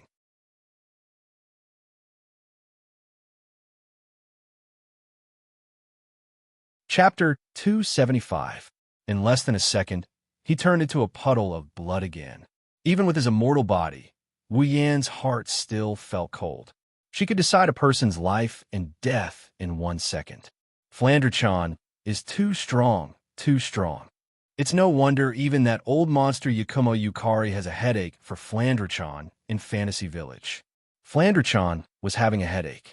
Without a doubt, with this ability alone, Flandre-chan could easily become the strongest combatant in the Fantasy Village where Tier 7s were as common as dogs and Tier 8s were everywhere. Other than Yakumo Yukari, she could easily become the strongest combatant. Flandre-chan, on the other hand, didn't seem to mind the fact that she was able to kill someone so easily. Instead, she looked at the spot where Wu Yan died with great interest. Her eyes are filled with anticipation. She's waiting for her big brother to come back and play with her again. Wu Yan didn't let her down. He soon appeared in the puddle of blood again. He didn't look too good. After all, without the true ancestor's bloodline, he would have died twice already. The feeling of having one's bones crushed and body falling apart isn't that pleasant. If it wasn't for the fact that Wu Yan's body was falling apart so fast that he didn't have time to feel the pain of his body falling apart would be enough to torture him for quite some time. Flandre-chan's face lit up. She clapped her hands to express her joy. Huh, big brother, you're fine again. Wu Yan clutched the red sealing bracelet tightly in his hand. Even though he died twice to Flandre-chan, the sealing bracelet didn't show any signs of cracking. Judging by its sturdiness, the sealing bracelet lived up to its description of being indestructible. Speaking of which, whether it's the sealing bracelet or the biocontainment device, they're just two normal bracelets. No matter how much force I exert on them, they're indestructible. Should I say, as expected of a product from a system? Wu Yan shook his head mockingly and sighed. Why am I still letting my imagination run wild at a time like this? It's no wonder Wu Yan's imagination ran wild. Flandre-chan didn't listen to a single word he said to her, and he couldn't do anything to stop this level 82 lowly from doing whatever she wanted to do. Seriously, he's at his wit's end. Even when facing Accelerator, who's a tier higher than him, and the unfathomable IWSI, Wu Yan has never felt so powerless. Wu Yan's heart sank when he saw Flandre-chan cheering in midair. You really don't want to wear it? Wu Yan gripped the bracelet so hard that it's turning blue. His voice was so low that it came out of his mouth. It's clear how he's feeling right now. Wu Yan's mood is extremely low. Flandre-chan's unwillingness to wear the bracelet is the same as losing the chance to live peacefully with Flandre-chan. It's been less than half an hour since Flandre-chan was summoned. Even though Flandre-chan had a good first impression of him, he still died twice. If he let Flandre-chan do as she pleases then, would he dare to bring Flandre-chan back to Academy City, bring her home, bring her to Chuju, Mikoto, and the others? Faced with this dilemma, Wu Yan felt like he's going to go crazy. Flandre-chan, who was cheering, suddenly froze up. Her restless heart calmed down a little. Hearing Wu Yan's low voice, Flandre-chan couldn't help but feel sorry for him. No matter what, Wu Yan is the one who saved her from that detestable basement. Plus, he smells like her. Flandre-chan might say that she hates him, but she can't bring herself to hate him. Even after living for 495 years, Flandre-chan's mind was still that of a child's. Her mental state was similar to that of a 10-year-old or even a 6-year-old child. This little bit of kindness was enough to increase her favorability towards Lin Sanjiu. However, being in a fantasy land that doesn't conform to common sense and being mentally unstable, Flandre-chan doesn't have the concept of not hurting the people around her. To her, everything that happened before was just a game. However, when she saw the sealing bracelet in Wu Yan's hand, Flandre-chan's calm heart started to stir again. She couldn't understand Wu Yan's thoughts, just like how she couldn't understand her sister's thoughts. She would remember those who treated her well, and she would also remember those who treated her badly. Her sister had locked her up in that room that she didn't like. This was not good to her, so she remembered it. And Wu Yin wants to lock her up because of his own power. That's not good for Flandre-chan either. That's why she's against it. She's disgusted. Even if Flandre-chan doesn't care whether she has the power or not, she still doesn't like it. In other words, Flandre-chan is throwing a tantrum like a child, even if her childish tantrum has already killed Wu Yin twice. Flandre-chan's wine-red eyes started to glow red again. She didn't even greet Wu Yin as she waved her hand. A wave of illusory bullets shot out from her hand. They were indescribably illusory as they flew towards Wu Yin. Forbidden star bow break, star arc break, is coming at him with a shout. Wu Yan's expression changed, and he put away his thoughts. He didn't think he could just ignore this seemingly normal and illusory star bow break, star arc break. Wu Yin treated the air like it was flat ground. He tapped the ground with his feet, and the iron sand wrapped around his limbs carried him away. He started to dodge the barrage of bullets that were even more frequent than the meltdown atomic bomb. Cold sweat started dripping down his forehead. No matter what, Flandre-chan's bullet barrage covered a wide area. Wu Yin had no choice but to endure the barrage of attacks. He looked like he was in a bad shape. Meanwhile, Flandre-chan had already unleashed another barrage of photon bombs. The barrage of comments covered the sky above Wu Yin. It felt like the end of the world. Wu Yan's figure looked so small and insignificant in comparison to the barrage of barrage. A moment of carelessness, and the bullets were already in front of Wu Yin. Wu Yan's figure was submerged in the barrage of bullets. He could vaguely see a flash of blue and white when he was submerged in the barrage of bullets. The explosion reverberated through the sky, accompanied by Flandre-chan's excited screams. Flandre-chan couldn't see what was happening in the center of the explosion due to the smoke and dust. Flandre-chan pursed her lips as she looked at the center of the explosion. After a while, the explosion subsided, but the smoke and dust still covered the area. Flandre-chan was a little impatient. She twisted her body in dissatisfaction and shouted at the center of the smoke and dust, "Big brother, come out!" Flandre-chan got annoyed when no one answered her. She waved her hand and summoned a gust of wind from the side to blow at the dust cloud in the air. Flandre-chan's eyes turned into crescents as she stared at the center of the explosion. She finally found the person she was looking for. However, when the figure appeared, Flandre-chan's body froze. His head was lowered to his chest. His bangs covered his eyes, making it impossible for others to see his expression clearly. His chest heaved up and down. His nose and mouth twitched like a ventilator as he took in large mouthfuls of fresh air. Blood slowly dripped from his shoulder. There was supposed to be an arm there. Under Flandre-chan's gaze, Wu Yin took another deep breath. He slowly raised his head and looked at Flandre-chan with a pair of cold eyes. "Have you had enough fun?"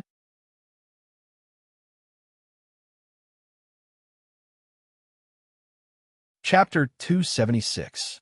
Are you done fooling around? The cold voice was like a gust of cold wind that blew through Flandre-chan's restless heart. The sudden change in tone was completely different from the caring and comforting tone from before. Flandre-chan was extremely uncomfortable with the sudden change in tone. Flandre-chan's wine-red eyes met with Wu Yan's. When she saw Wu Yan's eyes, Flandre-chan's body shuddered. The wine-red color that was supposed to be her own has turned into a golden color. At the same time, an indescribable pressure emanated from Wu Yan's injured body and enveloped Flandre-chan's body. It's a weak pressure to Flandre-chan, but it's enough to make her tremble. Her eyes that were originally filled with excitement and craziness are now filled with fear. Flandre-chan's body is still in midair. She couldn't help but take a few steps back. She's trying to get away from that weak pressure that instills fear in her. Alas, it's a futile effort. A faint pressure latched onto Flandre-chan's body like a parasite. No matter how many steps Flandre-chan took back, the uncomfortable pressure still lingered around her body. Flandre-chan's little heart started to thump uncontrollably. No matter how weak Wu Yin is, he's still a true primogenitor. A true primogenitor is the pinnacle of existence among vampires.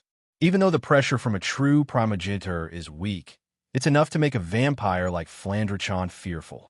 That's because the pressure comes from his bloodline. Golden eyes, it's a sign that a true primogenitor is using his bloodline to its limit. Dying twice, being crippled once, and having mixed feelings about Flandre. Wu Yan's helplessness finally turned into a raging fire that exploded in his heart. Under the pressure of a true primogenitor and Wu Yan's cold tone, Flandre fragile heart crumbled. You. Flandre stumbled and landed on the beach. She looked at Wu Yan, who's still floating in midair. Her eyes reddened and tears started to flow uncontrollably. You. Big brother is a bad guy. You. Just like big sister. You. Flandre placed her tiny hand on the corner of her eyes, causing large drops of tears to roll down her cheeks, soaking the dry sand. Flandre wiped away her tears, causing them to roll down her cheeks in an aggrieved manner. Wu Yan's cold demeanor crumbled at the sight of Flandre crying.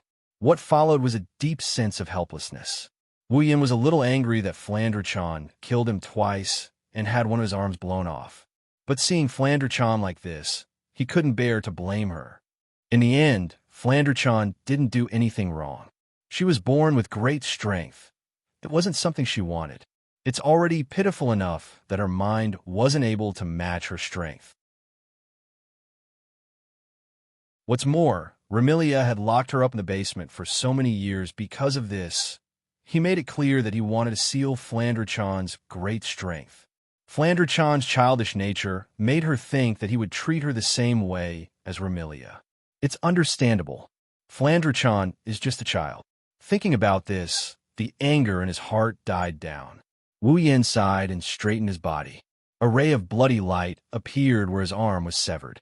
Then, his arm healed back to its original state. In a flash, Wu Yan appeared in front of Flandre. Wu Yan chuckled and shook his head at the sight of Flandre crying. He reached out and gently picked her up. Flandre didn't resist Wu Yan's actions. Maybe she didn't want to resist in the first place. Wu Yan easily lifted her up into his arms. Wu Yan patted Flandre back, and he comforted her. All right, Flandre, don't cry. Big brother is a bad guy. He just like big sister and everyone else. He hates Flandre and doesn't want to play with Flandre. Flandre only wants to play with big brother. Wah. Flandre pitiful cries almost broke Wu Yan's heart. Even if he didn't do anything wrong, Wu Yan can't help but call himself a bastard.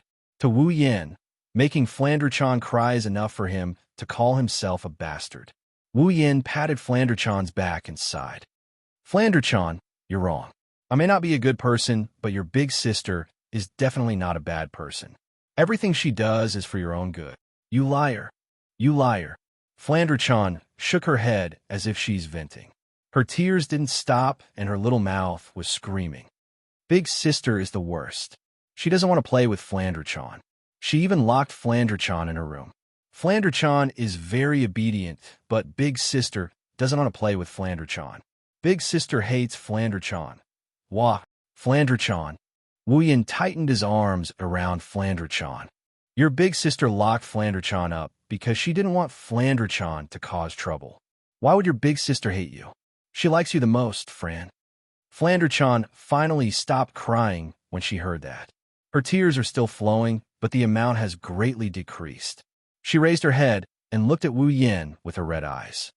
But Flandre is very obedient. She won't cause trouble. Wu Yan shook his head with a bitter smile.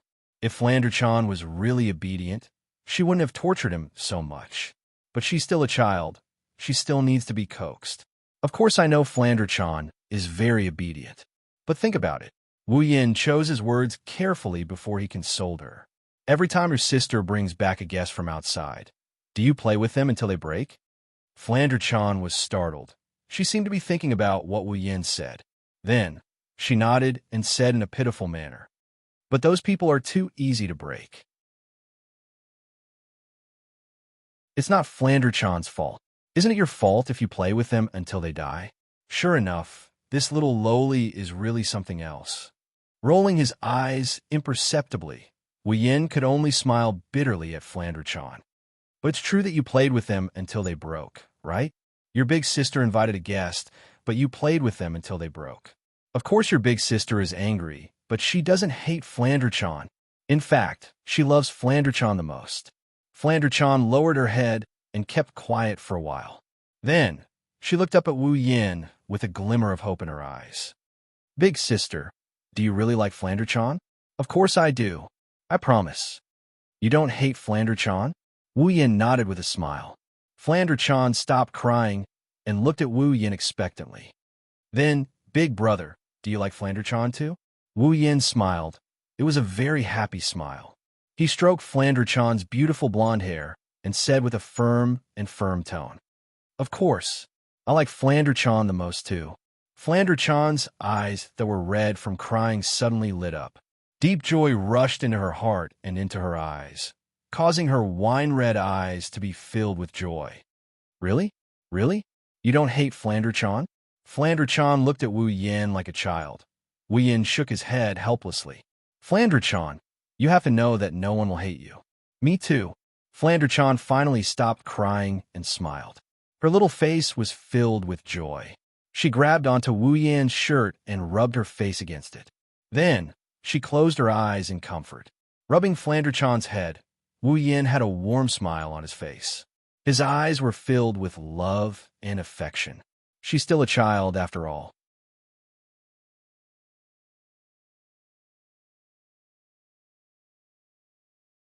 Chapter 277. Flandrachan's unstable mental state slowly calmed down under Wu Yan's comforting words. The bloodstained space slowly faded away as well. The sky once again regained its azure blue color. The earth also shed its monotonous blood color and was dyed with a myriad of colors. Life began to come alive. The ocean that was like a sea of blood also finally regained its original color. Flandrachan's terrifying aura is gone as well. Heaven and earth have returned to its previous state of calmness. If it weren't for the fact that his clothes are in tatters and one of his sleeves is missing, a newcomer wouldn't be able to tell that such a horrifying scene took place in the bullet screen. Everything returned to normal, and Wu Yin let out a sigh of relief. He wiped the sweat off his forehead and bitterly smiled inside. This unexpected summon really messed him up quite a bit. Flandrachan, who was afraid of Wu Yan's primordial aura, suddenly fell in love with Wu Yan's scent. She rubbed her cheeks a few times before looking up at Wu Yin. Big brother, will you play with Flandrachan from now on? Wu Yin sighed sadly. This time, it's not because of Flandrachan's words. It's because his clothes are covered in tears and snot from Flandrachan's rubbing. However, when he saw the bright smile on Flandrachan's face, Wu Yin felt that it was worth it even if his clothes were dirted 100 times or 1,000 times. After all, Flandrachan's attack just now had destroyed most of his clothes already. Wu Yin pinched Flandrachan's nose lovingly and said with a smile, If you're a good girl, Big Brother will take you out to play right now. Really? Flandrachan was ecstatic. She nodded repeatedly as if she was afraid that Wu Yin would change his mind. She grabbed onto Wu Yan's tattered clothes and stared at Wu Yan's face with her red eyes. Flandrachan will listen to Big Brother. Then, Wu Yin handed the red sealing bracelet to Flandrachan. He looked at Flandrachan with a serious expression. Put on this sealing hoop, okay? Flandrachan looked at the red bracelet in front of her. She liked it at first because of its exquisite appearance. Later on, she was afraid that Wu Yin would treat her like how he treated her sister, so she hated the pretty bracelet. Flandrachan calmed down a bit after Wu Yin talked her out of it. She fell in love with the bracelet once again. A child's mind is just like a woman's face. It changes faster than flipping the pages of a book. Flandrachan wiped away the remaining tears on her face and nodded seriously. She took the sealing bracelet from Wu Yan's hand and slowly put it on her wrist under Wu Yan's gaze. The red sealing bracelet wrapped itself around Flandrachan's wrist. The sealing bracelet, which was bigger than Flandrachan's fist, glowed red the moment it was wrapped around her wrist. Then, under the gaze of two pairs of red eyes, the sealing bracelet shrunk at a speed visible to the naked eye until it's the size of Flandrachon's wrist. At the same time, the red sealing bracelet on Flandrachon's wrist and the white one on Wu Yan's wrist lit up at the same time. The light disappeared in a flash, and the two bracelets returned to normal. When the light disappeared, Wu Yan's eyes suddenly lit up. He looked at the white sealing bracelet in his hand, a little confused and a little enlightened. An idea flashed through his mind. Wu Yan slowly raised the sealing bracelet in his hand. Seal!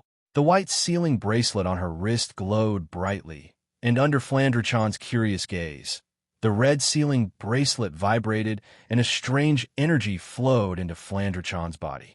Flandrachon could feel the sealing bracelet glowing in Wu Yan's hand. A cold current flowed out of the sealing bracelet, and it started circulating inside her body. Following the circulation of the cold current in his body, the powerful energy that originally filled his body slowly calmed down.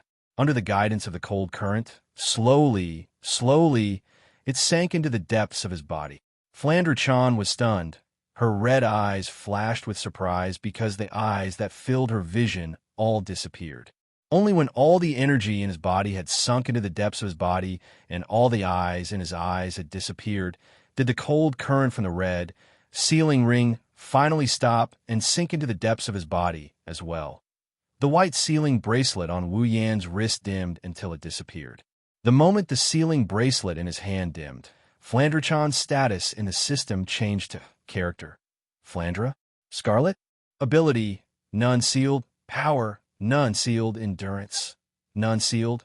Agility, none sealed. Spirit, none sealed. Equipment, none sealed. Level, 0 sealed. Whether it was ability, strength, endurance, agility, or spirit, all of them had become none. Even his equipment column had become none. His level had gone from level 82 tier 9 to level 0. Her vampiric physique has also been sealed away. Aside from her incredible regenerative abilities, Flandrachon is now an ordinary human. She's no longer a threat to him. The white sealing bracelet on Wu Yan's wrist now has a red border. This red border means Flandrachon's power is sealed. From now on, as long as Wu Yan commands the bracelet to remove the seal, the red border will disappear and Flandrachon will return to being a powerful rank 9 lowly. Whenever he wanted to, he could seal it and release it whenever he wanted. It was extremely convenient, especially for someone like Flandrachon who couldn't control her own power. It couldn't be any more suitable. From a moment Wu Yan and Flandrachon chose to wear the bracelets, they can never be taken off, they can never be destroyed. In other words, Flandrachon's power is now in Wu Yan's hands. Wu Yan let out a sigh of relief, and at the same time, he couldn't help but sigh. What a heaven-defying pair of bracelets. If a super strong person can wear the red sealing bracelet, then the person who has the white sealing bracelet, even if it's a normal person, would have a super strong fighter. Even if it's a normal human, they'll have no choice but to compromise, right? At least this way, he'll still have power. But that's almost impossible. The sealing bracelet's effect is heaven-defying, and it's indestructible, but the conditions for it to take effect are equally heaven-defying. One must know the bracelet's effect and be willing to put it on. But who would be dumb enough to put on the bracelet after knowing the bracelet's effect? Only someone as young as Flandrachon would put on the bracelet under Wu Yan's carrot and stick. That's why it's impossible. Wu Yan doesn't mind. If it wasn't for Flandrachon's special situation, he wouldn't be interested in controlling someone else's power. Hugging Flandrachon's small body, Wu Yan's heart is filled with joy. That way, he would be able to bring Flandrachon home and have her get along with Hinajiku, Mikoto, and the rest. Looking at Flandrachon, who's feeling comfortable because of the disappearance of the eye, Wu Yan muttered in his heart. From today onwards, you're no longer alone.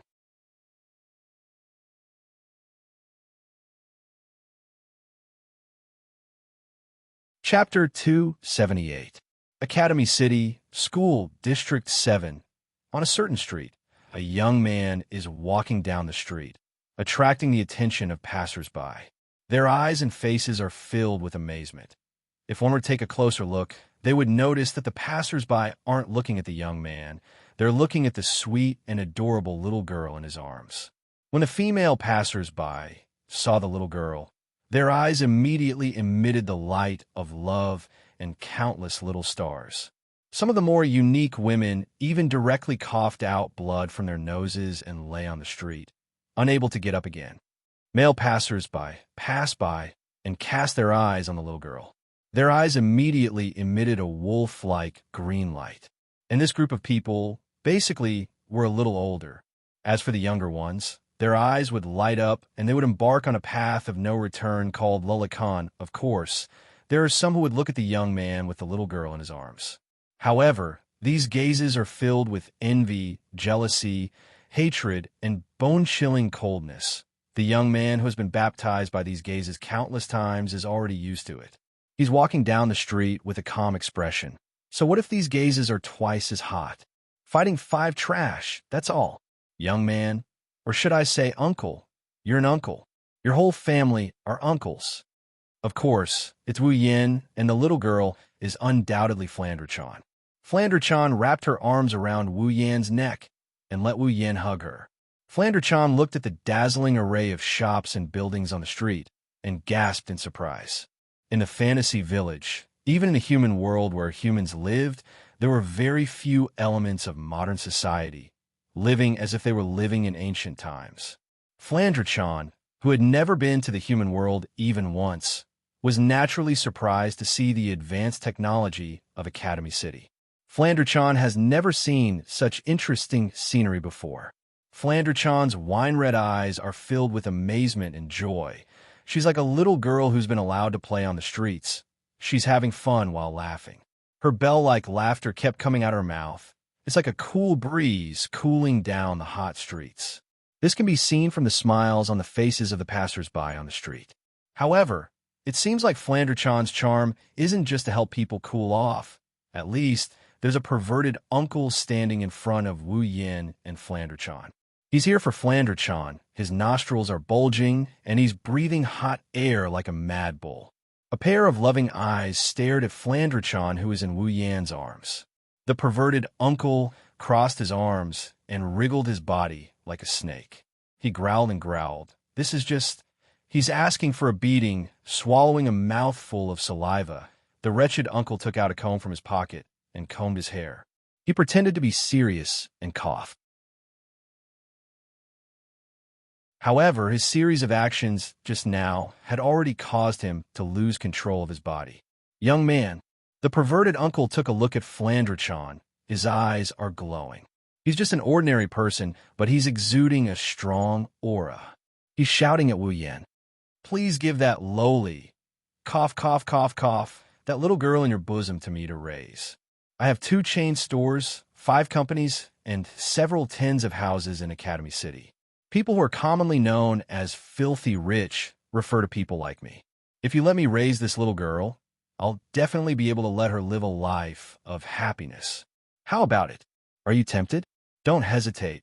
Just give her to me, and I'll take care of her. In the beginning, he still sounded quite righteous when he ignored the words that lowly. However, towards the end, the vulgar uncle's face was already flushed red. His nostrils flared up again, and he was panting like a cow. It was simply disgusting. Wu Yin smirked at the sight of this perverted uncle who tried to stop him and even tried to raise Flanderchan. Wu Yin smiled at the sight of this perverted uncle who tried to make Flanderchan live the life of a Fu family. Although he said that he was smiling, there was a thick black aura behind his back. The wretched-looking uncle instinctively felt a chill run down his spine. Before he could react, a fist suddenly enlarged in his line of sight. Following that, it smashed his glasses and sent him flying into the sky like a cannonball with a scream. Then, it violently smashed into a person who was walking out from a corner not far away. The person was smashed to the ground, and the ingredients in his hands were scattered all over the ground. It was as if he had obtained a precious treasure. Oh, no, my special ingredient. I spent all my living expenses this month to buy it. The person didn't care about the blood on his head. Instead, he cared about his so-called special ingredient. It's like he's already used to getting injured. He He reached out his hand towards the ingredients scattered all over the floor, as if he's trying to keep something. The person looked up at the sky and screamed in pain. Why did someone fall from a sky? Why did it hit me? How unfortunate. Wu Yan's mouth twitched when he heard the familiar screams. He couldn't stay calm. This unlucky guy is a bit far away from me, but if I'm not mistaken, he's the hedgehog head. As for the passers-by around them, they all glanced at the hedgehog head and the wretched-looking uncle who dared to make a move on the little lowly. They all unanimously chose to ignore them. Wu Yan even saw one of the people who wanted to look for him after seeing him injure someone. After understanding what happened, that person ran towards the bruised and swollen uncle and handcuffed him. I'm a disciplinary committee member. I'm arresting you for molesting an underage girl. If you have anything to say, you better keep it to yourself. Your words will determine the severity of your punishment. The person who called himself a disciplinary committee member gave him a thumbs up. It's like he's saying, that was a good punch. His words shouldn't be used as evidence in court, but to determine the severity of his punishment? Is this a direct sentence? Although the decision of the wretched uncle who dared to make a move on Flanderchan was definitely a wise one, why do I feel like I should change my view of Academy City? Speechless, he watched the perverted uncle being dragged away. Yes, he's being dragged away. Wu Yan's heart is throbbing. If his heart wasn't strong enough as a primogenitor, he would have died from a heart attack by now. Flanderchan giggled as she watched everything unfold. Maybe she knew she was the cause of all this, but she happily told Wu Yan. Oni-chan, I'm the one who did this. Those people are so interesting. They're so fun. Wu Yan retracted his awkward expression and he rubbed Flanderchan's head. He smiled at Flanderchan. Yeah, are you happy, Flanderchan? Yes, I am. Flanderchan said without hesitation. She even cheered excitedly at Wu Yan. Flanderchan is so happy. There's so many weird houses here, it's so fun. Flanderchan glanced at the passers-by, and after killing a bunch of them with her cuteness, she turned to Wu Yan with a strange look in her eyes. Also, there's so many people here. Wu Yan was surprised. So many people? Flanderchan nodded vigorously and said in a low voice. Flanderchan has never seen so many people before. Other than those who came to play with Flanderchan, Big Sister, Z, Mei Ling, Patrice, and a person in black and white, I've never seen anyone else. Wu Yan sighed and pinched Flanderchan's cheeks. Flanderchan yelped in pain and said with a smile, Then, Oni-chan will bring you around today to see more people, okay? Flanderchan's eyes lit up and she cheered happily. Okay. Yay! Long live Oni-chan.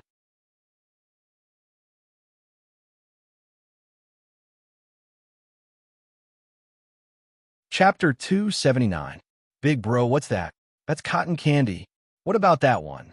That's a lollipop. What about that one over there? That's a bubble gum. What about that one? That's chewing gum. Wait, you can eat it, but don't swallow it. Spit out. Wu Yan almost died from exhaustion when he finally got the gum out of Flanderchan's mouth. Wu Yan has to admit that he underestimated the curiosity of a naughty brat, especially a naughty brat who spends all her time cooped up in her room. It hasn't been long since Flanderchan asked Wu Yan a question of what is 100,000. After answering the question, Wu Yan felt his breathing quicken. Looking at Flanderchan, who's happily licking her lollipop, Wu Yan asked weakly. Flanderchan, you don't know what these are? I don't know. Flanderchan didn't even turn her head as she focused on the lollipop in her hand. Wu Yan felt dejected. A lollipop is more important than him. You've never eaten anything before? Then what do you usually eat at home? Wu Yan continued to walk while holding Flanderchan's small body under the stares of the passers-by. He turned his head to look at Flanderchan curiously. Flanderchan tapped her chin, as if she's trying to recall something. After a while, she answered truthfully, I made a cake and black tea at night. Wu Yan was surprised. He looked at Flanderchan, who's still licking her lollipop. That's it. That's right. Flanderchan giggled at Wu Yan. Wu Yan blushed with shame when he heard what she said. Big Sis said the cake is dessert and can be eaten after meals. The black tea is a meal, and Flanderchan only needs to drink that. Oh yeah, the taste of the black tea is the same as that of those who were ruined by Flanderchan. Eyebrows twitching, Wu Yin laughed dryly and wiped the sweat off his forehead. He almost forgot that Flanderchan is a vampire. The black tea should be the same as the one Romelia drank, right? Type A blood or something. Flanderchan didn't know that her words made Wu Yin sweat. She was still talking as if she wanted to say all the things she couldn't say while being locked up in the basement. Although the black tea and cake made by Zhuyi are delicious, Fran thinks that this thing called lollipop is even more delicious. This place is really fun. It's smaller than the Red Devil Mansion, but there are more interesting things here. It's even more fun than the bullet screen. Fran likes it here. Smaller than Devil Red? This was a huge street. Just how big was this Red Devil Hall?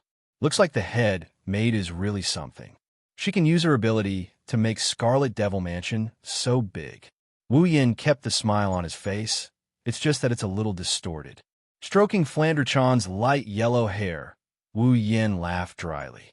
Well, as long as you like it. Flanderchan nodded with a smile and started playing with the lollipop in her hand. Wu Yin couldn't help but sigh. Lollipops are really the best thing to use against Lolis. If he knew this would happen, he would have prepared a dozen lollipops before summoning Flanderchan. That way, he wouldn't have been played so badly. Wu Yin forgot that summoning Flanderchan was just an accident. Wu Yan's original intention was to summon the head maid. It's just that he's already forgotten about the head maid title. Even though the head maid is very loving. But compared to the cute lowly that he can hug anytime he wants, how can a head maid give him such benefits? I'm afraid I'll be shot to death by the flying dagger. Flanderchan, who doesn't know that she's fallen into the wolf's mouth, kept nodding her head at the lollipop in her hand. Her eyes were full of joy. After living for 495 years, her real age is almost 30 times that of Wu Yin, the person she calls her brother. However, her memories are even more lacking than a 5-year-old child. At least a 5-year-old child can still go out, buy candy, play games, and make friends. Flanderchan, on the other hand, only has memories of her sister Romelia, her sister's friend Patchouli, the maid 16 Nights, the guard Hong Miling, and Black White who came to steal things from time to time. The only thing left in her mind is the lonely memory in the basement. That's why Flanderchan was so happy when she was summoned by Wu Yin and received the memories from the system. She knew that she had left the Red Devil Mansion and even her original world. The people, things, and things she saw while walking around Academy City with Wu Yin are countless times more than the things she has seen in her entire life. To Flanderchan, these few short hours of memories are more than her 495 years of memories. Therefore, Flanderchan crazily took in all the images in her eyes. Ever since she put on the sealing bracelet, her smile never faltered. Today is undoubtedly a very important day for Flanderchan. She got to know about lollipops, cotton candy, and all sorts of other things. More importantly, she got to know the man who has always held her in his arms and brought everything to her, Wu Yin. Flanderchan raised her head and sneaked a peek at Wu Yin. Her wine-red eyes stared at Wu Yan's face. She wants to carve Wu Yan's face into the deepest part of her mind. Flanderchan, who only has her sister and 5 other people, believes that everything Wu Yin has done is enough to engrave himself into the hearts of the few people who still live in Flanderchan's heart. Flanderchan suddenly felt that if she had really broken her brother before, would she still be able to get so many fun things in such a fun place? The answer is no, of course not. Flanderchan felt a shiver down her spine when she thought of this. She grabbed Wu Yan's shirt with her tiny arms and buried her face in it.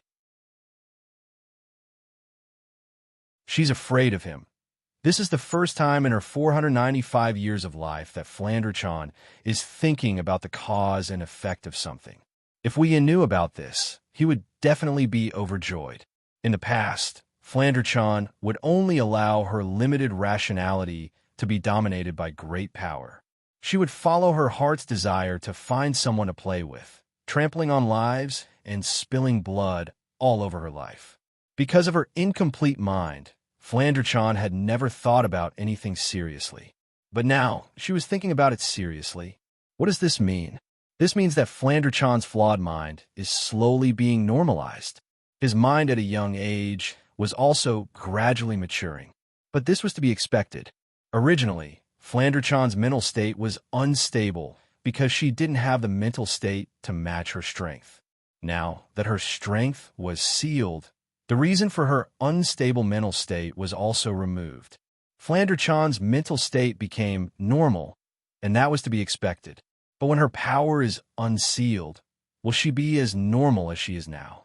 Feeling someone tugging at his shirt, Wu Yin looked down at Flandre-chan and tilted his head in confusion. What's wrong? Flandre-chan shook her head and buried her head in Wu Yan's chest. Big brother, can you always play with Flandre-chan from now on? Wu Yin felt a bit weird, but he nodded anyway. As long as Flandre-chan doesn't play her bullet screen games, Wu Yin wouldn't be willing to part with her. Although it's only been a few hours, Wu Yin has to admit that he's already taken a liking to this naive, romantic, and cute little girl. He tightened his arms as if he was trying to fuse Flandre-chan into his body. Wu Yin said in a soft yet firm tone, Big brother will always be with Flandre-chan. Always. Yes, always.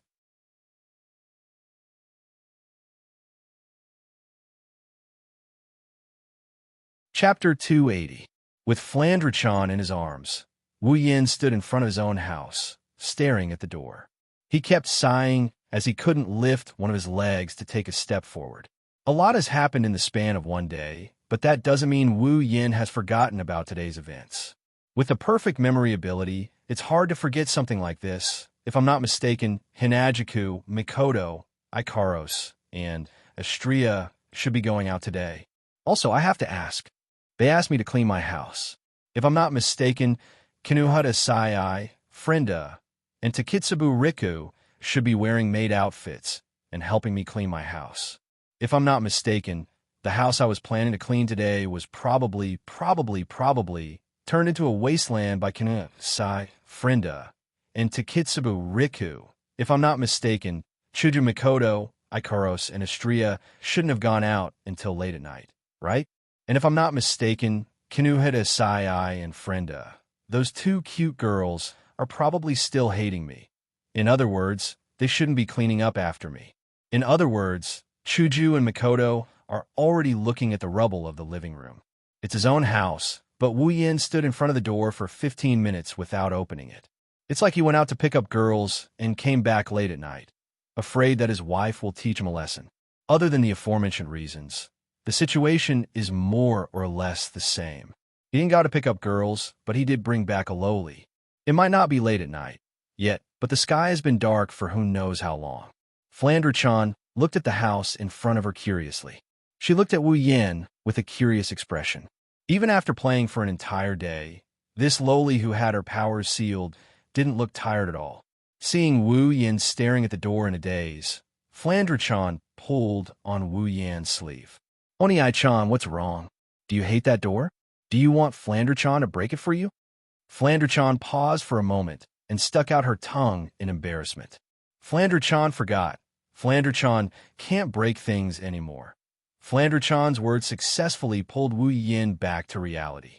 Wu Yin bitterly smiled and rubbed Flandre-chan's head.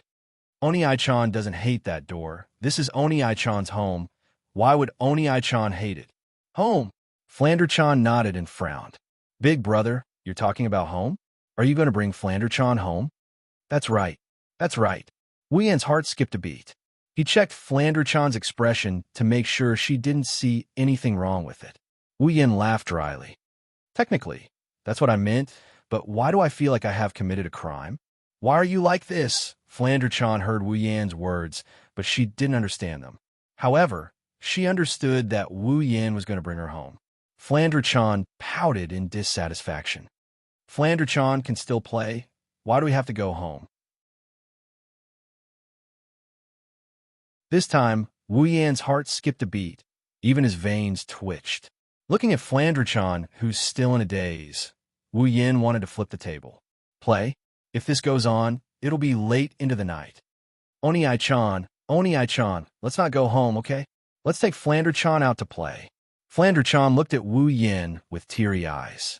She even grabbed Wu Yan's shirt. Wu Yin almost spat out a mouthful of blood from her cuteness. His heart shuddered violently. Wu Yin wants to go home, but Flander-chan doesn't. This is her first time coming into contact with the outside world and learning about all the interesting things out there. Flander-chan, who has lived in a basement for half her life, knows that home is a scary thing. After all, going home meant that she couldn't play anymore. Therefore, Flander-chan decided to act cute. Although she didn't know what acting cute was, after a day of interaction, Flander-chan knew that when she put on this expression, her big brother would accept any request from her, no matter what it was. Flander-chan has grasped Wu Yan's weakness very well. Just look at Wu Yan's wavering face, and you can tell. But if they don't go home now, this might be the last time he can go out with Flander-chan. Worried that his stance will be shaken, Wu Yan punched himself in the heart. Wu Yan's voice was shaking. He smiled awkwardly and braced himself against Flander-chan's cheat-like expression. Flander-chan, it's dark now, and all the fun things have gone home. Flander-chan is such a good girl. It's time for you to go home. It's dark, we have to go home? Flander-chan looked up at Wu Yan in confusion and asked, "But why did sis say that we should go out when it's dark?" Wu Yan broke out in cold sweat and scolded himself for being such an idiot. He has perfect memory, so why did he keep forgetting the identity of the little lowly in his arms? Isn't night the time for vampires to go out? Wu Yan forced a chuckle, but there was an unspeakable guilt in it. He had to do it to make himself look good. Now that he did it, he realized how stupid he was. His house's soundproofing isn't that good. The door in front of him opened with a loud bang. The scene inside the house was imprinted into Wu Yan and Flander-chan's eyes. Flander-chan was stunned, and Wu Yan was sweating profusely. The two door gods in his house. No, the two wives in his house are standing side by side, one on the left and one on the right. Their brown eyes and yellow-green eyes were looking at Wu Yan at the same time. There was a smile in their eyes that made Wu Yan's heart skip a beat. But when the two pairs of eyes saw Flander-chan in Wu Yan's arms, who was looking at them curiously, they were stunned and didn't say anything. Their silence made Wu Yan sweat even more. It almost dripped onto Flander-chan's face. Just like that, the house fell silent. Until Master, Ikaros and Astria came out from inside, and when they saw Wu Yan, their faces lit up and they called out in unison. Ikaros called out in a soft and gentle manner, while Astria called out in a cheerful and energetic manner. Ikaros stopped after she called out. She turned her indigo eyes to Wu Yan and Flander-chan in his arms. There was an inexplicable fluctuation in her eyes. At this time, Hinajiku, Mikoto, and Astria, who was also staring at Flander-chan, finally reacted. Their eyes lit up and they shouted in unison. "So cute!" The sudden shout startled Wu Yan and Flander-chan. Before they could react, Hinajiku, Mikoto, and Astria appear in front of them. They looked at Flander-chan in their arms, and they started shouting excitedly. "So cute! So cute! This child! Hey, what's your name?" "My name is Astria. Can I hug you for a bit? Just for a bit." Looking at the three creatures with red hearts in their eyes, Wu Yan's cold sweat started pouring down like a waterfall. Flander-chan stared blankly at Chuju, Mikoto, and Astria, who kept calling out to her. She panicked and tried to grab Chuju and the others. Flander-chan forgot that her powers were sealed. She stared at her hands blankly before she buried her head into Wu Yan's chest. Chuju, Mikoto, and Astria finally stopped. They looked at Wu Yan, who was laughing awkwardly with a dangerous glint in their eyes. Ikaros saw Flander-chan hiding in Wu Yan's arms. She looked at Wu Yan's hands that were holding Flander-chan tightly. She clutched her own chest. "I wish I could be like her."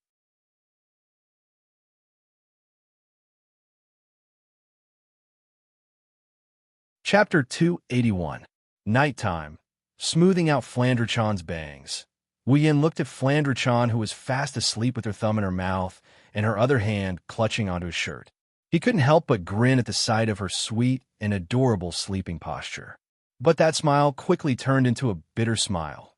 For Flander-chan's sake, Wu Yan spent a lot of time explaining the whole story to Chuju and Mikoto. Perhaps it's because Flander-chan is a child, and a child that Hinajiku and Mikoto love so much. The two girls who were usually jealous of him didn't turn on him for bringing a girl home. Of course, Ikaros played a big part in this as well. Since who knows when, Ikaros has developed a housework ability that's not inferior to a housewife's. While Wu Yin was playing with Flandre-chan in Academy City, Ikaros managed to tidy up the ruined living room to the point where it looked like it was brand new. Wu Yin was flabbergasted by this.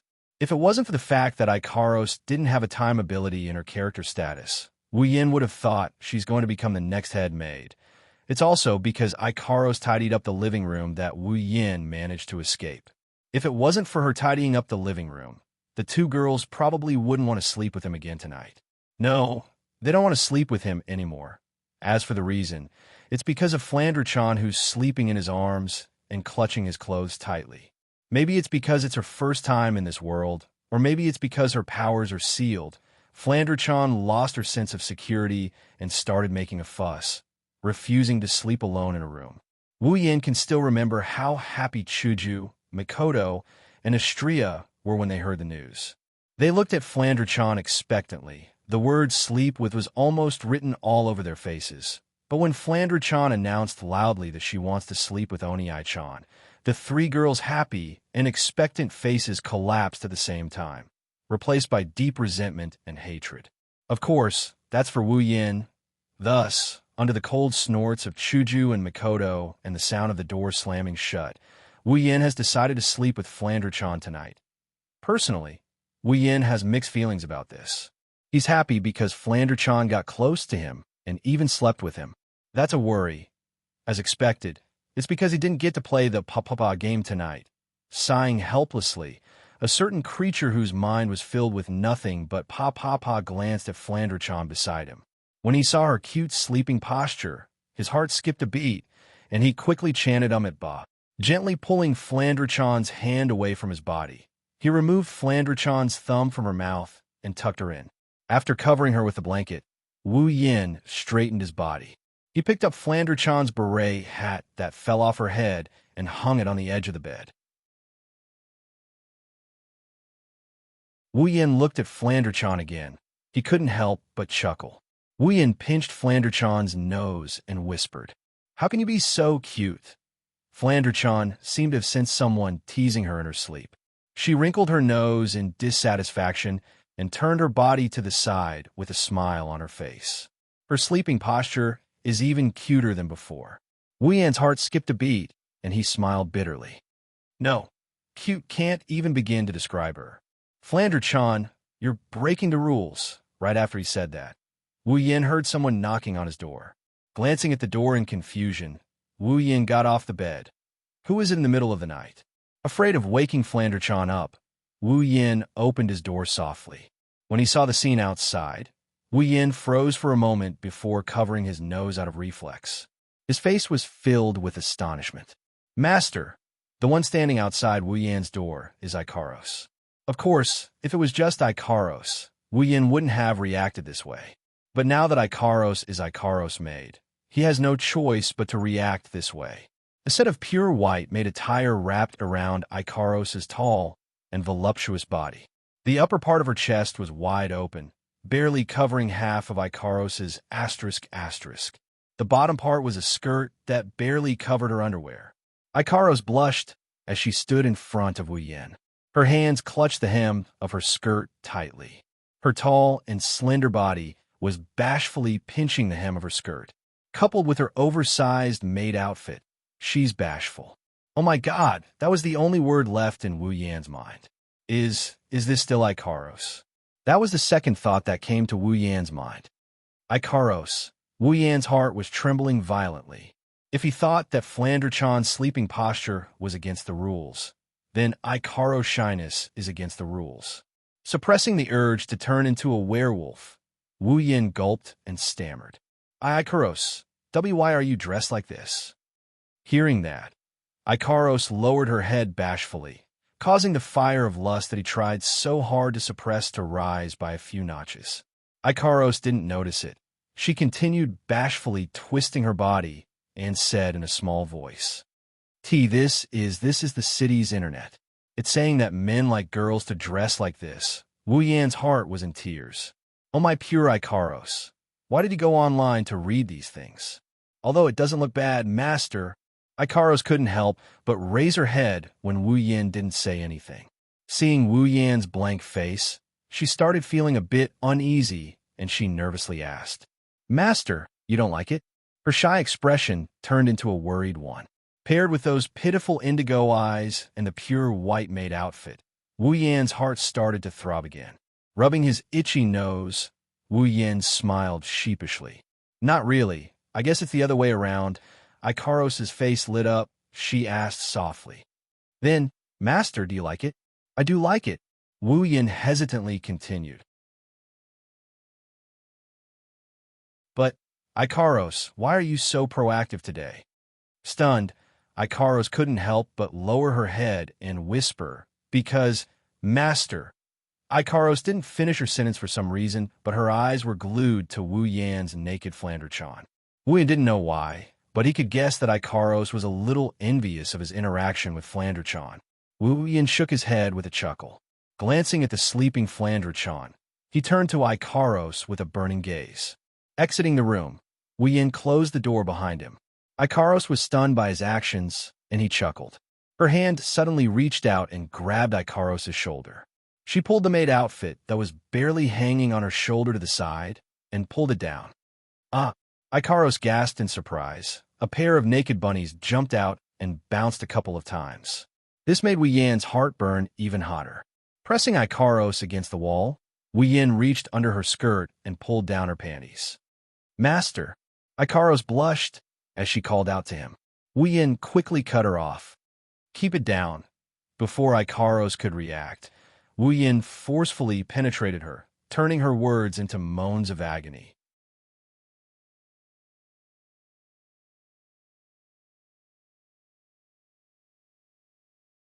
Chapter 282. Academy City School District 7, Tokuwadai Dormitory. As we all know, Tokuwadai dormitories are double rooms. Two people live in one room. Just like Mikoto and Kuriko, they used to live in the same room. As for now, Mikoto is living in Wu Yan's house. Because of this fact, Kuriko suffered a heavy blow. Every day, she's muddle-headed and crazy, shouting Wanisama won't give up on Kuriko or Wanisama will come back one day, using these as reasons to defend her right to use the other half of the dormitory. But even so, under the efforts of the great dormitory supervisor, Kuriko's dormitory room is occupied by another person. This rule, even the LV5 Mikoto, didn't have this privilege. You can imagine how great the dormitory supervisor is, but in this strict Tokuwadai dormitory room, there's one room that's an exception. Only one person lives in it. This room is naturally our Ju-sama, Shokuho Misaki's room. Even if she doesn't have this privilege, with Shokuho Misaki's ability to control people's hearts, it's easy for her to make her own room hers. At this time, in the bathroom of Shokuho Misaki's dormitory, Ju-sama is slowly taking off her Tokuwadai uniform, exposing her voluptuous body to the air. It's obvious she's planning to take a bath. She gently pulled down the white stockings on her thighs. If the scene of her bending down to take off her stockings was seen by those men who have a crush on Shokuho Misaki, they'll definitely have a nosebleed and never be able to get up again. Shokuho Misaki casually threw her clothes into a nearby basket, lightly caressed her body. With a confident smile on her face, she walked inside. Hot water dripped down from above, sprinkling on Shokuho Misaki's voluptuous body. The water droplets hit her soft white skin, creating a splash, following the curves of Shokuho Misaki's body, creating a beautiful arc. She lightly stretched her thighs. This free and easy movement is extremely seductive. Even compared to those super idols, it's even better. Not to mention those voluptuous breasts. If Wu Yan was here, he would definitely say that it was a foul. Shokuho Misaki shook her golden hair to get rid of the water droplets on it. She turned off the shower head, sat down in the bathtub, and closed her eyes in satisfaction, enjoying her favorite time in the bath.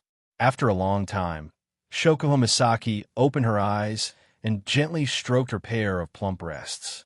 Even if she only used a strength that couldn't even kill a mosquito, Shoko Misaki still felt a strange sensation, causing her pretty face to turn red. Sighing, Shoko Misaki couldn't understand. It's not like she's never seen breasts bigger than hers. But why is she so sensitive in this area? Because of this, even Shoko Misaki herself rarely touches her breasts. Lying in the bathtub, Shoko Misaki unconsciously recalled that day when she went on a date with that despicable bastard.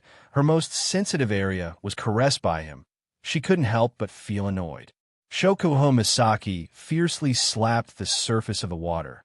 As if venting something, she angrily said, "That despicable bastard, after taking advantage of me. He didn't even contact me once. What a scum." After venting her anger, Shoko Misaki lay back in the bathtub and sighed. That guy, what's he doing now? After saying that softly, Shoko Misaki said in an annoyed tone, "Probably being all lovey-dovey with that Misaka Mikoto. I really don't understand. What's so good about that pasty middle schooler?"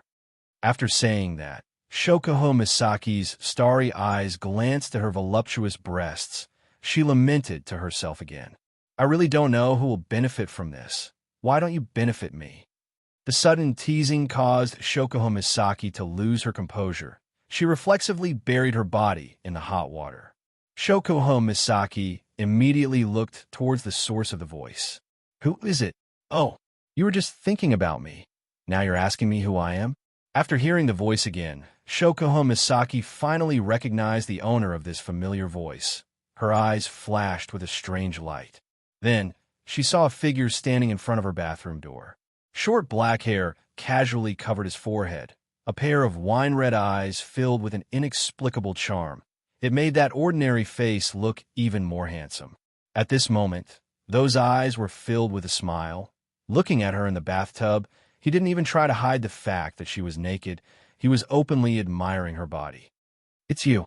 Shoko Misaki didn't know what kind of emotion she was feeling when she said this. There was joy at seeing the other party, anger at the other party openly admiring her naked body, and also resentment at the other party for not contacting her for a long time. All in all, it's complicated to the extreme. In the end, it's the reserved nature of a woman that won over the other emotions in Shoko Misaki's heart. Shoko Misaki's face was bright red. She was angry and shy.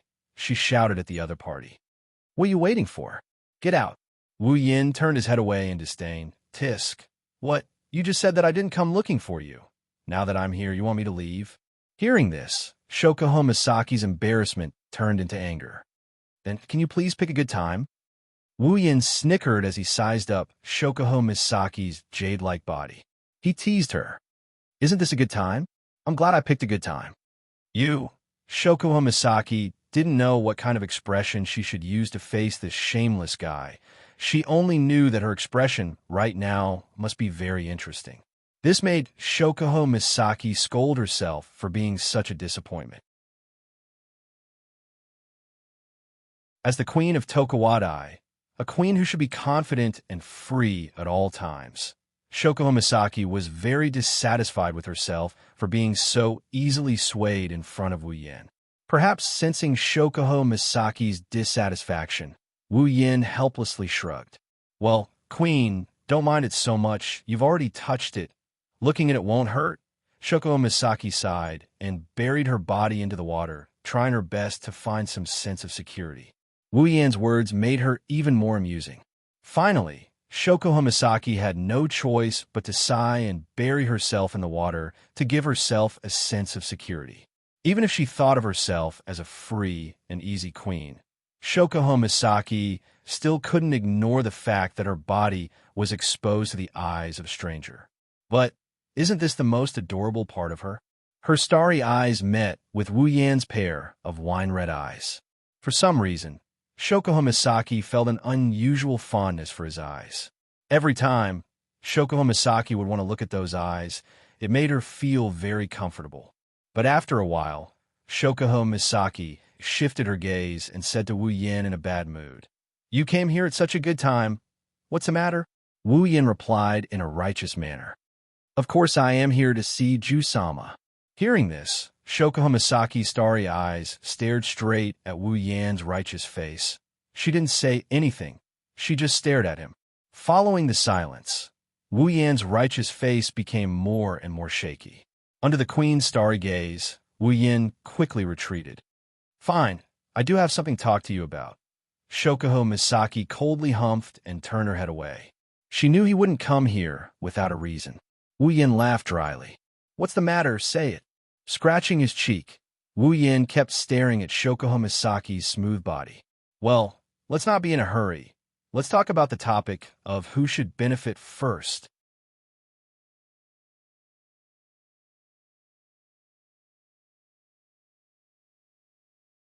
Chapter 283. Hearing Wu Yan's words, Shoko Misaki blushed. She realized that he might have heard everything she said. You heard everything? Shoko Misaki pursed her lips. Her starry eyes reddened as she looked at Wu Yan. That's how shy she is. After all, if the other party had heard her words, it meant that her girlish complaints had also been heard by him. This is enough to make Shoko Kosama feel embarrassed. Wu Yan put on a smile that isn't a smile on his face, indirectly telling Jisama that he didn't hear her mumbling in the bathroom. Shoko Misaki's face turned a deep shade of crimson red. Shoko Misaki could only lower her head, lower and lower until it reached her full breasts. Only then did she stop. She was just short of drowning herself in the water and suffocating herself to death. Seeing Kosama acting like a little girl, Wu Yan rubbed his forehead with one hand and made a cute expression. His laughter, however, is a bit strange. It's obvious that he's teasing her. Shoko Misaki really wanted to use mind control on him and make him run around naked to relieve her embarrassment. Alas, this beautiful wish of hers was turned into a fantasy because of Wu Yan's electromancer ability. Realizing that Kosama might go berserk if he continues to tease her, Wu Yan stopped before going too far. Keeping his teasing expression, he coughed and walked towards Shoko Misaki. Shoko Misaki was stunned for a moment before panicking. Don't forget, she's naked right now. A bad feeling rose in her heart. Shoko Misaki shrunk back into the bathtub. Unfortunately, the bathtub in the Tokuwadai dormitory isn't big enough for her to retreat. Soon, Shoko Misaki realized that she has nowhere to run. What are you doing?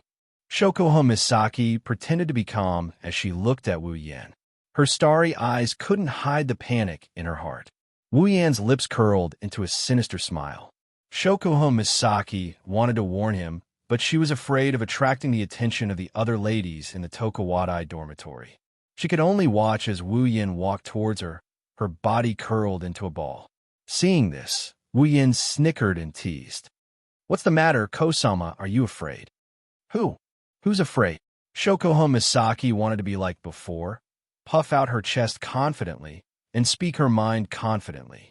Unfortunately, she knew that doing so would only benefit a certain despicable bastard, so she gave up on that thought. However, Shoko Misaki, who has always been the strong one, is obviously at a disadvantage because of this. While Wu Yan's jaw dropped, he also noted down Shoko Misaki's weakness. After all, Kosama is also an important target of her third mission. And now, it's an even more important opportunity. Realizing this, Wu Yan's heart was suddenly on fire. Even his eyes looked like they were about to burst into flames. Shoko Misaki's heart couldn't help but beat faster. Hey, Kosama. Finally, Wu Yan came in front of Shoko Misaki. Looking at her dodgy eyes and her seductive body in the bathtub, he chuckled. Just now, you mentioned that you wanted to give them to someone. Can you talk to me about that? Talk your ass. Shoko Misaki couldn't help but curse. She couldn't understand how this person could be so shameless. He has a pair of beautiful eyes. What made Shoko Misaki even more confused was, even though the other party was so shameless that she wanted to skin him alive, why couldn't she hate him? This is a problem that needs time to be solved. Of course, this is a topic for later. Right now, the most important thing is... Shoko Misaki's face was filled with embarrassment and fear. Wu Yan whispered into her ear, Kosama, why don't you give them to me? You. Shokohama Misaki glared fiercely at him, but her eyes met with a pair of fiery eyes. She panicked again and hurriedly avoided eye contact. Shokohama Misaki underestimated the intensity of the fire in Wu Yan's eyes. Even when she averted her gaze, she could still feel his gaze caressing her face, her breasts, her entire body. It's like a fiery hand caressing her face, caressing her breasts, caressing her entire body. And so, Shokuo Misaki decisively handed over the first time in her life. I'll go out first, realizing that if this goes on, something unimaginable will happen. Shokuo Misaki steeled her heart and stood up. Thinking that being looked at once is better than being looked at many times, Shokuo Misaki stood up from the bathtub, lifted her feet, and prepared to run out of the door. However, no matter how fast Shokuo Misaki is, can she be faster than Wu Yin? The answer, of course, is no. Wu Yin isn't surprised by Shokuo Misaki's escape. If Jusama stayed in the bathtub and curled up like a ball, Wu Yin wouldn't be able to do anything to her. But now Shokuo Misaki flashed by his side. Wu Yan's wine-red eyes flashed as if he could see through his opponent's silhouette. He saw through her weakness and saw through her plans. With quick reflexes, he used Dragon Catcher Hand. Thus, in the next second, Wu Yin grabbed a pair of plump breasts, one in each hand, and he grabbed one in each hand. And Shokuo Misaki, who thought she could escape with her life, looked at the bathroom door in front of her with a happy expression. But in the next second, her happy expression turned into a heavy moan. The reason, of course, is the pair of hands that grabbed her from behind. Shokuo Misaki's chest is her most sensitive area. Even a light touch on her chest would make her feel something. Wu Yan's action of grabbing her chest is even more absurd. Shokuo Misaki's strength was completely drained the moment the hands grabbed her. She didn't even have the strength to stand up. She fell backwards onto a broad chest. No, let go. Shokuo Misaki pressed her palms against the hands on her chest, trying to pull them away. But it was already the last of her strength. Shokuo Misaki gasped for breath. She was so ashamed that she wanted to die. Wu Yin once again grasped her weakness. Shokuo Misaki could already see her ending. However, all her thoughts vanished under the pressure of Wu Yan's hands. Her sensitive spots were grasped by Wu Yan. The thing called rationality in Shokuo Misaki's mind became a luxury item. His hands moved nimbly, followed by a loud moan from Shokuo Misaki. Shokuo Misaki's hands that were pressed against her own started moving along with her own. It looked like Shokuo Misaki was using her own hands to move Wu Yan's hands. And Shokuo Misaki had no choice but to use her last shred of rationality to say those words. But even if the meaning was obvious, in this situation, it would only turn into seasoning for the ripples. And under Wu Yan's actions, Shokuo Misaki finally lost her last bit of rationality. She closed her eyes and turned the pleasure of her body into the most direct sound, forming a beautiful melody. In the bathroom, she played a solo for the man behind her.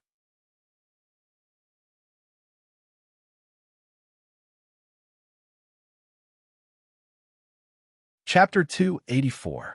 Inside the Tokuwadai dormitory, two young ladies of Tokuwadai were chatting and laughing as they walked past the door of a dormitory. However, when their eyes landed on the door of the dormitory, a look of longing flashed past their eyes, because this is the room of their most admired and longed Shokuo Misaki, their queen's room. For them, passing by Shoko-sama's room with no longing in their eyes is unforgivable. However, the two Tokuwadai ladies who passed by the dormitory didn't hear the strange sound coming from inside the door. In the dormitory, the sound of flirting echoed in the room. The sound was not soft, but when it reached the door, it was blocked by the door. It could be seen that the soundproofing effect was not bad. At this time, Wu Yin and Shokuo Misaki were no longer in the bathroom. Instead, they turned their battlefield to the bed. Shokuo Misaki's breathing was a little rapid. Wu Yin, who was lying on top of her, could clearly hear her rapid breathing. This was only natural. After all, even for her lady queen, she had only experienced this sort of battle once. As Wu Yin kept teasing her, Cute sounds kept coming out of Shokuho Misaki's moist lips. Because of Wu Yan's hands, she can't even breathe properly.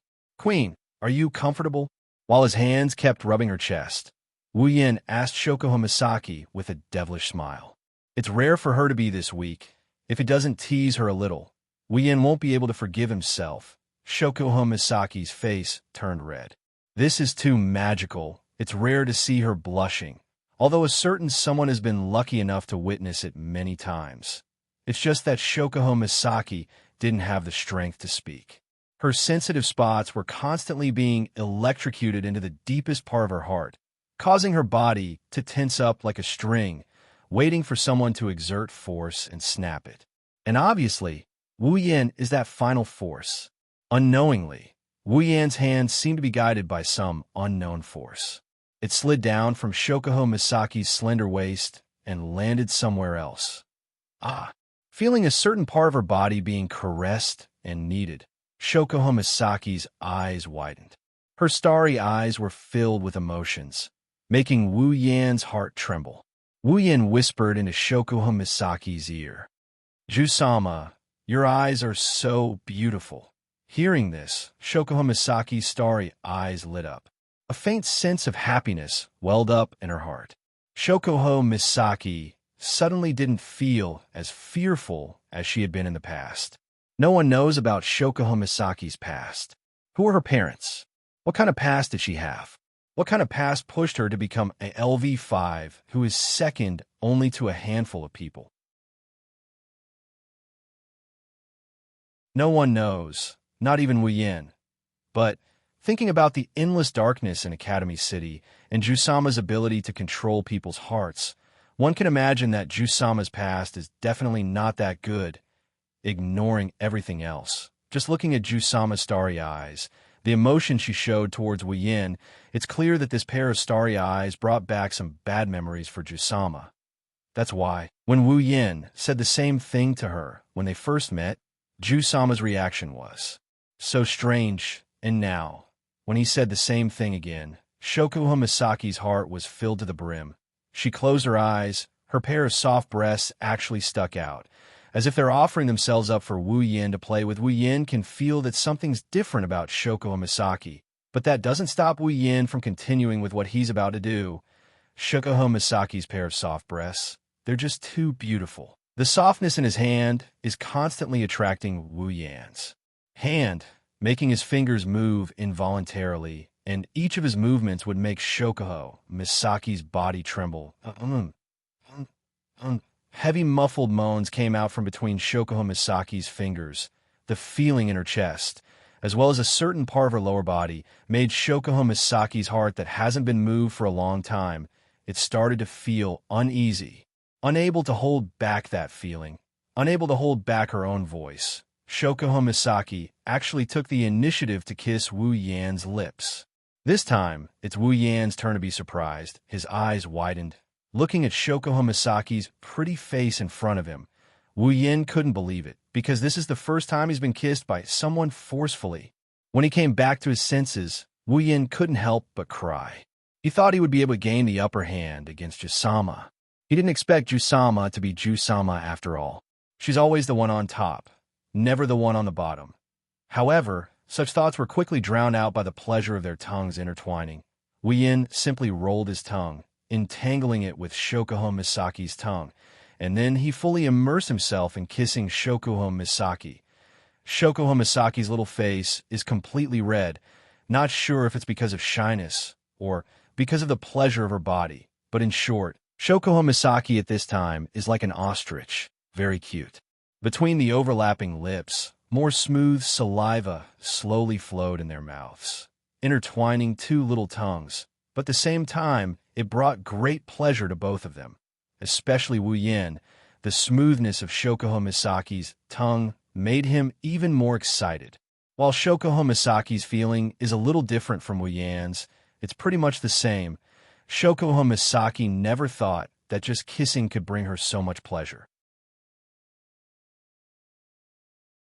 Last time in the amusement park, although she already had a taste at that time because it was her first kiss, Shokuho Misaki didn't have much awareness. She didn't really think about how she was feeling.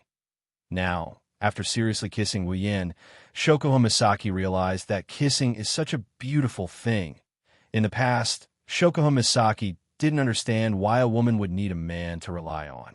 She thought, even though I'm just a woman, but at the same time, I'm also a queen sama. Men are just toys in my hands. With her mind control ability, Shoko Misaki has the qualifications to say this, especially after using her ability to peek into the dirty thoughts in the hearts of those men. She felt that way even more. Now, after kissing Wu Yin deeply, Shoko Misaki suddenly understood why a woman would need a man. Shoko Misaki couldn't peek into Wu Yan's thoughts, but with her understanding of Wu Yan, she's afraid that Wu Yan's dirty thoughts are no less than those men she looked down on.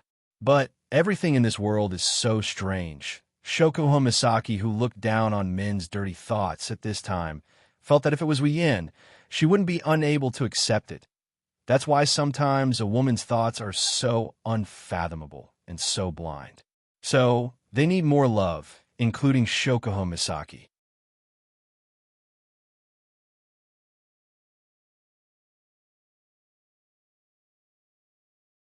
Chapter 285. Woo. Shoko Misaki's eyes were filled with tears. Under the effect of her starry eyes, the twinkling stars in her golden pupils looked like they grew in water, giving people a magical feeling. At this time, Shoko Misaki was like a crying girl. Her eyes were filled with tears, and her mouth was making whimpering sounds. People who don't know what's going on would think that Shoko Misaki is crying. Her two tongues intertwined. Her moist lips couldn't stop the moans that came out of her mouth. Her sensitive body made her look like a helpless little girl.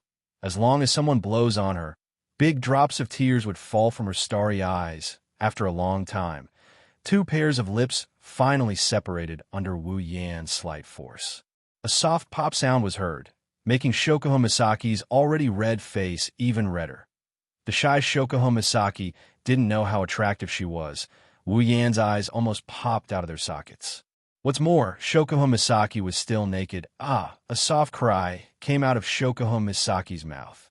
That's because Wu Yan's hands had already split into two, one above and one below, grabbing her mounds and started to knead them. Wu. A sensitive spot is a sensitive spot. Under his teasing, Shoko Misaki surrendered without hesitation. She raised her head and moaned in a mixture of pain and pleasure. Her moaning made Wu Yan's heart burn with lust. He couldn't wait to take advantage of Ju-sama right there and then. Gently caressing Shoko Misaki's thigh, Wu Yan felt that it wasn't time yet. He could only suppress the lust in his heart and continue to tease Shoko Misaki's sensitive body. For some reason, this sensitive body didn't last long, making Wu Yan feel suffocated at the same time. The power that was supporting Shoko Misaki all this time seemed to have disappeared. Shoko Misaki's hands seemed to have lost their bones. They drooped down softly. All the power was removed. Only her lips were left.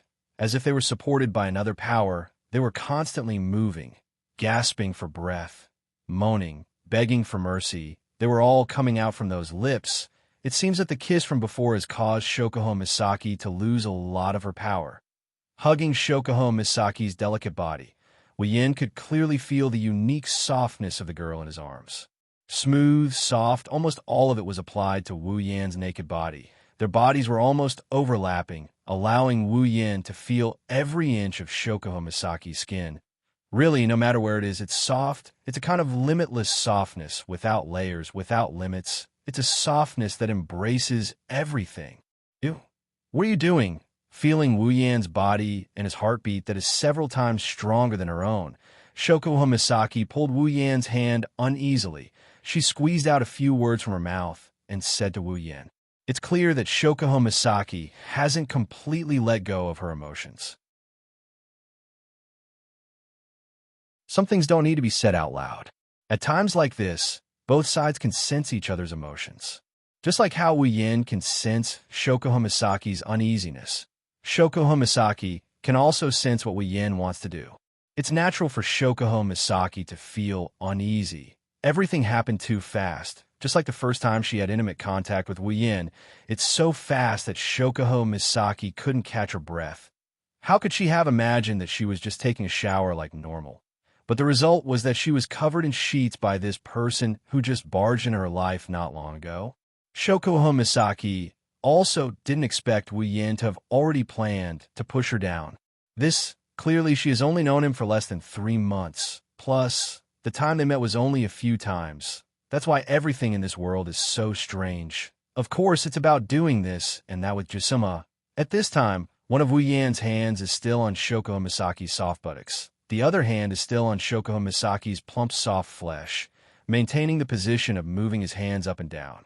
Wu Yin smiled evilly at Shokuho Misaki. Wu Yin can feel that after he said those words, Shokuho Misaki's soft breasts that are different from her buttocks, a violent thump, heartbeat. Without a doubt, Shokuho Misaki is panicking. Wait. Shokuho Misaki shook her head in a fluster. Her face was still flushed red. It made Wu Yin feel suffocated. Isn't this too fast, Ju-san?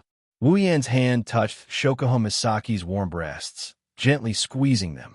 Her warm body quivered and quieted down. Some things can't be measured with time, although Wu Yan's words from a certain point of view are correct and philosophical. But when he said it this time, it gave Shokuho Misaki a feeling. Trap. It's too much of a trap. At this time, Wu Yin is still holding Shokuho Misaki's breasts, one on top and one on bottom. He lifted Shokuho Misaki's body from the bed and straddled her on top of him. For some reason, Wu Yin likes this position. Shokuho Misaki, under Wu Yan's guidance, sat on top of Wu Yin. She could feel Wu Yan's evil intentions. She felt something hard pressing against her buttocks. Shokuho Misaki panicked. Wait! She grabbed onto Wu Yan's shoulders tightly. She screamed in panic. But as she screamed, her voluptuous body was pressed down by Wu Yin. Shokuho Misaki could feel something inside her body, followed by the shattering of something else inside her body, followed by a sharp pain. She couldn't help but feel a sharp pain in her chest. Shokuho Misaki couldn't help but sigh. Like a swan that was shot by a hunter's arrow, Shokuho Misaki fiercely raised her head and let out a miserable cry. The cry echoed throughout the room, showing the pain of its owner. Ew. Such intense pain. Shokuho Misaki, who has never suffered any physical trauma, broke down her tears. Big drops of tears flowed out from her eyes and dripped onto Wu Yan's body. It hurts, you evil bastard. You made me hurt you. Her hands gripped onto Wu Yan's shoulders so hard that they turned blue, but Shokuho Misaki still felt that this is not enough to vent her pain. So she complained to Wu Yan, who took everything away from her. At this moment, she also has the right to complain. All right, don't cry. Wu Yin coaxed Shokuho Misaki like he's coaxing a child. Such a clumsy method, but at this moment, it's surprisingly effective. It made Shokuho Misaki feel a lot better, and her tears also lessened a lot. After the pain subsided, a strong sense of emptiness spread throughout Shokuho Misaki's body, causing her to involuntarily twist her body. Receiving Shokuho Misaki's signal, Wu Yin simply shrugged, causing Shokuho Misaki to let out another cry. But this time, it's mostly happiness. Finally, he can fully enjoy the beauty. Wu Yin hugged Shokuho Misaki's voluptuous body and began to toss her up and down, enjoying the wonderful pleasure that comes from both body and mind. Moaning sounds could be heard.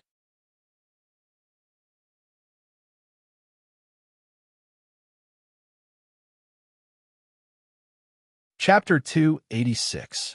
In Tokuwadai's dormitory, none of the ladies knew that their most respected and worshipped Shokuho Shirsama, Queen Shokuho Shirsama, had been devoured by the scum they hated the most while they were happily discussing some skincare products and some pretty clothes.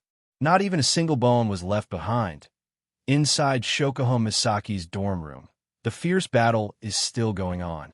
The world outside the door is completely isolated from the world inside.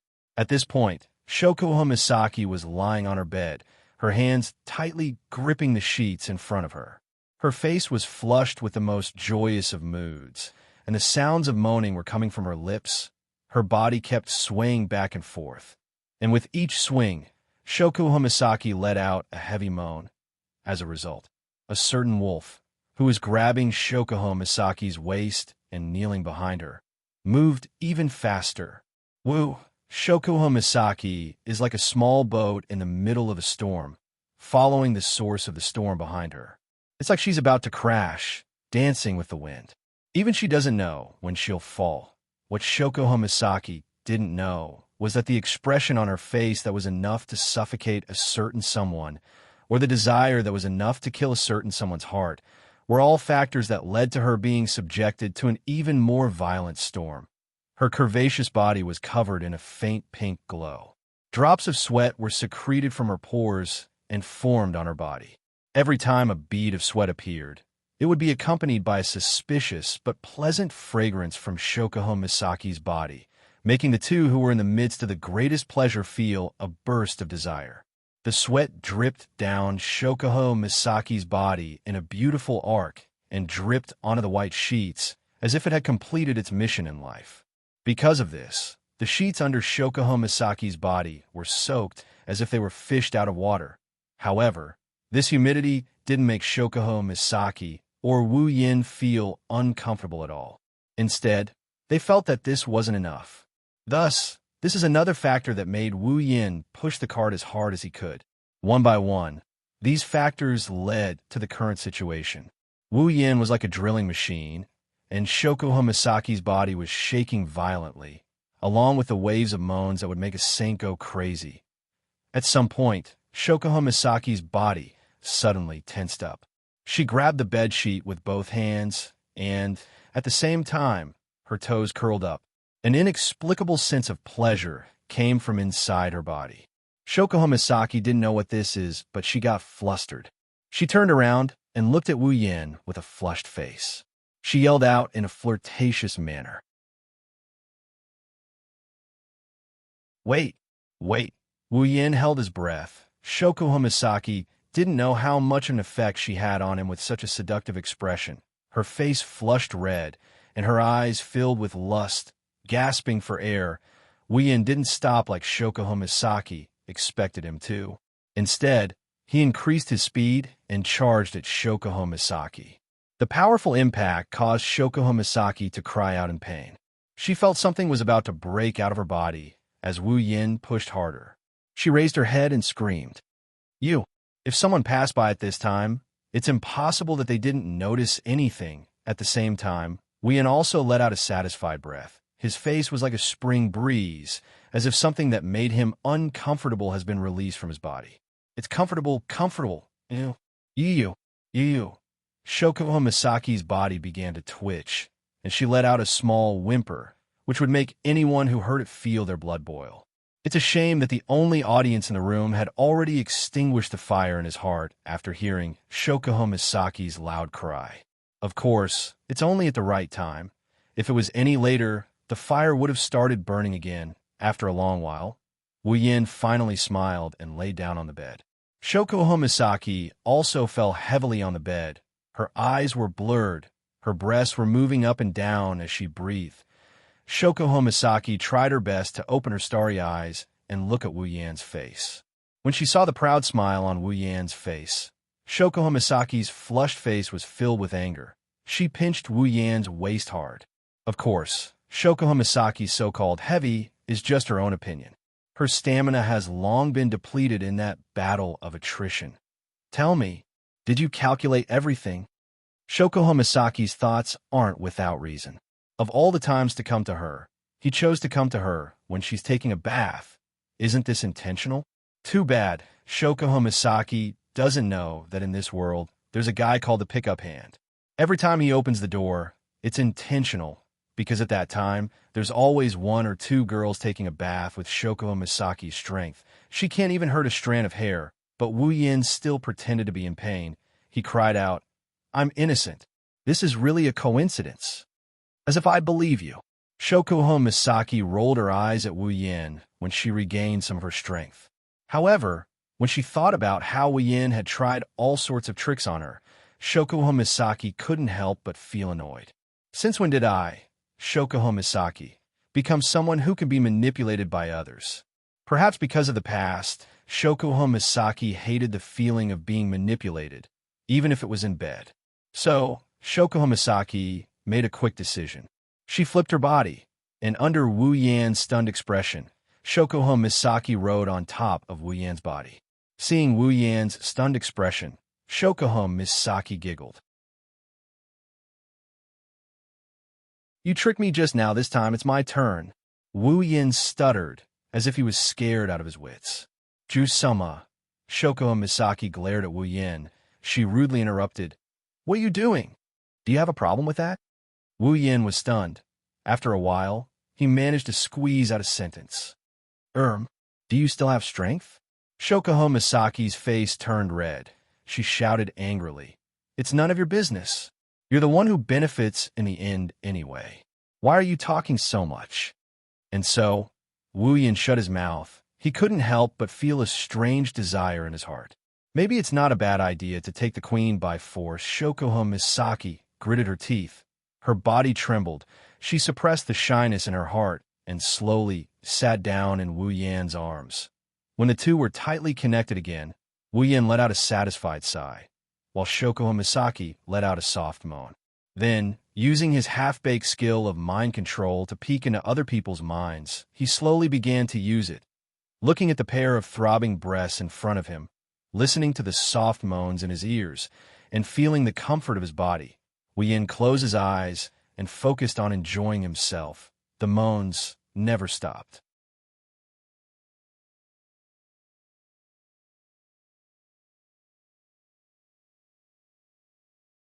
Chapter 287. Shokuho Misaki is under a lot of pressure, especially at a time like this as an offensive queen. Shokuho Misaki's wish to become an offensive queen may sound good, but reality is cruel. If Shokuho Misaki were to use her mind control to turn a woman into a super attacker, it would be a piece of cake. But when it comes to herself, even if she could change her personality with her ability, it would still be very stressful for her to do so. After all, our Ju-sama is a sports idiot. Stamina, that's her weakness. Thus, our Her Lady Queen became a true 3 minutes god. After 3 minutes, Her Lady Queen changed from a strong aggressor to a strong aggressor.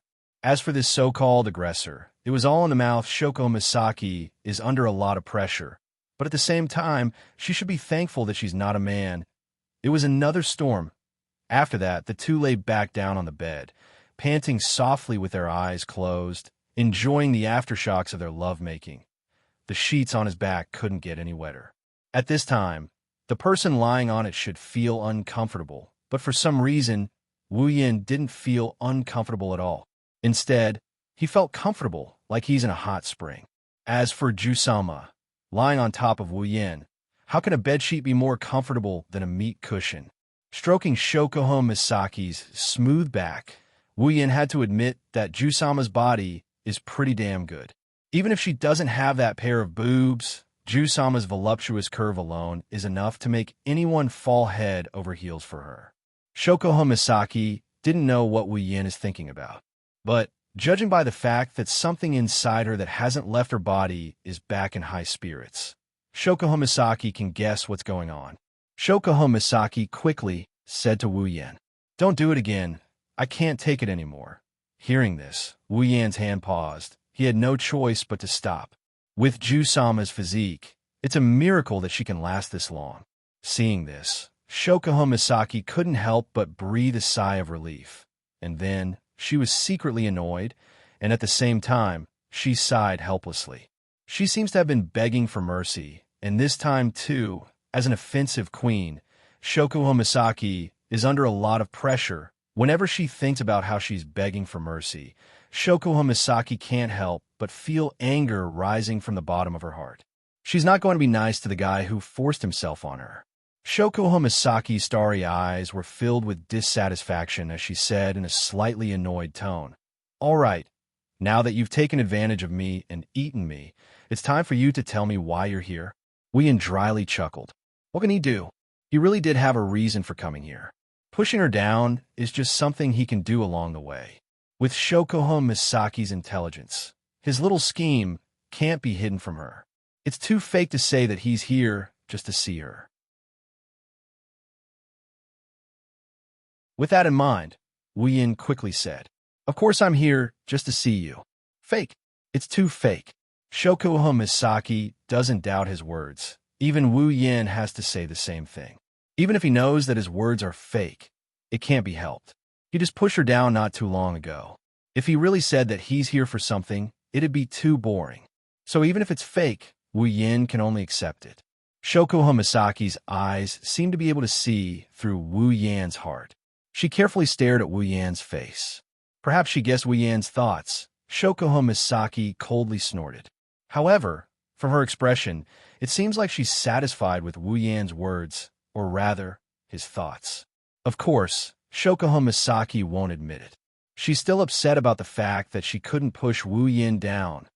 Don't talk nonsense. Just say it. Since you're here, you must have something you need my help with, right? This time, Wu Yin can only rub his nose and admit it. All right, I do have something I need your help with, sure. Shokuho Misaki's straightforward answer came just as he finished his sentence. Wu Yin, who originally wanted to waste his breath, was stunned. Wu Yin didn't forget how much effort it took to get Shokuho Misaki's help when he snuck into the research facility where the sisters were kept. Not only did he have to make her a random date, but he was also ridiculed by Jusama, and this time, she agreed so easily? Could it be that pushing her down will bring me such benefits? Wu Yin quickly shook his head and denied it. If Jusama is the type of person who listens to everything after being pushed down, then she's not Jusama. Wu Yan's wine-red eyes stared straight into Shokuho Misaki's starry eyes. He narrowed his eyes, trying to see through Shokuho Misaki's schemes. I say, Jusama, when did you become so straightforward? How can you say that? Shokuho Misaki touched her cheeks and said in a pitiful tone, "You've already done this to me. What else can I do other than listen to you?" It would have been better if Shokuho Misaki didn't say anything. Now that she did, Wu Yin became even more vigilant. If what he said was fake, then Shokuho Misaki's expression couldn't be more fake. As if she didn't see Wu Yan's vigilance, Shokuho Misaki looked at him with a playful smile. Wu Yan's mouth twitched. He couldn't stay calm anymore. I say, where did this pitiful sobbing go to? As the saying goes, a woman can change her mind as quickly as flipping a page. Shokuho Misaki's pitiful face turned into a playful smile, and in the next second, it turned into impatience. Are you going to tell me or not? If not, I won't help you. Wu Yin, who couldn't see through Shokuho Misaki's thoughts, turned his face away and shrugged helplessly. Whatever, she's already his woman. Putting away his mischievous grin, Wu Yin put on a serious face. His expression gave off a serious vibe. I want you to help me take a look at a child. Take a look at a child. Shokuho Misaki had an odd expression on her face. Her eyes started flickering as she looked into Wu Yan's eyes. She continued with a weird tone. We just had sex, and you wanted to take care of a child? Wu Yin almost spat out a mouthful of saliva when he heard that. What are you thinking? I want you to take a look at a child's psychological condition. Psychological condition? This time, Shokuho Misaki didn't tease him. She frowned and said softly, "The child you're talking about, does he have some psychological problems?" "Yeah," Wu Yin said helplessly. "His mental condition is very unstable. In the past, he would go berserk from time to time. Although I've managed to suppress it, my method can only treat the symptoms, not the root cause. It can only prevent the child from going berserk, but it can't solve the problem." Wu Yin looked at Shokuho Misaki. "That's why I want you to take a look at him. See if there's any way to make him normal. Go berserk." Shokuho Misaki didn't care about the method Wu Yin mentioned.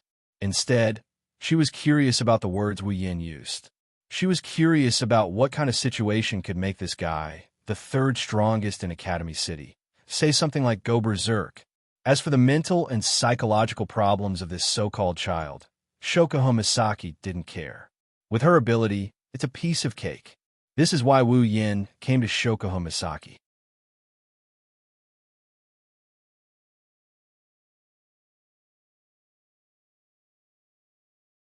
Chapter 288. Academy City, School District 7, Wu Yan's house. The house that was originally quiet suddenly erupted with a loud roar that shook the very foundations of the house. Yua. Inside the living room, the owner of the roar is lying on top of a table. She's yelling while kicking her legs around.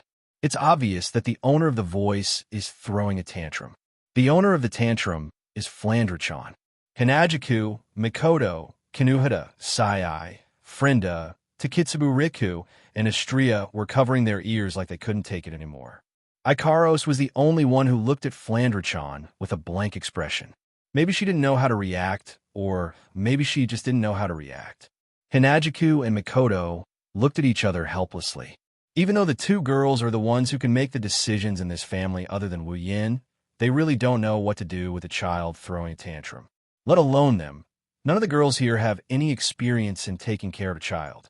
Although Hanajuku and Mikoto have taken care of little Liren before, little Liren was too obedient and didn't know how to take care of her. So Hanajuku and Mikoto are really at their wits' end. Chuju has a headache looking at Flandre-chan, who's rolling around on the table. She walked up to her and said, "Flandre-chan, be a good girl and calm down, okay? I don't want to Flandre-chan doesn't seem like she's going to be obedient." She's still lying on the table, waving her arms and legs around. Chuju and Mikoto can't get close to her. "I want Oni-chan. I want Oni-chan. Flandre-chan wants Oni-chan." That's right. That's why Flandre-chan is throwing a tantrum. For Flandre-chan, in this unfamiliar world, her sister isn't here. The people from Scarlet Devil Mansion aren't here either. The only person she can rely on is Wu Yin, whom she just met yesterday. Wu Yin is a very important person to her. Perhaps due to her power being sealed, Flandre-chan has become very reliant on Wu Yin. But from another perspective, it's understandable. If a child's family brought her to a strange house and then disappeared, then the child would definitely make a big fuss. Flandre-chan is in such a situation. Plus, Flandre-chan's mental state wasn't very stable to begin with. It's not hard to guess why she ended up like this. If Flandre-chan's powers weren't sealed, I'm afraid everything in this house would have been wiped out a long time ago, including people. It has to be said that once a child starts to make a fuss, the sound of her voice isn't something an average person can bear. Even if Flandre-chan lost her powers, her voice was still enough to make everyone in the house unable to bear it. Flandre-chan has been in this state ever since she woke up this morning. This caused all the young girls present to have a headache. At the same time, they couldn't help but wonder what kind of charm that guy had to make such a cute little girl rely on him so much.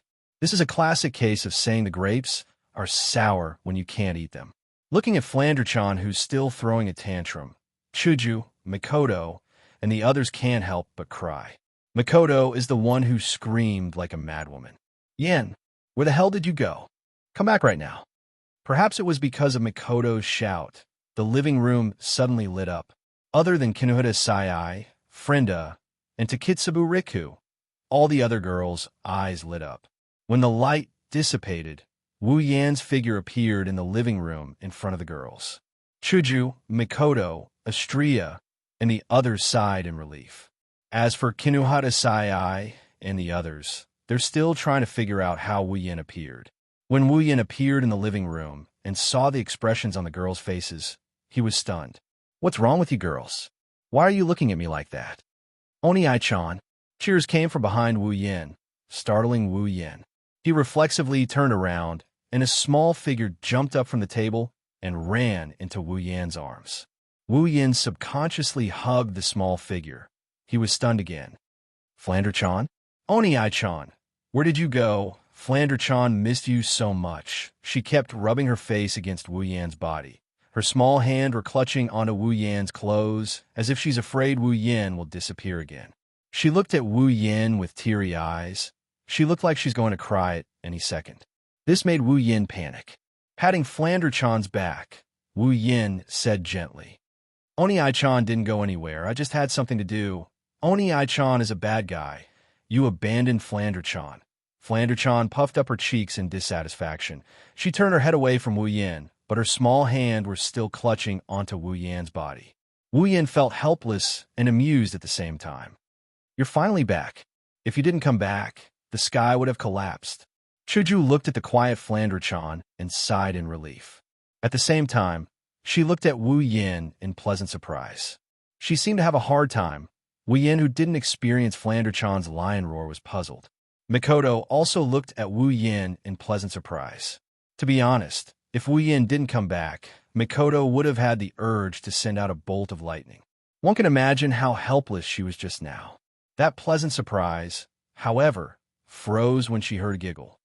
"Era, Misaka-san, you're still so energetic."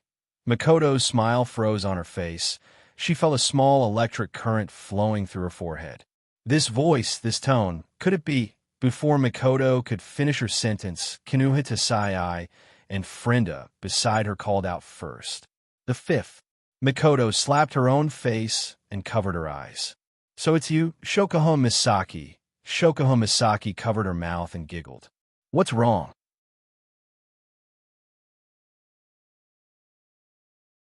"Misaka-san, you don't look too happy to see me." "How can I be happy to see you?" Mikoto didn't mince her words. There was even a hint of hatred in her voice. It looks like she really doesn't welcome Shokuho Misaki's arrival. Mikoto pointed at Shokuho Misaki with an unfriendly look.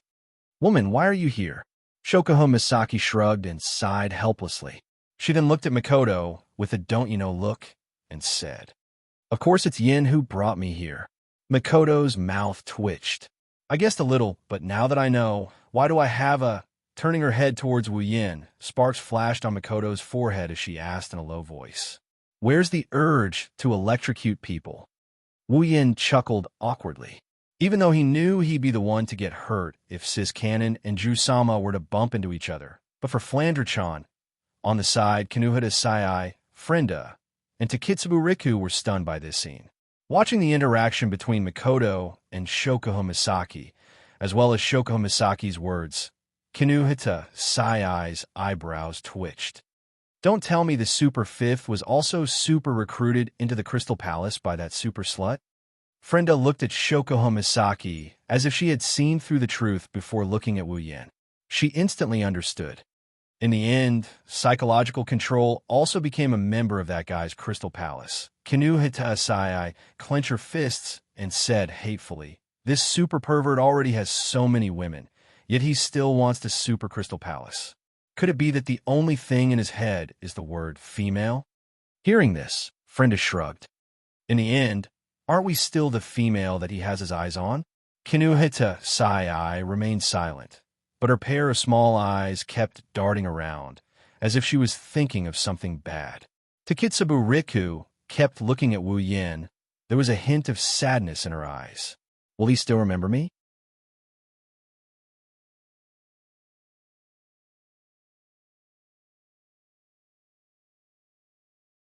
Chapter 289. Seeing Shokuho Misaki looking like she's going to humiliate Mikoto, he knew that if this goes on, Sis Cannon will go berserk, so he quickly interrupted her. "Ju-sama, let's get down to business first. Business is more important." Shokuho Misaki rolled her eyes at Wu Yin, clearly displeased that Wu Yin didn't let her tease Mikoto. This made Wu Yin laugh dryly. When will he find a way to make these two happy? After all, they're both his women. Wu Yan's face was soon covered in tears, because the answer is no. Mikoto and the rest knew that Wu Yan brought Shokuho Misaki here for a reason. Recalling what Wu Yan explained to them, Mikoto and Chuju finally understood. At the same time, they looked at Flandre-chan and Wu Yan's arms with pity in their eyes. Mikoto humphed and turned her head away, refusing to look at Shokuho Misaki. Flandre-chan may only stick to Wu Yan, but the other girls are quite fond of her. Other than Ikaros, who doesn't have a strong emotional system, most of the girls here have a preference for Flandre-chan. Seeing Mikoto ignoring her, Shokuho Misaki also turned her head away. This made Wu Yan a little speechless. Why does it feel like Ju-sama isn't here to help? She's here to cause trouble. Soon, Shokuho Misaki finally noticed Flandre-chan in Wu Yan's arms. Seeing how cute Flandre-chan is, Shokuho Misaki's eyes flashed with fondness. Even Jusama isn't immune to this. It's easy to see how charming Flandre-chan is. However, when Shokuho Misaki saw Flandre-chan's wine-red eyes that are the same as Wu Yan's, she froze. Without thinking, Shokuho Misaki blurted out, "This child, don't tell me she's your and someone's daughter?" Shuju, Mikoto, Estrella, Kinuhata, Sai, Frenda, and Takitsubariku all stumbled and fell to the ground. Ikaros also looked at Shokuho Misaki in shock. This proves how shocking Shokuho Misaki's words are. If he wasn't carrying Flandre-chan, Wu Yin would have fallen to the ground and wouldn't be able to get up again. Wu Yin can only reply in an annoyed tone. "Where the hell did you get that conclusion from?" Shokuho Misaki suspiciously looked at Wu Yin before looking at Flandre-chan. She pointed at Flandre-chan's eyes and reasoned with her. "Look, aren't your pupils the same?" Wu Yin choked. He didn't know what to say. There are plenty of people with the same pupils in this world, but wine-red eyes are a rare sight. Since they happen to have the same pair of pupils, anyone would think they're related. However, Jusama's words are a bit shocking.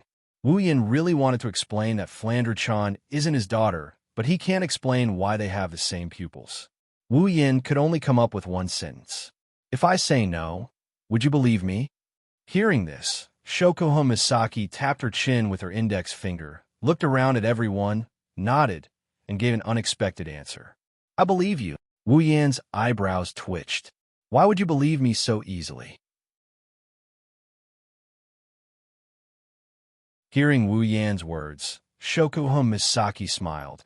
She looked at Wu Yan with her starry eyes and said, "Because I don't believe you can give birth to such an excellent breed with your ability." As soon as Shokuho Misaki finished speaking, the girls heard a sound of something breaking. It came from Wu Yan's body. It came from his brain. Taking a deep breath, Wu Yan told himself not to get angry. "Don't get angry, don't get angry, don't get angry. How can I win against Jusama when it comes to talking? Even if I'm angry, I should get back at her." Yes, that's right. With that thought in mind, Wu Yan felt relieved. A smile bloomed on his face. This made the girls who were familiar with him a little confused. Only Shokuho Misaki looked surprised. She seemed to have thought of something. She lowered her head in regret. Shokuho Misaki's heartbeat quickened. Her legs felt like jelly, as if she was reminded of something. To avoid embarrassing herself, Shokuho Misaki quickly told Wu Yan, "Okay, didn't you ask me to see this child? Let's start." Wu Yan narrowed his eyes. He put this matter in his heart. He'll deal with Jusama later. Looking down at Flandre-chan in his arms, Wu Yan said, "Flandre-chan, let that big sister take a look at you." Flandre-chan didn't understand. She didn't know what Wu Yan and Shokuho Misaki wanted to do to her. But since Wu Yan said so, Flandre-chan looked at Shokuho Misaki and nodded. Seeing this, Shokuho Misaki smiled and nodded her chin. She took out a remote control from her purse and pointed it at Flandre-chan. Then she pressed the button lightly. After the beep, Flandre-chan's pupils seemed to have lost their light. Her eyes that were full of life lost all color and became as still as water. She didn't move at all. Shuju, Mikoto, and Estrella held their breaths. They didn't want to disturb Shokuho Misaki. Kinuhata Sai, Frenda, and Takitsubariku didn't know what's going on, but anyone with a brain would know what to do and what not to do. Thus, they quieted down and waited. Shokuho Misaki's starry eyes also seemed to have lost their light. Even the stars in them didn't shine, but after a while, her starry eyes trembled violently. At the same time, Shokuho Misaki's face turned pale. Everyone's heart was in their throats. They were worried something might happen to Flandre-chan. Luckily, Shokuho Misaki quickly regained her composure. Everyone released a sigh of relief. Wu Yan bitterly laughed. This Jusama, is she trying to scare people to death with her sudden outburst? After a long time, under the strange silence, Shokuho Misaki finally finished her work and put away the remote control in her hand. However, her pair of starry eyes kept flashing, and her expression was extremely complicated. How is it? Is there any way? Seeing Shokuho Misaki put away the remote control, Wu Yan quickly asked. Everyone turned to look at Shokuho Misaki. Shokoho Misaki looked at Wu Yin with a complicated expression. Her eyes were filled with resentment. Wu Yin didn't understand. Perhaps she saw Wu Yan's confusion. Shokoho Misaki sighed and said, I didn't expect your origin to be so mysterious. A different world, a system. I really didn't expect it. Hearing this, Wu Yin, Chuju, and Mikoto were shocked. Wu Yin looked at Shokoho Misaki in shock and asked, You know everything? After asking this question, Wu Yin suddenly remembered that Shokoho Misaki, with her mind control ability, can peek into other people's memories. In other words, Shokoho Misaki peeked into Flanderchan's memories and obtained the system's memories from Flanderchan's memories. In other words, Ju-sama really knows everything. Shokoho Misaki looked at the dumbfounded Wu Yin. The resentment in her starry eyes intensified. No wonder you said Misaka Mikoto has a bigger world waiting for her. Indeed, compared to you guys who could travel through worlds, a small Tokuwadai is nothing to you guys. Wu Yin laughed awkwardly. He knew that Shokoho Misaki was complaining about how he protected Mikoto during their first meeting. However, while Shokoho Misaki understood, the others didn't. Oi, what are you guys talking about? Kinuhata Sai shouted. What different world? What super system? What super time travel? Explain it all to me. Wu Yin, Hinajiku, and Mikoto looked at each other, helplessness in their eyes. Great, now they're exposed. What a blunder. You're tuning in to the Romance Rendezvous YouTube channel. We're so grateful for your support, and don't forget to subscribe to join us on this incredible journey through captivating stories. Your generosity through donations truly makes a world of difference, as it's the primary source of revenue that allows me to expand and enhance this channel for you. Thank you from the bottom of my heart for being a part of this adventure.